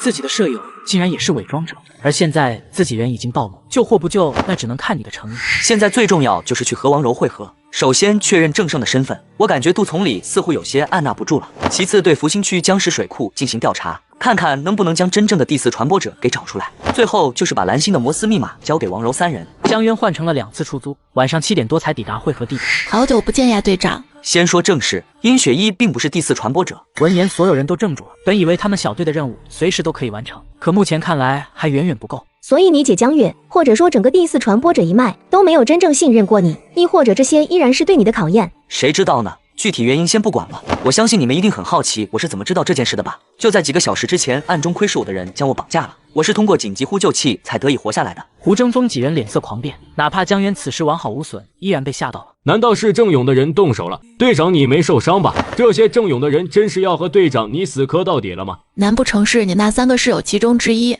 不是他们，是林旭。随即一五一十的将自己的猜测说了出来。那我们之后要对林旭的真实身份进行更详细的调查吗？朔风他们会去调查的，但是林旭在临死之前跟我说复兴区。之所以你们一直没有调查出第4传播者的任何线索，是因为真实地点在几十公里外的僵尸水库。还有一件事，我的其中一个室友铃木风极有可能是第45传播者安插在我身边的人，就是那个因为嫉妒你跑到学校论坛上骂你是渣男的那个极品。昨晚行动的时候，我偶然看到了他的背影，所以继续调查杜从礼和林沐风的身份。我倒要看看他们到底是什么妖魔鬼怪。杜从礼的话可能比较难调查一点，不过我可以给你们一个方向：承德的潜伏者，甚至是传播者。如果杜从礼真的是承德的传播者，那这份功劳可就太大了。承德可是眼下帝国唯2的超大型恶魔组织之一。杜从礼的事情先放一放，我最后那个室友，这郑胜到底是个什么身份？他是麻山省总部的一名伪装者。果然如此，但伪装者是不会出现在不属于自己的地方。难道是已经有任务在身？这都已经不是跨省，而是跨大区了。麻山省那边回复，郑胜这次的确是带着任务来的，并且还将任务内容也都告诉了我们。啥？任务内容都告诉说了？其实当时我和对方的人确认消息的时候，对方一开始什么都不愿意说，但没多久直接主动联系了我，并且主动将这个消息告诉了我。我当时非常奇怪，甚至想着对方是不是故意在下套呢？结果对方却说我所属的这支小队队长拥有4星权限。整个救赎组织最高只有10星，4星是省总部部长级别才能拥有的权限，5星对应大区总部部长，6星已经是国内最高的权限，而7星之上，那我这个4星权限属实相当逆天了。从麻山省传来的消息，郑胜此次来并江省的目的是为了为将来打入承德的一个传播者麾下而做准备，和你成为室友纯粹是巧合。他们也没想到你竟然这么快就发现了他的身份。郑胜出现的目的就是为了获取杜从礼的信任，将来有望借助杜从礼加入承德核心圈。不可能，那个杜从礼身份绝对不简单。我当时的灵魂强度那么高，自己发现郑胜异常的同一时间，杜从礼也跟着发现了。既然已经确认了郑胜的身份，你现在就可以通知麻山省那边一声了。郑胜已经暴露，杜从礼已经知晓他的身份。王柔马上拿出一部加密电话，直接现场拨打了过去。柔姐，等会儿问问麻山省的人，如果把这个郑胜给救了，他们愿意给我多少救赎分？救郑胜顺便获得救赎分只是其中一方面，真正的目的是郑胜这边曝光了，那杜从礼这边自己是不是可以顺便深入接触一下？那可是承德 A。击杀林旭后获得了质的突破，一步步的提升就像被安排好了一样顺利。而此时江渊将一切抛之脑后，只想敲诈一波自己人。郑胜已经暴露，并且目标杜从礼也已经发现了郑胜的异常，极有可能对郑胜的身份有了一个大致判断。谢谢你们告诉我们这个消息，这个消息很重要。这就没了。另外，我们队长有把握把郑胜救下来，你们这边有救赎分支付的吧？当然，你们自己救也可以。但是杜从礼也知道我们队长发现了郑胜的异常，如果你们要救下郑胜的话，需要一个不会让我们队长暴露的计划。对方一听这话，顿时头皮都炸了。本以为只让郑胜悄无声息的离开就好了，其中竟然还涉及到了嬴政。我们一切听你们的。另外，成功救下郑胜，我们会根据规定支付足量的救赎分。那好，等我们这边有具体计划了通知你们。然后是我来这里的最后一件事，我自己研发出来的新密码密钥取名为流量密码，原始组合方式由圆点和横杠组成。老规矩，胡哥、柔姐、小月，你们3人留下，其余人先撤。那个我就没必要在这里了吧，有小柔和小月学就好了，我这脑子就别费那个劲儿了吧。接下来江渊进入了教学模式，胡争锋满脸懵逼，而二女听得如痴如醉，看向江渊的眼神如同在看一个神仙。柔姐、小月，你俩跟我出来一下，今天我被林旭袭击，我总感觉哪里不对劲，还有单敏第4传播者冒充殷雪一的事情，总之未雨绸缪，多做一些准备总归没错。二女表情也立马严肃起来。你们2人分别去调查2件事，第一是去秘密调查福兴区江石水库，第二是回苏山市，从苏山市的王源开始一路调查，记住必须保证绝对的隐蔽性，不得让任何人发现。暂时就这样，走了，注意安全。江渊回到公寓，发现姐姐和穆流英又没在，躺在床上静止等到12点。恭喜成功化解一次危机，并且击杀1名高阶1等，活过了24小时，综合计算奖励生存点100100点。心念一动，将灵魂强度提升至100点，顿感进入到了一种玄之又玄的状态中，灵魂变成了淬魂。按照现在这种情况来看，淬魂之后显然还有更高的层次。消耗2800生存点降，神力突破到 LV10，再将3项属性提升到满值，旋即提前到达中阶淬骨阶段。骨骼分为中轴骨、上肢骨、下肢骨，代表着3等、2等、1等境界，那就先选择中轴骨吧。淬炼骨骼后面板再次发生了变化。也不对啊，淬骨是淬骨，神力是神力，哪怕我将骨骼全部淬炼完，神力没有达到中阶2等的标准，境界也依然只是中阶3等的。当即选择了右手中指第1节骨头淬炼。我是谁？我可是如今是单敏这一届第1天才，未来更是大传播者，没人比我更懂单敏的礼节，没人可以阻止我竖中指。第2天，江渊早早来到了学校，此时江渊的感知敏锐到了纤毫毕现的程度，甚至能感知到这道目光所带着的情绪。江渊，这里。杜从礼脸上满是笑容，每当视线从郑胜身上划过的时候，会闪过一丝对猎物的嗜血。正式上课后，江渊目光不经意间打量四周的情况，不知道为什么，从今天早上一醒来，内心总是缭绕着一层层的不安，但却又始终拿不准这种不安到底来自哪里。此时忽然收到了一条消息，调查怎么样了？我快忍不住了。你不会是想私吞吧？已经调查出一些苗头了，最多再有1个星期的时间。另外，不要威胁我，知道吗？等下我会和郑胜单独接触一下，需要探一探他的口风。你呢，老老实实的。我这个人也喜欢交朋友，如果顺藤摸瓜，从他身上找出更多的破王者的线索，说不定我愿意分你一杯羹。兄弟，好兄弟，渊哥、亲哥，没问题，没问题。我这个人最爱做的事也是交朋友，你放心，我100%支持你。另外，你需要什么尽管找我。江渊揭露了郑胜伪装者。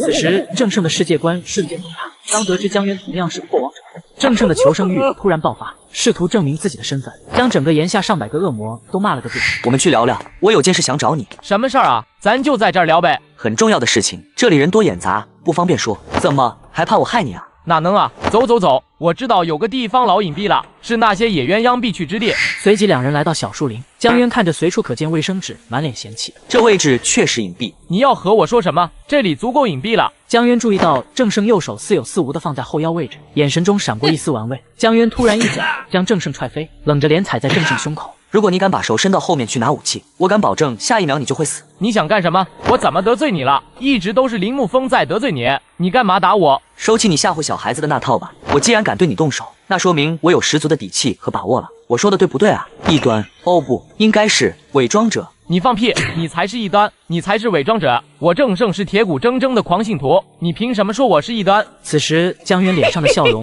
更加疯癫。我也不怕告诉你一个秘密，那是因为你们麻山省总部的一个副部长是我们的人，是我们的潜伏者。哦对了，你的组长陈昂陈组长，他也是我安插过去的潜伏者。所以你还在挣扎什么呢？你是不是很好奇我的身份？哈哈哈！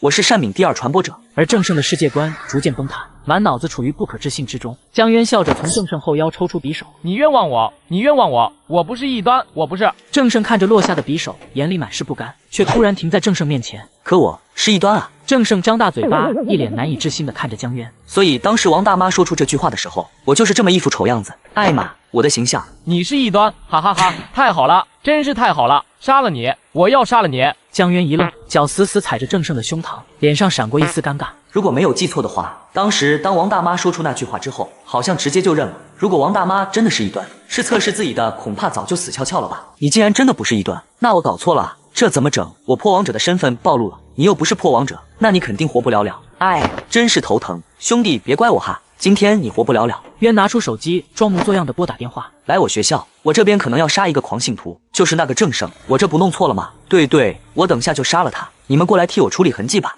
是，我是。等，别动手，别动手，自己人，真是自己人。江渊不理会，一拳打在郑胜脸颊上，郑胜顿时头晕眼花，还装，还想骗我？刚才我给你机会了，我都说我是异端，结果你那个反应，你还能是我自己人？你放心，我会让你死的不那么痛苦。听着江渊这番话，郑胜快哭了，情急之下突然急中生智，突然开始怒骂恶魔们，将整个炎夏帝国上百个恶魔都被他骂了个遍。这小子这求生欲绝了！行了，闭嘴吧你，等会儿把那些信徒给招来了。你真是破王者，你找我是，所以我是暴露了。没错，就是你的任务目标杜从礼，他发现了你的身份，或者说他和我是同一天同一时间发现了你的异常。就是咱们第一次上课那天，教室里一个女生递给你一张纸条的时候，你的气息暴露了。正常狂信徒没有谁会去隐藏自身境界，所以上面打算让我引入幕后了吗？突然郑胜又警惕了起来，一脸惊骇看着江渊。你是怎么知道我的任务目标是杜从礼的？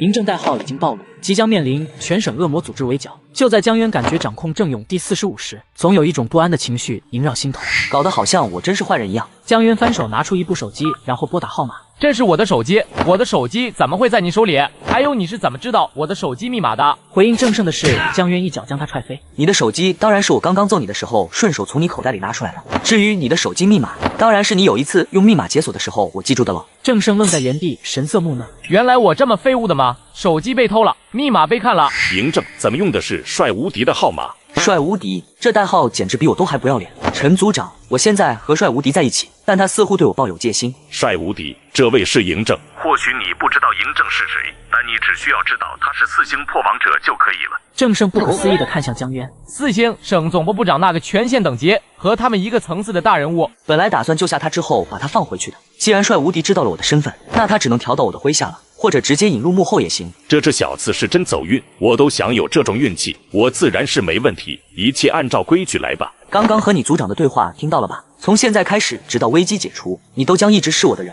这个规矩你明白的吧？我明白。我可以明确告诉你，杜从理已经知道了你的异常，我怀疑他甚至私底下在调查，想要活命。从今天开始，一切听从我的计划，回头会有我的人联系你。我保证。江渊前往食堂的路上看到了朔风发来的短信，顿时脸色一变。近期小心，实在不行立即离开，并将省前往邻省寻求保护。郑勇一位长老亲自支援郑勇第45，因为多次精准暗杀，郑勇第45彻底研发，并将使恶魔组织震怒。所以现在我们将面临几乎所有恶魔组织围剿。江渊总算明白早上到底来自哪里，原来是第45传播者要动手了吗？虽然第4传播者不信任自己，应该只是正常的一个考验流程，否则怎么可能让自己当第5小队队长？有善敏庇护自己，不见得要去躲。想法刚冒出来，姐姐打来了电话。小渊在学校里吗？我们这段时间会有一次大行动。对啊，姐，我正准备去食堂吃饭呢。什么大行动？下午3点左右，李叔会去找你。这段时间你跟着李叔行动吧，他是中阶1等猎杀者，有他护着你，我也放心。师傅终于回来了，我还以为他忘了我这个徒弟呢。他前段时间确实太忙了，我和刘英近期要去追踪一个伪装者，听说这个代号嬴政的伪装者是一个超级天才，近期我们善敏那么多人曝光也与他有关，所以这段时间没办法顾及到你了，你跟着李叔吧。好，知道了姐。江渊内心狂跳，心里骂了善敏足足半分钟后才稍稍平静些许。自己的代号已经传出，并且引起了姐姐和穆流英的高度重视，必须尽快采取行动，消除隐患。江渊不敢耽搁，立即将消息分别发送给了朔风和王勇。才刚刚下午3点，师傅李从武的电话直接打了过来。小家伙最近表现相当不错啊，都已经出阶1的了，不错不错。主要还是师傅你教得好，嘿嘿。李姐都和你说过了吧？出来吧，我现在就在你学校大门口。江渊挂断电话，刚要离开，江渊马上就要上课了，你去哪里？还有没有一点课堂纪律了？从一开始就被算计，当不可信奉再次出现，师傅李从武竟然对自己抱有杀意，而此时接二连三的挑衅，已经让江渊彻底失去了耐心。我去哪里干你屁事？我没心思也没功夫搭理你，你爱上哪上哪玩去，跟个小丑一样。江渊首次在同学面前展现出阶1等的实力，对在场的人产生了巨大的冲击。刚见到师傅李从武，江渊瞳孔突然收缩了一下，猩红的感叹号再次浮现出来。哪怕师傅李从武笑容还和以前一样爽朗，但不可信奉骗不了人。能弹出提示只有一个原因，师傅李从武对自己不怀好意，但怎么可能呢？以前怎么没有？江渊来不及想，快步走到车窗前，露出热情的笑容。师傅，你可终于出现了，我甚至都怀疑我这个徒弟是不是假的了。什么假的？你小子胡说什么？快上来吧，这些天会有大行动，我带你去见见世面。有大行动吗？太好了，师傅，那我通知我的人过来。这次救你，具体原因我就不和你说了。总之这次行动除了你之外，其实你们5组就那么几个人参与之后的行动，所以你5队里的其他人都不要联系，甚至也不要和他们提你执行任务的事情，记住了吗？如此看来，之后的行动中自己怕是一个情报都不能传递了。师傅，这次的行动是什么？我能问吗？这有什么不能问的？主要就是对某一片区域进行地毯式搜索，将那片区域内的所有破亡者都找出来。江渊为了避免被怀疑，没有在这个话题上多聊。师傅，咱们认识1个多月了，我就只见过你几天，还有我姐也是，我来省城这么长时间，也没见过她多少次，是不是实力越强就越忙？其实也没说错吧，毕竟实力越往上，人数就越是稀少，稀少资源往往都是比较忙碌的。理解忙归忙，但大多时候不那么危险，而且就跟旅游一样轻松的很。搜寻者工作像旅游一样，我姐难不成还经常在外面跑？可不是嘛，比如上次他回苏山市待了整整1个月，基本上天天喝着饮料吃着美食，哪像我忙前忙后。李从武突然反应过来了，什么一样，满眼懊恼，而一旁的江渊脸色狂变，脸上布满了难以置信。1个月，回苏山市1个月，而且李从武说的是上次，只有自己第1次和自己见面的那个上次。可是姐姐给自己举办完了信奉仪式的第2天就回省城了。李从武猛地拍了下他自己的额头，连续轻抽了自己嘴巴3下。我这嘴，我这脑子，真是不带把门的。他们都多次叮嘱我，让我说话小心再小心了。哎，好在只是榨干最后的价值，提前一些也没什么的吧。你说你好好的问这个问题做什么？不然你还可以多活几天的。不要怪师傅，要怪只能怪你自己。江渊玩命地朝着某个方向狂奔，然而李从武逐渐兴奋了起来。好，你跑不掉的。李从武在后边并未全力追赶，而此时江渊刚体育馆门口，李从武突然堵住了江渊。师傅，你哈哈哈，你应该就是那个嬴政吧 ？S 级天才，竟然还是4星破王者。徒弟啊徒弟，你是不知道当时我听到这番话到底多么意外。当时就想着，我把你一刀切碎了献祭给善敏圣神，圣神会不会把你的天赋赐予给我？那我姐。李姐，你不会真的把他当做唯一的亲人了吧？李治不知道你的身份就是他告的密啊，然后连同第4传播者一起专门为你布下了大局，一切的一切都是我们在幕后操控，不会真以为你伪装的很好吧？不会吧，不会吧？别的不说，就说你参加完信仰赞你之后，我还有林旭的身份信息就被曝光出来了，参加总人数就那么一些人，我还没在场，随便一排查就能锁定到你身上。你一个刚入行的菜鸟，就这些低端且拙劣的手段，是怎么认为你能逃得过你姐这个天才搜寻者的双眼的？若非我们在布一个大局，你早死了10000次，1万次，你知道吗？是啊，我以前的那些所谓的行为的确够天真的，可是我穿越之前只是一个没人疼爱的孤儿。如果我没有记错，在我被关在护安局的第2天上午，我姐来了，当时冲着那些护安员大喊了一句：“我家门锁密码都告诉你们了。”我一直没在意过这句话，现在想来，我姐那个时候是对进行暗示，暗示她怎么能够悄无声息进入我的房间吧？哈哈哈！我姐给我进行信奉仪式说的那段话，我一直记在心底，真的将她当做了我唯一的至亲啊！我真的天真的认为，因为血缘亲情，她放过了我。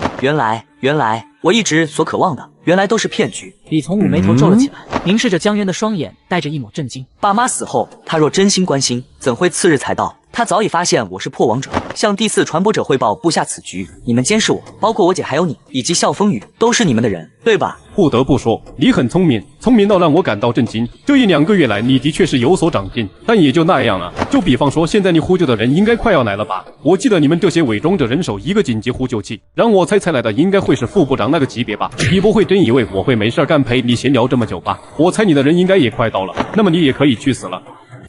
渴望被打破，我也彻底清醒了，尽一切手段尽可能活着。江渊心念一动，境界突破至中阶3等，再次消耗4000生命，转换成中阶1等巅峰的救赎之力。来吧，李从武，今日就是你的死期。李从武感知到江渊的突破，惊愕不已。这怎么可能？江渊如闪电般冲向李从武，两人碰撞的巨大能量让李从武一阵天旋地转。这并不是隐藏实力，而是真正的突破了。这尼玛是怎么做到的？简直就是你那个大谱！两人以伤换伤的方式厮杀着，这时李从武狞笑中带着浓浓的不屑。一个毛都没长全的小菜鸡，竟然妄想和我李从武比狠！谁不知道我李从武以狠而闻名？就你学的那点东西，还在我面前炫耀！李从武怒目圆睁，被江渊朝着腹部捅来的刀不管不顾，挥舞着战锤狠狠砸向江渊的左手。这一锤子砸下去，左手必然废了。令他眼皮子一跳的是，江渊竟然完全视若无睹，反而更加疯狂的、更加用力捅了下去。这小子玩真的，他怎么干的？顿时江渊的左臂变成了一个极其诡异的弧度。然而江渊更加兴奋了，一把将李从武搂在怀里，狠狠咬在右侧脖颈大动脉。刹那间，铁锈味的液体令人作呕。李从武挥舞着拳头，疯狂锤击江渊的脑袋、肩膀、后背，但江渊却仿佛没有感觉一般。碎裂了骨头，这怎么可能？就这么到底是哪里来的怪物？又一咬牙，狠狠锤击江渊肾脏部位，非高阶脏腑同样脆弱。此时江渊依然是死死抱着不放。渐渐的，李从武的双眼开始迷离，他意识到自己已经失血过多。锤击了江渊这么多下，肾脏连其他脏腑应该都被震裂了吧？为何江渊的搂抱还是如此有力？江渊的吸吮还是那么用力？不能再这样下去了！李从武慌了，这次是真的慌了。突然震惊的发现，江渊那条粉碎性骨折的左臂竟然恢复了。江渊的左臂到底是怎么恢复的？为何锤击了那么多下，江渊还能那般有力？顿时一阵阵无力感袭来，李从武惊恐的喊叫着：“放开我！我不杀你了，求求你，你放开我！计划都是穆流英安排的，和我无关，我就只是个执行者。我们本来是打算在你生日那天一起回苏山，解决你家隔壁的组长王美菊的，但前一天晚上你爸爸妈妈死了，我们当天晚上就一起回了苏山市，还以为是你的邻居王美菊杀的，然后他们发现你是天生破王者，才布下了这个局。那个年轻护安员，我们也知道杀不了你，因为你隔壁住着一个破王者组长，他肯定会来帮你。放了我，放了我，我什么都告诉你。求求你放了我！他们发现你是天生破王者，就猜到王美菊一定会救你。你姐姐本来想，如果你在信奉仪式成了狂信徒，她就会放过你，但你最终扛过去了。萧风雨也是测试你的天赋，你的天赋真的很强。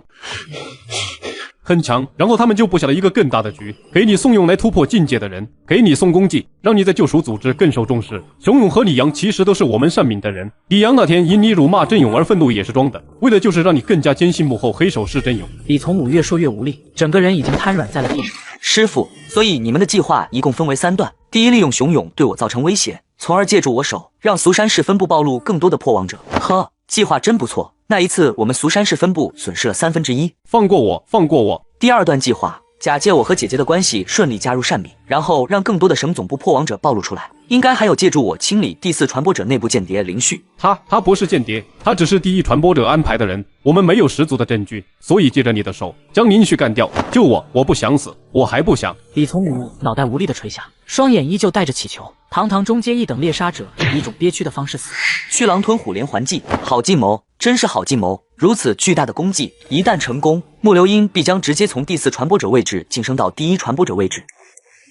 嬴政，发生了什么？我们之前被误导了，真正的幕后黑手是我姐还有她闺蜜木流英。木流英才是善敏第4传播者，我杀了我师父李从武，我现在在蚌林区体育馆，我不知道如何处理李从武的事情，我请求你们的帮助。第一，必须隐瞒李从武的死，绝对不能让我姐和木流英发现。第二，立即调遣强者，随时准备灭杀第4传播者一脉。现在只能赌他们不想分享我们的身份。情况我已经知道了，还没有到无法挽回的地步。没人可以想到中阶一等猎杀者竟然能死在你的手里。你现在什么都不要做，我会安排下去，一切慎重，慎重再慎重。另外，不管发生什么，你都得学着去接受。朔风最后那句话是在提醒自己的姐姐吗？我的确渴望亲情，但不是用那么多人的命去换一个虚假的亲情。我江渊天生的孤儿命。我江渊天生的孤儿命，不管地球还是这个世界，亲情和老子都没半毛钱关系。江渊静静地坐在一旁，几分钟后，急促的脚步声打破了寂静。自己人，6人小队看到李从武时，闪过一丝惊异。此时，中年女子来到面前，凝视着江渊，顿时闪过一丝释然和高兴。你什么都不要说，什么都不要问，等下我的人会带着他的尸体离开，之后我会留下和你厮杀，咱俩打的动静要大一些。等时机到了，我会和你说，然后你把我杀了。江渊瞳孔微震，只是默默点头。不错，虽然我不知道你是谁，但是你的年轻还有心性都让我很满意。你对救赎组织很重要，我很高兴能在死亡之前帮上你，只不过是提前几年死亡而已，无所谓。我能知道你的名字吗？你可以叫我破王者。江渊不再说话，只是默默地看着其他人处理着李从武和战斗痕迹。你好，这里是滨江电视台，我是主持人恶魔他爹。就在这时，远处传来一声剧烈的爆炸声，紧接着是嘈杂的呼喊声。他们开始行动了，我们也可以开始了。微笑着看向江渊，点了点头。异端，你们这群该死的蛀虫，该死，你们全都该死！跑不掉的，你们跑不掉的，这人交给你了，我去追击。知道了，师傅，这只臭老鼠就交给我吧。男子手持李从武的武器，一边嘶吼着，一边朝着另外4个破王者追杀过去。这种伎俩肯定维持不了多久，现在的情况是能隐瞒一会就是一会。中年女子摒除了最后一丝留恋，转身朝着体育馆外跑去。江渊沉默一瞬，提着直刀追了上去。这边怎么回事？我是第4序列麾下第5组第5小队队长江渊，我和我师父李从武正巧发现了一伙异端，大战一场后，这个女异端想留下来断后，阻拦我和我师父，好让其他人逃走，但我师父去追击其他人了。你们速速前去帮我师父，再留下几个将前面这个该死的女异端拦住。第3小队在这里帮江队长，其余第1、第2小队立即跟我一起去帮李大人。黄信徒首领带着2支小队迅速离去，第3小队则朝着中年女子包围过去。中年女子不顾一切的冲杀，短短几秒便死了3人。小队队长脸色大变，却不敢上前。都他妈散开！老子没让你们用命拦截，都滚开，让我来！江渊与中年女子展开了激烈的战斗，初阶1等的实力被他展现得淋漓尽致，周围的狂信徒们被他的战斗力所震撼，小队队长更是目瞪口呆。哈哈哈，老娘就算死也要拉着你一起！中年女子不顾攻击径直冲了过来，突然因伤势过重脚步一个踉跄，江渊抓准机会刺入了他的咽喉。就你，哈哈哈哈，去死吧！这个世界属于善敏圣神的，你们这些该死的破王者！中年女子眼神逐渐涣散，旋即带着欣慰缓缓闭上了双眼。还愣着做什么？带圣神神像了吧？此时，小队队长一脸惨笑，拿着迷你雕像跑了过来。你是哪位传播者大人麾下的？我隶属于第7序列麾下第2组第3小队队长万人杰。原来是第7传播，怪不得这些人员实力都不怎么样，曾可以和第1传播者分庭抗礼，不分伯仲。但后来也不知道发生了什么事。现在的这位第7传播者损失极其惨重，好几年都没长进了。刚刚我也是有些急了，说了些气话，万队长不要往心里去。理解，能理解的，也的确怪我反应太慢。先不说那些了，回头咱们可以加个联系方式，有空了一起聊聊天。先将这个异端给献祭了，拖延越久越浪费，越天才的人献祭效果越好。万人杰自觉地站去了一旁。此时江渊没有多少心情演戏，立即调用生存点给旁边人分了过去，同时赶忙吸收起击杀李从武奖励仅剩1/10的救赎之力。万人杰突然眼珠子一瞪，中介竟然突破了。江渊还如此的年轻，只要不夭折，晋升高阶几乎是板上钉钉的事情。看向江渊的目光带上了一丝火热，旋即又摇了摇头，将某些想法抛之脑后。这里没什么事情了，我师父那边情况还不知道怎么样，我追过去看看。好的，江大人尽管去忙您的，这里收尾的工作交给我来就好了。加完联系方式后，江渊迅速离开，躲进了一处隐蔽的角落，拨通了朔风的电话。你那边怎么样了？目前情况来看，李从武的死亡暂时不会有人发现，然后上报上去，那里很混乱，没有谁在乎我离开没离开。而且李从武不在，没有把我介绍给这些人，也根本不知道我是过来和他们一起执行任务的。很好，现在至少你是安全了。剩下的最多23个小时内，我们要趁着第4传播者反应过来之前，将他们彻底解决。你有什么好的方法吗？我想到了一个地点，就是上次林旭临死前说的那个福兴区僵尸水库。我的人已经在调查了，不知道有没有结果。好，马上和你的人确认一下。我们这个身份有时候必须做出抉择，也必须有人牺牲。不是你不能牺牲，而是你的价值太多太大了。必要的时候，只要能保下你，我也随时做好了牺牲的准备。我们的事业哪里有不死亡的？习惯接受一切世事无常，如此你才能让他们的牺牲有所价值。我们的事业哪有不死亡的？习惯接受一切世事无常，如此才能让他们的牺牲有所价值。我知道的。江渊第一时间拨通了王柔的电话，时间太过于紧迫，只能争分夺秒。柔姐，你那边的调查怎么样了？我本来也打算明天汇报，虽然一开始找遍了整个僵尸水库都没找出异常，当时就想有没有可能林旭说的就是这个水库里面。果然利用声呐探测发现了水库底部的确有水底建筑，我想这个应该就是第4传播者的秘密据点了。你不用调查了，就在原地隐蔽，什么都不要做，后续联系。江渊飞速挂断电话，再一次打给朔风。调查这个水库已经超出了小队的能力范围。是不是有什么新的消息了？我的人发现了水底有一座建筑。林旭说的竟然是真的，他到底是谁的人？算了，现在不是管这个的时候，我马上派人过去接你，一起行动前往那个水库。此时江渊站在大街上，街道繁华依旧，然而却感到自己与这份繁华格格不入。今天的一切发生的太快，快的都不及思考。和李从武一起执行任务，和李从武一起。江渊的脑海中闪过一道灵光，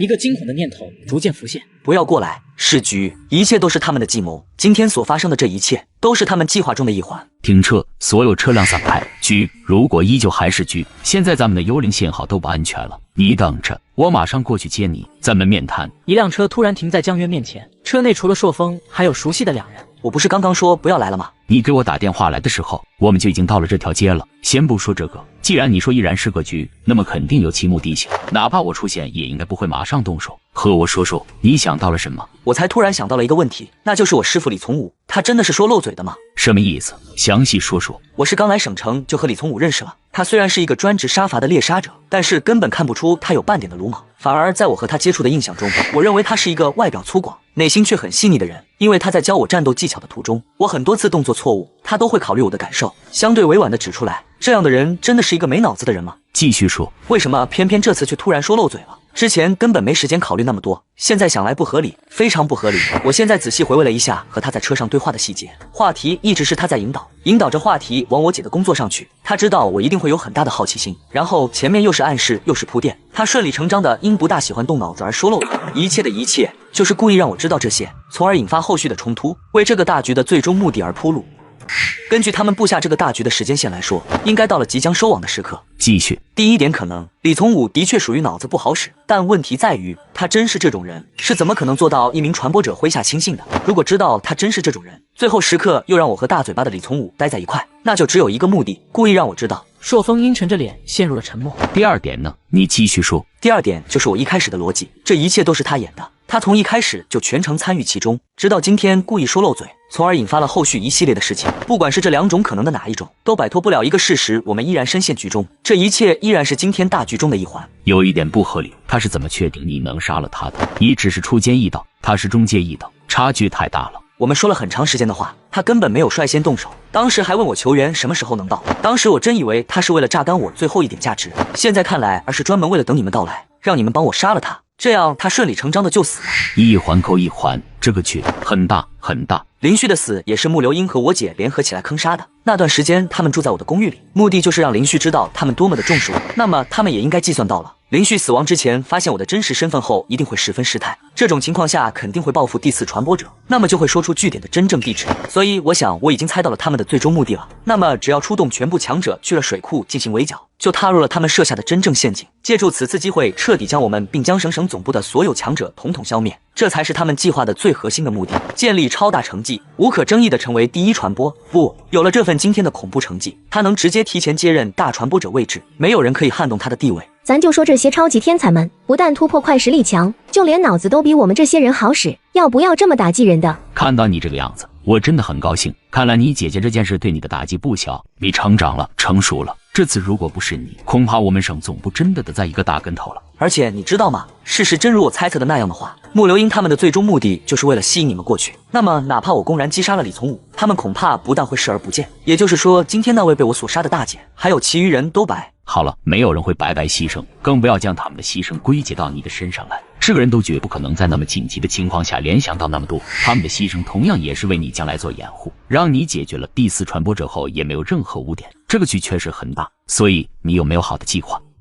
我们不如也来一个驱虎吞狼之计。既然他们想要引我们入局，那我们就将计就计，反其道而行之，让他们自食其果。驱虎吞狼，将计就计，你小子这比喻相当不错。你到底怎么想出这么恰当的比喻的？咱总不能告诉你是来自地球的36纪吧？你说我们有没有可能利用一下郑勇第45传播者？听说他身后支持他的长老派来一批郑勇的强者，加上他之前的憋屈和怨念，并非不能利用一下。说说怎么个利用法儿？并江省护安园里应该有我们的伪装者在吧？我需要先知道他们的身份。伪装者是我们部长亲自管的，我等下他沟通一下，不过问题不大。此时谢康下班刚来到自家小区楼下，看到江渊后心中一阵无奈。这活爹怎么又来了？今天忙活了一整天，好不容易才下班，准备好好休息的呀。江渊同学不知道找我有什么事情？是询问上次那个在学校抓的青年吗？那件事我们不是已经沟通过了？对方……我过来找你是另外一件事。你说，在不违反原则的情况下，能帮的我一定帮。我们已经见过2次面了。第一次我是突然被李阳那个异端在家门口被袭击，第2次是我在学校感觉被人一直盯着，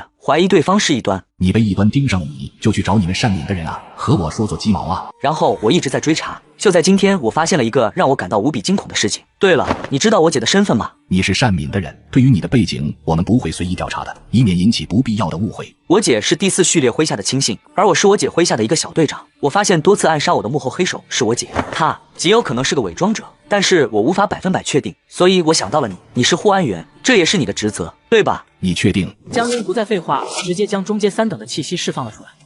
中阶3等，你现在都已经是中阶3等了，这怎么可能？我是这一届善敏最天才的超级天才，他们想趁着我还没真正成长起来，将我彻底干掉。另外，我现在也掌握了一个极其惊人的消息，事关整个并江省救赎组织的高层和强者，还有我们善敏第4序列的安危。具体的，我现在还不能告诉你。你愿意帮我吗？你一定会获得想象不到的好处，功劳之大，将是你这辈子能遇到的唯一一次机会了。谢康的双眼明显明亮了起来。没有答应，也没有拒绝，而是陷入了沉思。你要我怎么帮你？我只是一个小小的护安员队长，甚至境界都没有你高，能帮到你什么？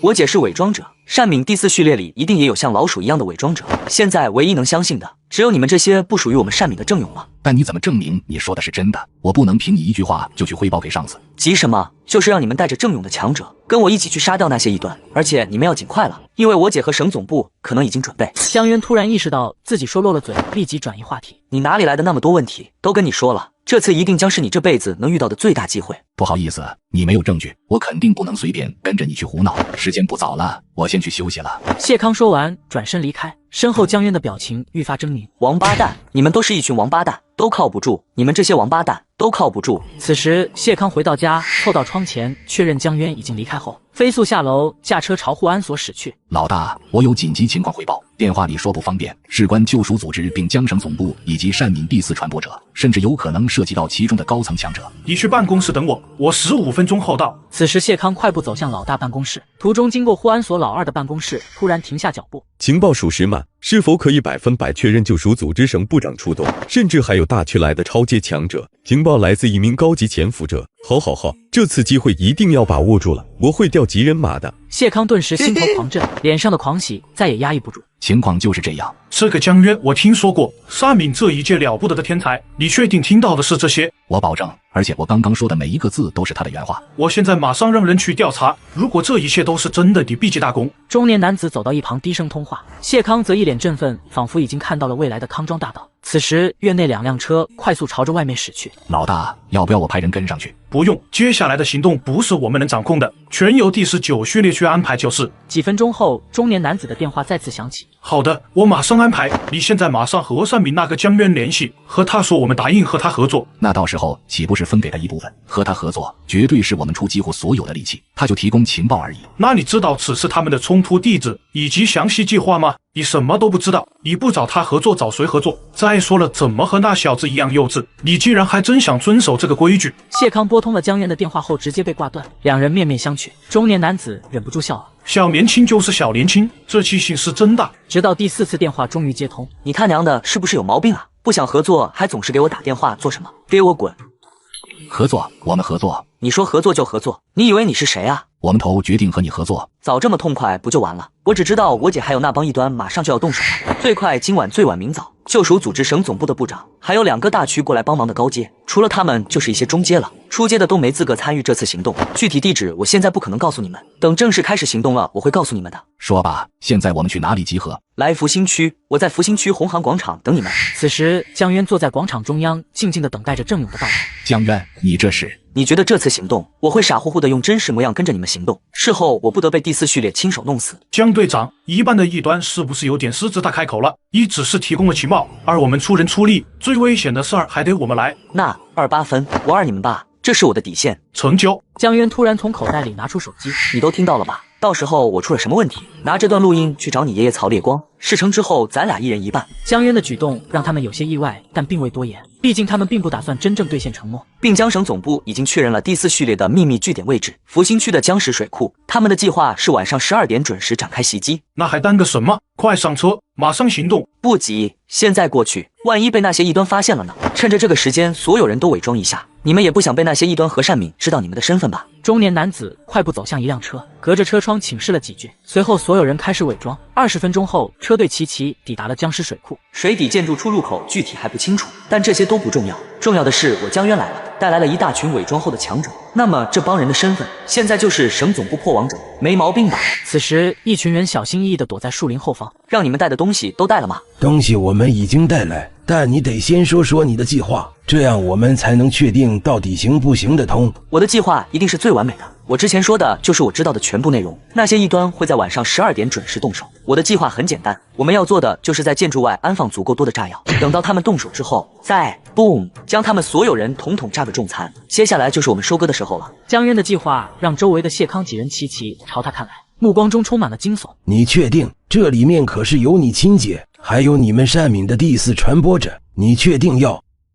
至于我姐，她就是蛆虫一样的东西，若非不想打草惊蛇，否则我早就亲手将她给杀了，献祭给伟大的善敏圣神。江渊的狠辣让谢康和中年男子不由得缩了缩脖子。这是个狠人，一个十足的狠人。这要是等这件事过后，他发现他被坑了，好在只是一个中阶3等。江渊并不知道刚刚所说已经被谢康等人录制了下来。那我们安放了炸弹，万一被发现了，这些炸弹不是那帮异端放的吗？和我们有什么关系？而且我们都做了伪装，最重要的是他们全都死了。你不说，我不说，谁知道？马上寻找水底建筑具体位置。我猜测那些异端应该也在周围隐藏着，所以绝对不能轻举妄动。炸药数量不能多不能少，确保能让他们重伤。见到老者已经全盘接受了计划，江渊的心慢慢落下了一半。朔风那边的行动一点也不比自己这边简单，最难的是要在绝对隐蔽的情况下寻找出至少一个建筑的出入口，绝对不能被发现，否则面临的结果就是被善敏和郑勇联合暴打，那可就真的危险了。报告，水库底部的确有一座比较大的建筑，为了防止被发现，没有进行更多的确认了，也不知道里面到底有没有人。此时老者眼中闪过一丝喜色，那就安放炸药，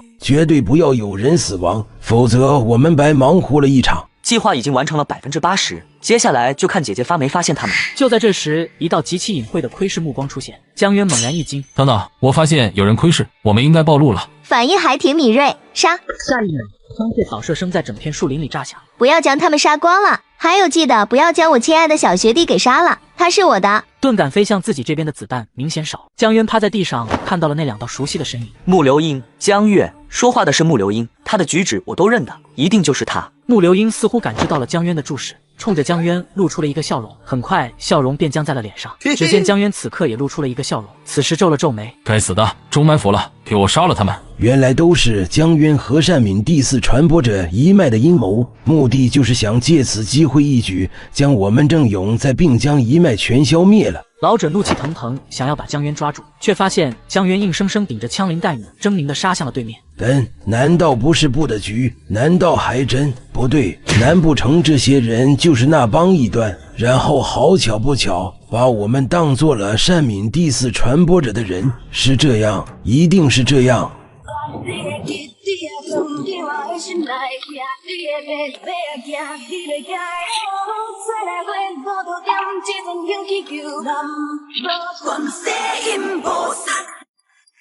对面一定就是那帮异端，一定是这样。双方的传播者都进行了伪装，谁也没有认出对方。江月倒是没有伪装郑勇，一眼就认出了他。江渊不是说了吗？他是伪装者，不出意外，这边的动静，第四传播者应该已经察觉到了，很快就会过来。等对方过来之前，说什么也要多干掉几个该死的异端回本再说。双方的高阶强者率先战斗到了一起，江渊则是突然停下来扫视对方人马。第四传播一脉哪怕没有了灵序，却还有一个比灵序更强大的高阶1等，另外还有一个高阶3等和一个高阶2等。第45这边只有我身边那个老者是高阶1等，另外2个只是高阶3等。总体而言，还是木流英这边更强，毕竟之前郑勇的损失太大了。江渊看了一圈，微微皱眉。殷雪一似乎不在，这可不行，这次行动是要将他们彻底一网打尽的。想到这里，江渊立即摁下了隐藏无限耳麦。还有一个殷雪一不在这里，他也是知道内情的之一，绝对不能让他成为漏网之鱼。马上安排。江渊刚和朔风通完话，江渊看到木流英和江月都带着玩味，死死地盯着自己。本应熟悉的三人此刻彼此如同陌生人。忽然江渊突然微微一笑，笑得他们为之一怔。坚持住，第四序列的支援来了。一听这话，郑勇第45传播一脉如同打了鸡血，嗷嗷叫着杀了过去。此时木流英脸色忽然一变，不对劲，周围有情况。不等木流英说完，几道身影冲了过来，一众高阶强者带着大量的中阶，就连第45传播语气都带上了喜色。这些人分我一半，我们之间的矛盾一笔勾销。木流英的表情瞬间阴沉了下去，显然不明白并江的救赎组织哪里来的这么多强者，哪来的那么多时间调集这么多强者？等等，难不成我们的计划早就被识破了？想到这里，忍不住朝江渊所在方向看去，却发现江渊已经消失在了原地。想了想，对旁边的江月吩咐了几句：“怎么回事？这到底怎么回事？”第45传播感觉自己快疯了，本以为有这批友军加入可以吃定这些异端，可是他这边的人越来越少，就连3个高阶都损失了一个。撤退，撤退！就在下达命令的一瞬间，余光突然看到那位长老专门派过来帮他的高阶1等老者，刚刚跑了没2步就被一刀砍下了脑袋。一切发生的太快，他根本没看清。我要杀了你们这些狗东西！忽然暴怒至极的杀向了那个老妪。第45传播者又气又急，只能憋屈的离开了这里。你们到底是谁？老妪一直以为2批全是救赎组织的人，然而看到朔风突然一刀砍向老者时，让老妪顿时凝重了起来。此时水库的另一片树林中还有一堆人潜伏在此。朔风这老东西，浓眉大眼的，没想到这么会阴人。旁边几人神情放松的闲聊，他们在等待木流英安排的后手抵达后才会下场。你要不要上去杀几个，多淬炼一些骨骼？以你的天赋，可千万不要淬炼半成骨骼就突破，淬炼越多越好。我倒是很想上去，但小命更加重要。现在可以确认，殷雪一一定是知道我的事情，必须将他找到，然后干掉。如果能给我留几个奄奄一息的那种给我杀，我自然是感激不尽。虽然不知道你为什么要杀奄奄一息的狂信徒，但既然你说了，之后尽量给你留着吧。江渊连忙点头，脸上很是高兴。正在这时，手机突然响了起来。已经确认殷雪一位置，他就在山川别墅区。好，你们在附近等着，不要暴露。确认殷雪一的位置了，我马上过去。我跟你一起，不要浪费时间在这上面。另外，我轻易不会露面。走。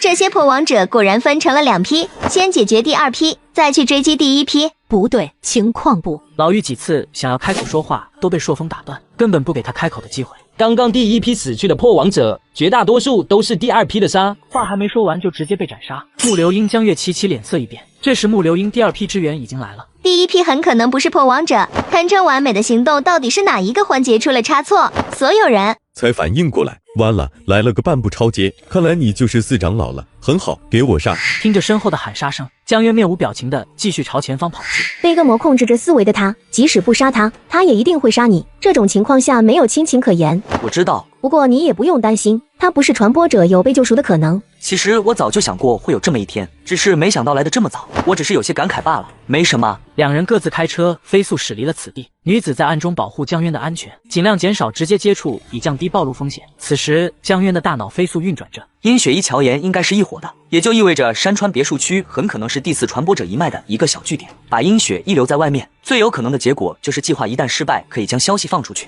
最终的博弈不可能布局太多。总之，不管怎样，这个阳谋我必须得接。如果不是我去，恐怕殷雪一也不会露面。江渊的车辆飞速行驶，此时击杀李从武的奖励来了。恭喜活过了24小时，综合计算奖励生存点15100。江渊将车停在山脚下，继续朝着殷雪一家的别墅摸了过去。然而直到进入了殷雪一的院子，都没有发生任何的危险。难道不是陷阱？进入客厅后，殷雪一正看着电影，整个客厅除了她再无别人。你还真的来了！你要是我们这一边的人，该有多好呢？我知道你来是做什么的，其实具体的计划我并不清楚，他们只让我在这里等着。如果有人过来，就证明他们的计划出了些岔子。但如果这个人是你的话，可以先把你控制住，看看情况。所以过来坐吧，我们一起等消息。殷雪一笑容满面的邀请江渊，江渊皱着眉，总觉得哪里有些不对劲。而此时，江渊的手机突然响了起来。曹子路，难不成他们已经知道晚回不了？破罐子破摔了？不应该啊，他们动作不可能那么快的。渊哥，我们已经到地方了，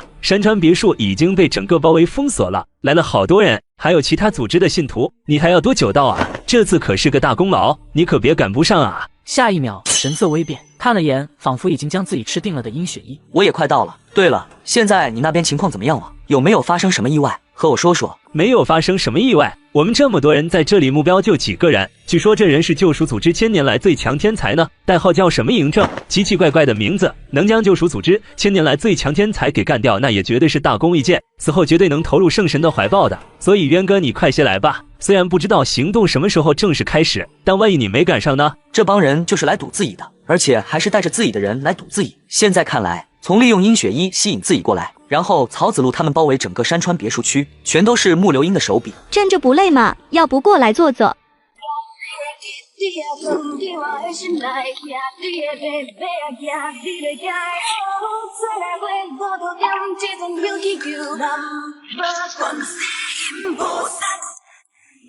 江渊面无表情地将刀架在殷雪一脖子上，殷雪一表情微微一僵。你……江渊毫不留情对着殷雪一就是一顿暴打，直到再也无力反抗。现在我问你答，能不能做到？你这个该死的！江渊不耐烦地捂住他的嘴，先将手脚筋全部挑断。见他还是一脸不服，点了点头。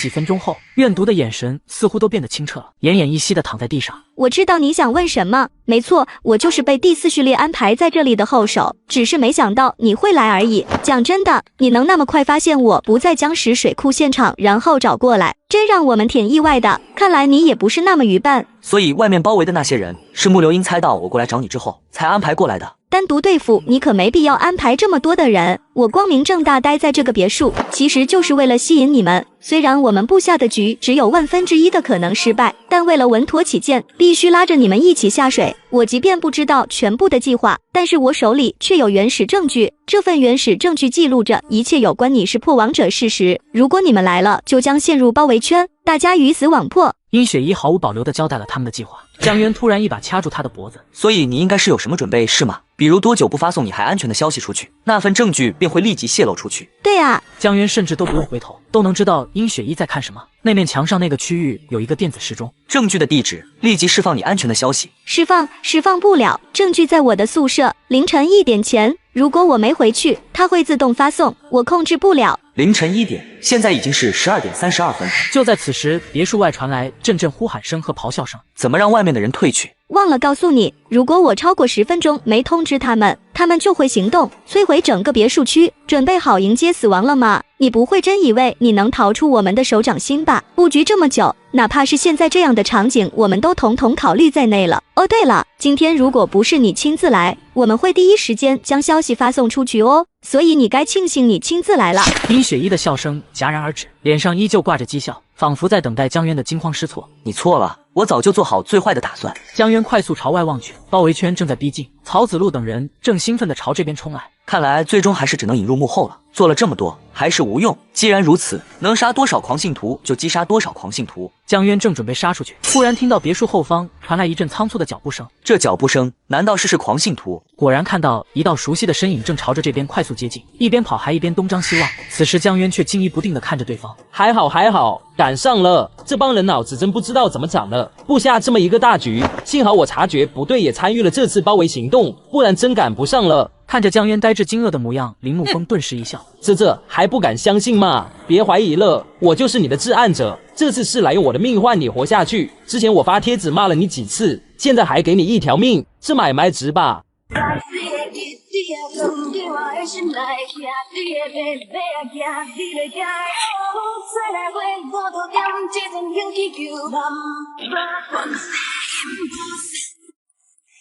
江渊看着面前的铃木风，这个曾经自大目中无人的家伙，此刻却笑得无比灿烂。江渊渐渐沉默。其实我演技也就那样，灵魂强度也挺普通的，我当不了伪装者，可我又不愿意当救赎者和保障者，觉得没什么意思。至暗者挺合适的，关键还很刺激，只是没想到我会这么快要去履行至暗者的职责，本来以为还能刺激很多年呢。喂，你不会真因为我发的那些帖子生我的气了吧？没有。行啦，时间差不多了，他们也快来了，那么开始吧。铃木风说完，抽出一柄款式和江渊差不多的直刀。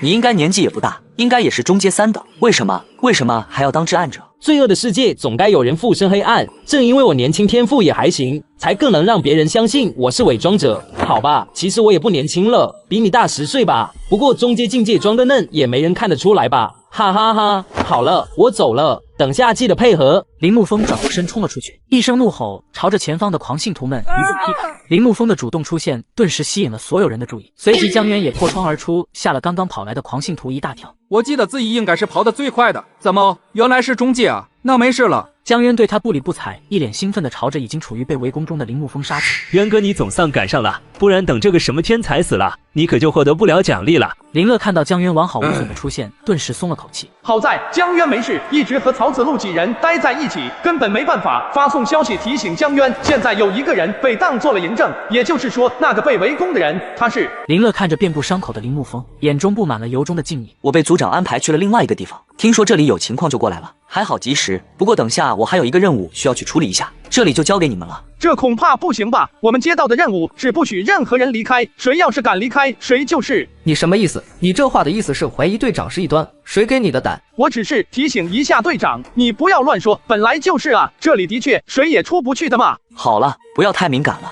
林乐也没其他意思，那只是别人。渊哥要出去，我看谁敢拦。渊哥走吧，我送你出去，我保证没人敢拦你。走，我怕晚了来不及。根据情报，咱们学校里似乎也发现了一顿的踪迹。不管如何，我都要先去调查看看。而有冯勇这个并江省副总督之子亲自带路，一路畅通无阻地离开了别墅区。忽然身后传来一声惨叫：“死了！哈哈哈！什么救赎组织千年第一天才，就这种垃圾还第一天才？看来救赎组织真是无人了！献祭，献祭，快将他献祭！”江渊面无表情地转过头来，开着冯勇的车以最快速度朝着学校驶去。来到学校时，距离凌晨1点仅剩6分钟，借力一跃跳到3楼，轻巧地进入了殷雪一的宿舍。此时屋内还未睡的女生听到开门声：“雪一，你是谁？”江渊迅速出手，将女生脊骨切断，脑袋无力垂下，惊恐地看着江渊。此时江渊翻开笔记本电脑，屏幕上赫然显示着一个带着密码倒计时。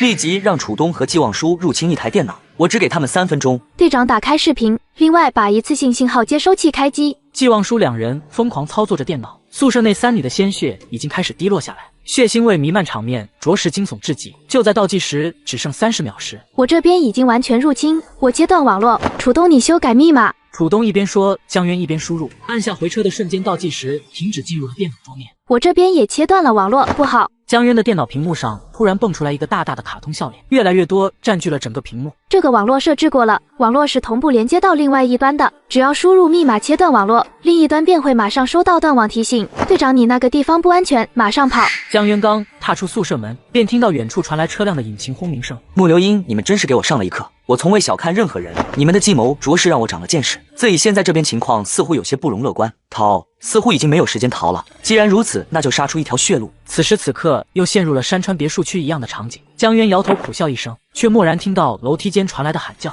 谢谢刘大爷的超级火箭！哇啦啦！谢谢刘大爷的10发超级火箭！罗罗真是爱死你了呢！加一个好友吧，刘大爷！”江渊顿时一怔，循声望去，看到一个穿着保安服的老人正坐在台阶上，一只手指疯狂在屏幕上敲击着。其实她是我女儿，自从我成为破王者开始，我就知道我不可能再和他们娘俩生活在一起了，只能当一个负心汉，从此消失在他们的世界里。那些狂信徒根本不明白我们破王者为什么不信奉，他们看到的只是入街的幸运儿，可更多的人什么都没得到。他们为了那点小恩小惠，甘愿奉献自己的灵魂，甚至用亲人献祭。这是一个畸形的世界。再见了，罗罗。老人越说越激动，似乎想在屏幕上打什么字，可最终无声的咧嘴笑了笑。我有一个请求。江渊如鲠在喉，连续3次给他带来的心灵冲击太大，大到令他惶恐。他真不知道自己在未来是否能让他们的牺牲值得。您说，我女儿也是善敏的信徒，但只是普通信徒。我的请求很简单，你一定要摧毁善敏。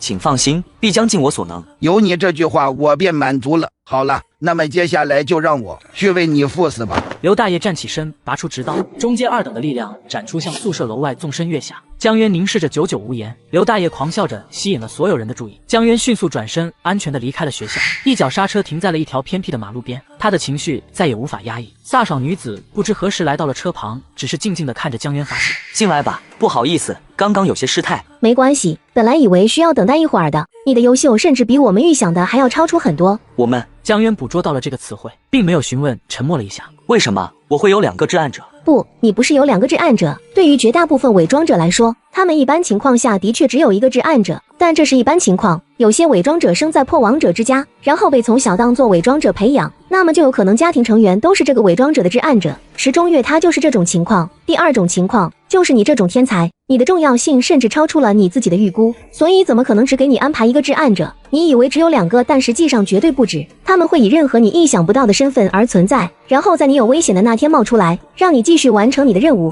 不过你也绝对不要有任何的心理负担。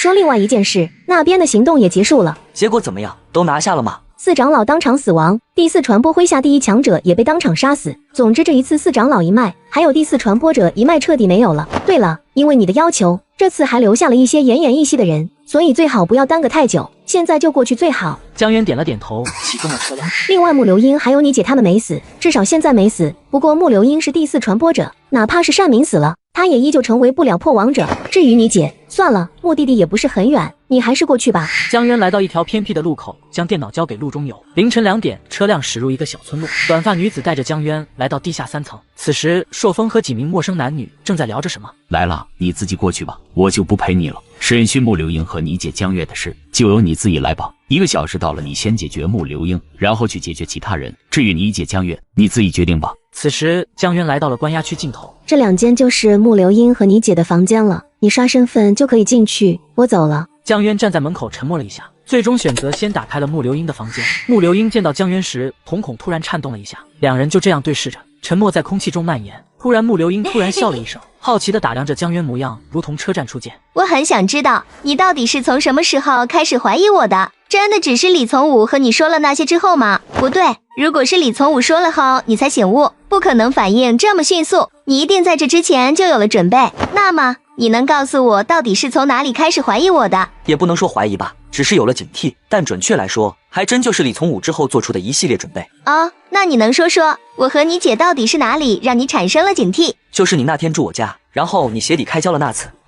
就这事儿，你能对我产生警惕？我不过就是鞋底开胶了，你为什么要对我警惕啊？这只是影子罢了。之后我们的对话中，你说你从来不穿高跟鞋，同时你和我姐的鞋码不匹配，你的是36码，我姐的是39码。然后前不久医院那件事，我跟你去了你家，我打开了鞋柜，发现了一双穿过的36码高跟鞋。穆流英皱着眉头，认真思索着，想要思索出到底哪里出了问题，然而并未找到答案。所以呢，但你仅凭借一双高跟鞋的事儿，就对我产生了警惕，那你这个警惕也太不值钱了吧？当然不是，从苏珊市开始一直监视我的那个人，实际上是我姐，对吧？没错，就是我让她盯着你的。当初我初次来到省城，那天还和我姐住在一起，我却再一次感知到了有人窥视，但我姐就在另外一个房间。那个神秘人可能也没想到我会突然把我姐叫过去吧，毕竟我是伪装者，所以毫无准备下，当时神秘人转身逃走时明显踉跄了一下。自那天开始，我便打消了之前在苏珊市发现的窥视是我姐姐的念头，毕竟神秘人的身影我也熟悉呢，才刚分开没多久，当然熟悉了，你说是不是？刘英姐听着江渊一段一段话，穆流英不说话了，更笑不出来了，面无表情地盯着江渊。那次你装成我姐，然后就可以完美的将我姐摘出去，不得不说确实误导了我很久。哦对，应该说我是看到你高跟鞋上的擦痕，才终于确认我的思维可能进入了误区，你们根本没有完全信任我，我也似乎应该做更多的准备了。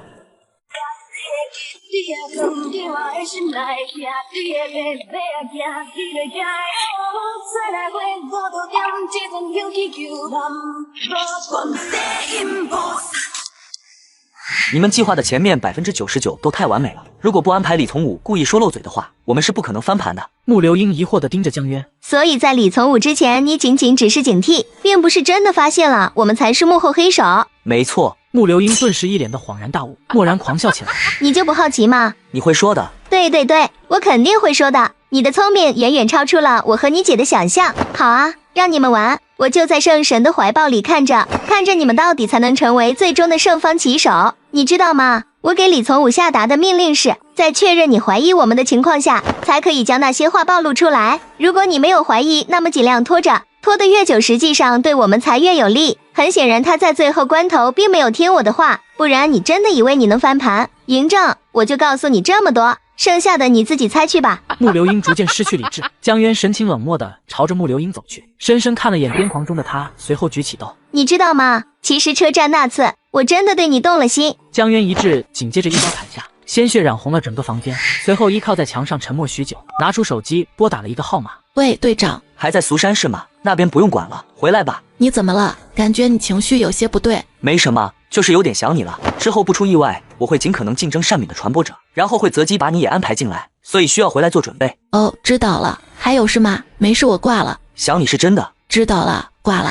此时江渊来到房间外，盯着隔壁的房门看了许久，最终推开了门。小渊，你终于来了。江月一脸微笑地看着江渊，江渊却一时之间不知从何说起。问询又能问出什么来呢？是问他为什么要算计自己，还是印证一些猜想？印证之后又能如何呢？盯着姐姐看了一眼，叹息一声，转身准备离开。就这么走了吗？你是在怕吗？害怕面对我？好，那咱们就来好好聊聊。你问，只要是你想知道的，姐姐都告诉你。第一个问题，王源是不是你故意诱导他半夜去我房间的？对，并且多次暗示了他。我相信他肯定会去，因为没有几个人能抵御得了入街的诱惑，而他也没有让我失望。第二个问题，你都亲自给我举行了信奉仪式，那么你是怎么笃定我可以扛过信奉仪式，又在信奉仪式之后确认我依旧是破王者的？实际上，我和第四序列一开始的打算是，如果你不能扛过信奉仪式，就顺势收下你；如果能扛过，就继续以你来布局。后来王源死后尸体失踪，这个理由还不够确认你就是破王者吗？更别说后续你和王美菊以及第二小队的接触了。第三个问题，熊勇、李阳还有那个小胖子以及乔岩他们都是什么情况？就是你以为的那个情况了，他们都是第四序列的人。顺便再附赠你一个消息，萧风雨也是第四序列的人。他一开始实际上是我们安排过去，专门以王美菊为切入点入侵俗山市救赎组织的一个潜伏者，但2年半来一直没有任何建树。实际上我那次是准备直接将王美菊干掉的，却没想到偏偏在这个时候，我的弟弟你冒出来了。笑风雨，原来如此。这么看来，王大妈实际上早就暴露了，然后当时穆流英和江月来了个顺水推舟。你问了3个问题，我都如实回答了。现在我有一个问题想要问你，你是不是也应该回答我一下？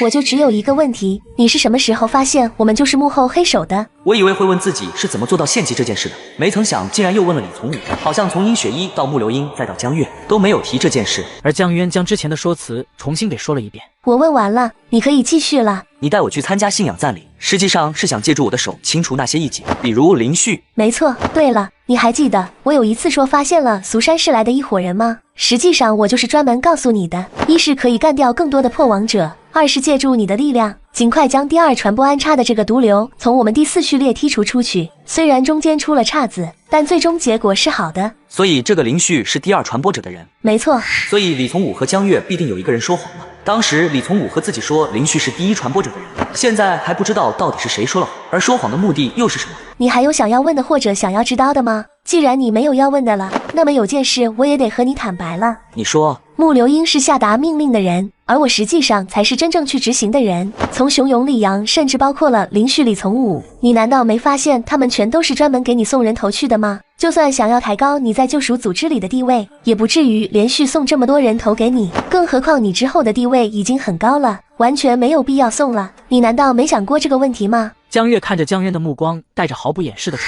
傻小子，我也是伪装者呀。江月的话让江渊整个人愣在了原地。如此拙劣的理由也想哄骗我？如果你是伪装者，就不应该出现在这个房间。以你如今的心级，应该也能接触到救赎组织内部的架构了。伪装者和治安者是绝对独立的两个职业，一般人不会知道也查不到。我知道你没那么容易相信。其实第4序列的命令是让李从武确认你怀疑到我们后，再故意说漏嘴。但我是执行者，所以我转告给李从武的，实际上是让他随时择机说漏嘴，且越快越好。哦，这些我都暂且先不说。你是怎么做到举行信奉仪式的？信奉仪式可不是破王者能做到的，那是需要沟通你们口中的神明的。很简单呀，既然你能假装献祭蒙混神明的感知，为什么别人不可以？你不会真以为那种能力只有你有吧？江渊的笑容逐渐变得冰冷，他不再与江月废话，转身打开门。来人，来几个女的。怎么？安排几个女人对他进行最仔细的搜索。他从我进来就一直在拖延时间，这不正常。他身上极有可能安装了定位装置。此话一出，原本目光温柔的姐姐顿时表情一僵，马上对他进行查验，直接把 X 光机给搬过来，给我查仔细了。很好，你能有这样的警惕性，姐姐很欣慰。既然要查，那就查吧，我全程配合。看着江渊的眼神始终是那么的宠。江渊什么也没说，转身朝外面走去。正好趁着这个时间去把那些人给杀了，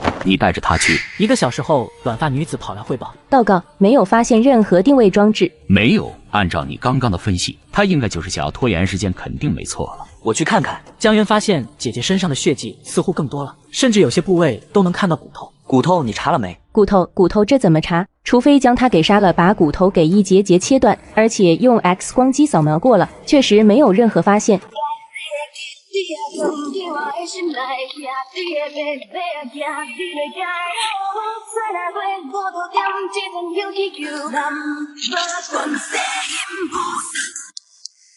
小渊，你要相信姐。那有没有可以躲过 X 光机扫描的东西？我记得铅板防辐射材料都有吸收和屏蔽 X 光的作用吧？下一秒，江月肉眼可见的变得狰狞疯狂。江渊，你无可救药，你真的无可救药了。江月疯了，一切的伪装彻底被撕碎，双眼瞬间猩红的盯着江渊。你这个该死的畜生！我尝试了那么多次让你重新投入圣神的怀抱，你偏不，异端！你还杀了爸爸妈妈，我要杀了你！江月表情越来越狰狞，江渊紧紧地握着拳头，静静看着江月，指甲破开了掌心，鲜血淋漓，转身朝外面走去。几人再度开始了更为细微的检查。江渊掏出单敏的雕像放在手心上，漠然地凝视着单敏的雕像，就这样凝视了许久许久。查到了，他把定位嵌入了腿骨中。咱们这里应该有定位屏蔽吧？没错，但之前没找到这个定位，所以他最后消失的范围在这附近，得马上转移他。我先去汇报给部长。屋内江月的声音再次传来，这次反而带着一丝哀求。小渊，小渊，我是你姐姐啊，我是你亲姐姐啊，你真的就这样眼睁睁看着你亲姐姐死吗？姐姐，你愿意成为破王者吗？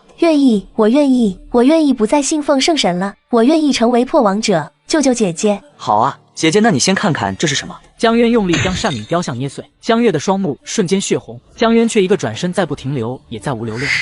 我不管了，你们自行安排。朔风张了张嘴，最终什么也没说。单敏那边已经知道了，大传播者震怒，单敏的长老和传播者都被调动了起来。现在第4传播者一脉彻底没了，你接下来什么打算？当然是继续隐藏在单敏里面。我的小目标是当个单敏的传播者，之后一举摧毁这狗日的单敏组织。不过现在我改变主意了，既然我能当传播者，那大传播者为什么不能考虑？等我当上了大传播者，我再把单敏发展壮大，发展成炎夏帝国最大的。等哪天我成为了最强大恶魔组织的头，再给这些狗日的们一个巨大的惊喜。江渊越说越疯狂，表情逐渐扭曲。朔风和其他人面面相觑，渐渐感到不安。这从古至今，没有几人能成神，而且那几个都跑去给恶魔当狗腿子去了。亲姐姐这个样子，谁一时半会都接受不了。我需要你们帮忙，接下来我会四处追击你们，而你们要配合我，各种栽赃给郑勇，为我成为单敏传播者铺路。没问题，你要记住，条路从未有人走过，别的不说，恐怕就一个资质审问，从古至今都从未有人扛得过去。资质审问绝对不是信奉仪式可以比拟的，你极有可能要么被腐蚀，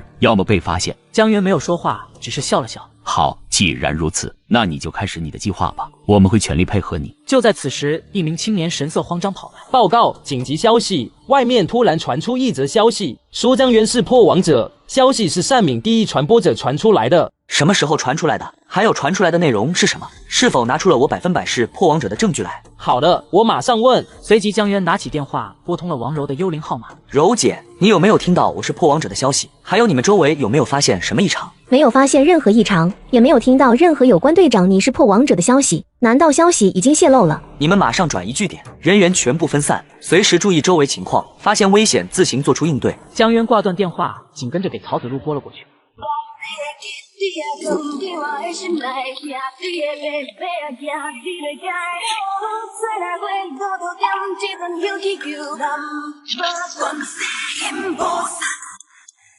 渊哥，你现在那边怎么样了？听说咱们第4序列被，渊哥你在哪里？要不要支援？曹子路也没收到任何消息，看来之前青年应该是收到了某个伪装者传递出来的消息。既然如此，我被人污蔑了，有人竟然污蔑我是破王者。我刚刚收到消息，第4序列和我姐姐他们被那群恶心的破王者们给伏击了，生死不知。现在不知道哪个狗东西污蔑我破王者，他们这是想要彻底灭了我们第4序列一脉，其心可诛。靠，一定是那些破王者做的，我们必须反击。第4序列和我姐现在生死不知，我当然不能坐视不理，哪怕我们第4序列只剩下咱们5队了，我也要与那帮破王者死磕到底。现在第5小队所有成员立即来复兴区前往江石水库，我要将那破王者碎尸万段。工作人员一个个吓得缩了缩脖子，甚至外面站岗救赎者急忙冲了过来，以为狂信徒越狱了。那个嬴政啊，给你提个意见，你再演咱都懂，但咱就是说可不可以不要骂得太脏了，这骂得我浑身不得劲，咱是不是稍微收敛点？你不觉得更真实吗？就我刚刚那模样，给不知道的人说我是破王者，谁信？经过核实，消息的确来自第1传播者一脉，好像还是第1传播者亲口说的。现在消息应该已经逐渐传开了，内容单纯就是怀疑你是破王者，因为有人向第1传播者汇报说，这次第4传播者一脉被毁，实际上是你给救赎组织通风报信。至于证据，是拍摄到你和嬴政、林沐风有过接触。就这，哪怕没有切实证据，只要被灌以了怀疑的种子，那么基本上你与传播者无缘了。启动一次自治审问的代价特别大，因为你身份的不确定性，他们恐怕不会随意对你启动自治审问，而你永远都不可能成为传播者。只要没有铁证，便有机会反败为胜。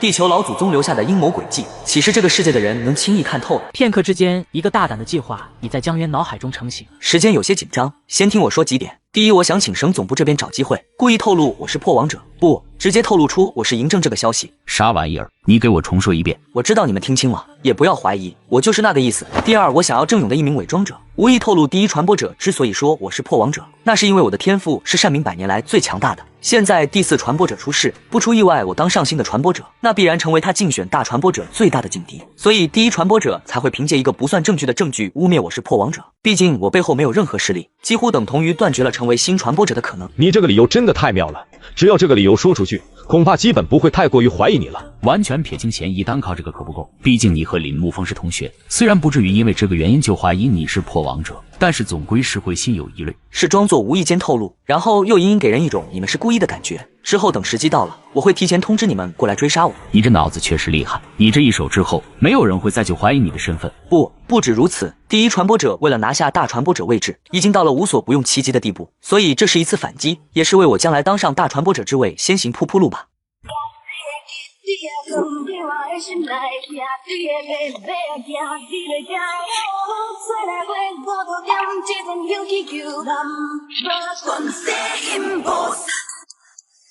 我觉得还可以再完善一下，到时候直接动用第1传播一脉的伪装者，主动对你展开截杀。让伪装者对我展开截杀，那他不就……我们会给予他最大的补偿。另外，你记住，想要成为一名真正的强者，就得学会去牺牲，不仅仅牺牲自己，更是牺牲他人。既然如此，那就让郑勇的也参与进去吧。如果郑勇第45队伍里还有咱们的伪装者的话，那么就让他也带着郑勇的人和第1传播者的伪装者汇合，一起联手对我展开伏击。这个郑勇第45遇到你也是倒了8辈子血霉了，一开始被穆流英利用，然后被咱们疯狂针对，之后又被你一招驱虎吞狼，现在你居然还算计他，这次他怕是会很不好过了吧？可不止如此，你们不会以为驱虎吞狼就此结束了吧？怎么还有什么说法？他当时可是第一批和穆流英他们交手的，而我恰巧也将他们和第4传播者一脉打斗的一幕拍摄了下来。一开始我是打算借助这个视频将咱们省总部救赎组织给摘出来，一切都是他第45传播者的阴谋，他们想要取代单敏在并江省老大的位置。这样一来，只有2个结果，要么第45传播者彻底玩完，然后单敏和郑勇矛盾无限放大，要么郑勇死保第45，然后和单敏彻底打起来。几人看江渊那眼神，就跟看到了神仙一样。然后呢？除了这些还有吗？我认为这个视频还可以做到第3点，众所周知，郑勇第45传播者实力大降，是怎么把第4传播者一脉给干掉的呢？很简单，单敏第1传播者和郑勇第45传播者早就暗中联手了，所以第4传播者被轻松灭了。到时候这件事都一定会让大家怀疑，那么这几件事一出，他离大传播者几乎无望了。朔风张了张嘴，想说什么，最终只是摇了摇头。已经耽搁了10多分钟，我得马上出发。这个计划只是一个大概的框架，还有很多细节需要丰富，细节决定成败，所以我得马上去和曹子路他们见面，先完完全全搞定他们，最好是能搞定曹子路身后的曹烈光，这样一来基本上就不会再有事情了。这些事忙完了，咱们再见一面，我有事情和你说。此时江渊打了辆车，吸收着救赎之力，淬炼着骨骼。传播者、雕像、长老，同级别下干掉传播者获得的救赎之力是其他职业者的10倍。长老是传播者竞选失败后的产物，雕像更是中级以上就能获得海量奖励，即便只是蹭了点血皮，也相当于半个中阶1等的全部奖励了。出租车刚刚进入僵尸水库的范围，就被护安员拦了下来。这里被全面接管了，禁止通行，出示你的个人身份信息。来这里的目的，站住！后座的江渊推门下了车，其余护安员直接将枪口对准了江渊，马上双手抱头蹲在地上，给你们3秒，给我滚！你要做什么？立刻马上双手抱！江渊如闪电般冲向护安员，惨叫声中，护安员们纷纷倒地哀嚎。我这是拉了个什么人啊？我不会被人没事同伙吧？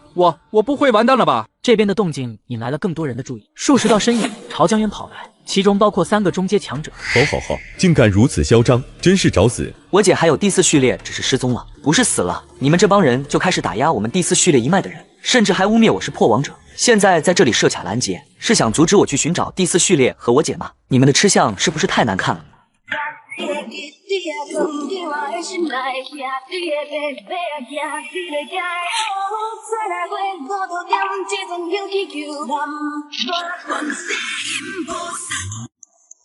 等等，你是第4序列的人？江渊以一敌3不落下风，曹子路几人朝这边飞速奔来。都住手！你们想做什么？真当我们第4序列一脉无人是吧？我要给我爷爷曹烈光打电话，竟然有人无缘无故要杀我们！周围的狂信徒们一个个脸都绿了，3个中阶也都涨红了脸。你们在做什么？都给我住手！好，又来一个，不就是高阶吗？有什么了不起？谁敢阻止我去找第4序列和我姐？管你是谁，都给我去死！够了，你不费吹灰之力将江渊击飞，但江渊再次不依不饶杀向了他。高阶眼中不禁闪过一丝惊叹。渊哥不要，渊哥冷静啊！突然一道胖胖的身影把江渊一把抱住。不要啊，队长，自己人啊，误会啊，一切都是误会啊！江渊脚步顿了顿，看了看周围目瞪口呆看着自己的众人。误会？你告诉我哪有直接拿枪指着我脑门的误会？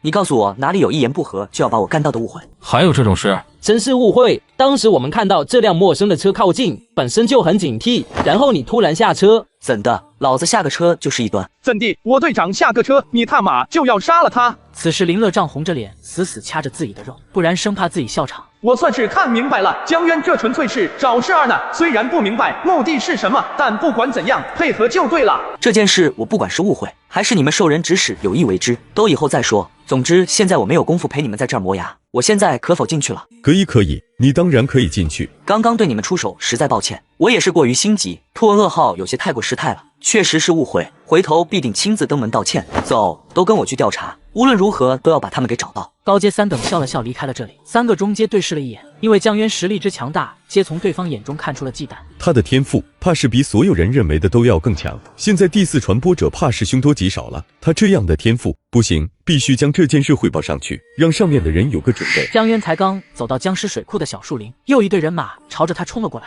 前面的给我站住！江渊，你就是江渊！几人死死盯着江渊，那模样怕是江渊但凡有丁点异动，便会毫不犹豫出手。没曾想第1传播者的打击来得如此迅猛，看这个样子也不像是真的认为自己是破王者啊。难不成自己误打误撞猜对了？第1传播者之所以针对我，真个是怕自己天赋太高，成为他继任路上的心腹大患。有事？你们谁啊？不先自报家门，先来问人家的名字，你们脸大。有一说一，其实自从郭迅跟着自己混了之后，这小子表现一直都相当不错。既然第4传播者一脉都彻底没了，那郭迅暂时可以先留一留了，以后再杀。我是第1序列麾下第2组第1小队队长，我知道你是谁，现在没你什么事，给我上一边去。我这次来是专门为了带走江渊的，有证据表明他与救赎组织最近异军突起的超级天才嬴政有关，所以我们有理由怀疑他很可能也是破王者。现在我们要把他带走调查，无关人等让开，把他带走。放屁！你们全家都是一端。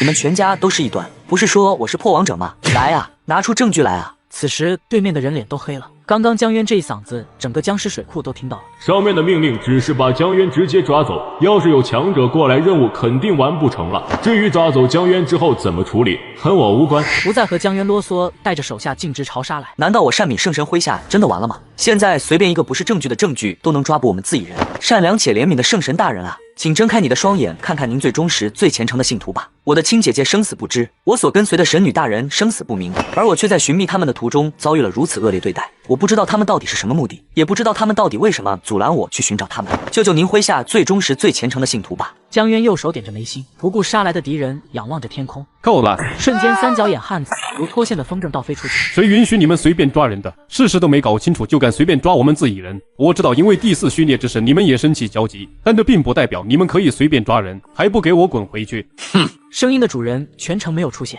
江渊在这一刻感觉浑身汗毛都竖了起来。他知道最后一声冷哼是冲着自己来，更是对自己的一个警告。我们走。森森地盯着江渊几秒，带着人快速离开。此时江渊却没心思搭理他。刚刚的神秘人对自己竟然有敌意，最后那2句话明显是在替第一传播者开脱，不让其留下画笔，所以这人大概率是第一传播者背后的某位超阶长老。超阶啊，这对自己成为新的传播者无疑是一个巨大的挑战。不过我的姿态已经做出来了，接下来就是展现自己的暴怒和对善敏的忠诚，替姐姐和木流英报仇。子路，刚刚这人是你爷爷吗？不是，应该是大长老吧。整个善敏明面上只有3个超阶，分别是大传播者、大长老，还有2长老曹烈光。曹烈光可是我预定的靠山，幸好不是他，要不可就头疼了。这时曹子路手机忽然响了起来。渊哥，我爷爷找我。接通电话后，曹子路眉头渐渐皱了起来。我可以用任何方式保证这一点。我知道了，爷爷。好的，我会注意安全的。说什么了？是不是有什么事儿吩咐我们的？都自己人，尽管吩咐。没说什么，就是问我是否可以100分100确认你不是破王者，这还用说吗？我当然确认了，别说第一传播者了，就是大传播者，甚至我爷爷亲口跟我说渊哥你是破王者，我都会吐他们一脸口水，根本不带信的好吧？我现在出阶2等的境界，都还是渊哥你献祭了破王者之后我才突破的呢。对了，我爷爷最后叮嘱我，让我一定要跟着你，要好好听从你的安排。江渊似乎听明白了什么，内心不由得浮现出一抹喜色，带着众人一路进入了小树林当中。江渊一行人的到来并没有引起几人的注意，一名善敏高层看了江渊一眼，招手叫了一个下属叮嘱了几句。你好，江队长，我们组长让我把我们来这里后，截止现在的调查结果告诉你一声。辛苦了，我现在的确迫切想要知道一些讯息。江队长太客气了。首先可以确认，这里前后应该来了有4批人，其中2批人应当是第4传播者一脉，以及同样失踪无音讯的4长老一脉，另外2批人应该也是一伙的，可能只是分了个先后顺序。根据现场的情况，目前只能确认这一点。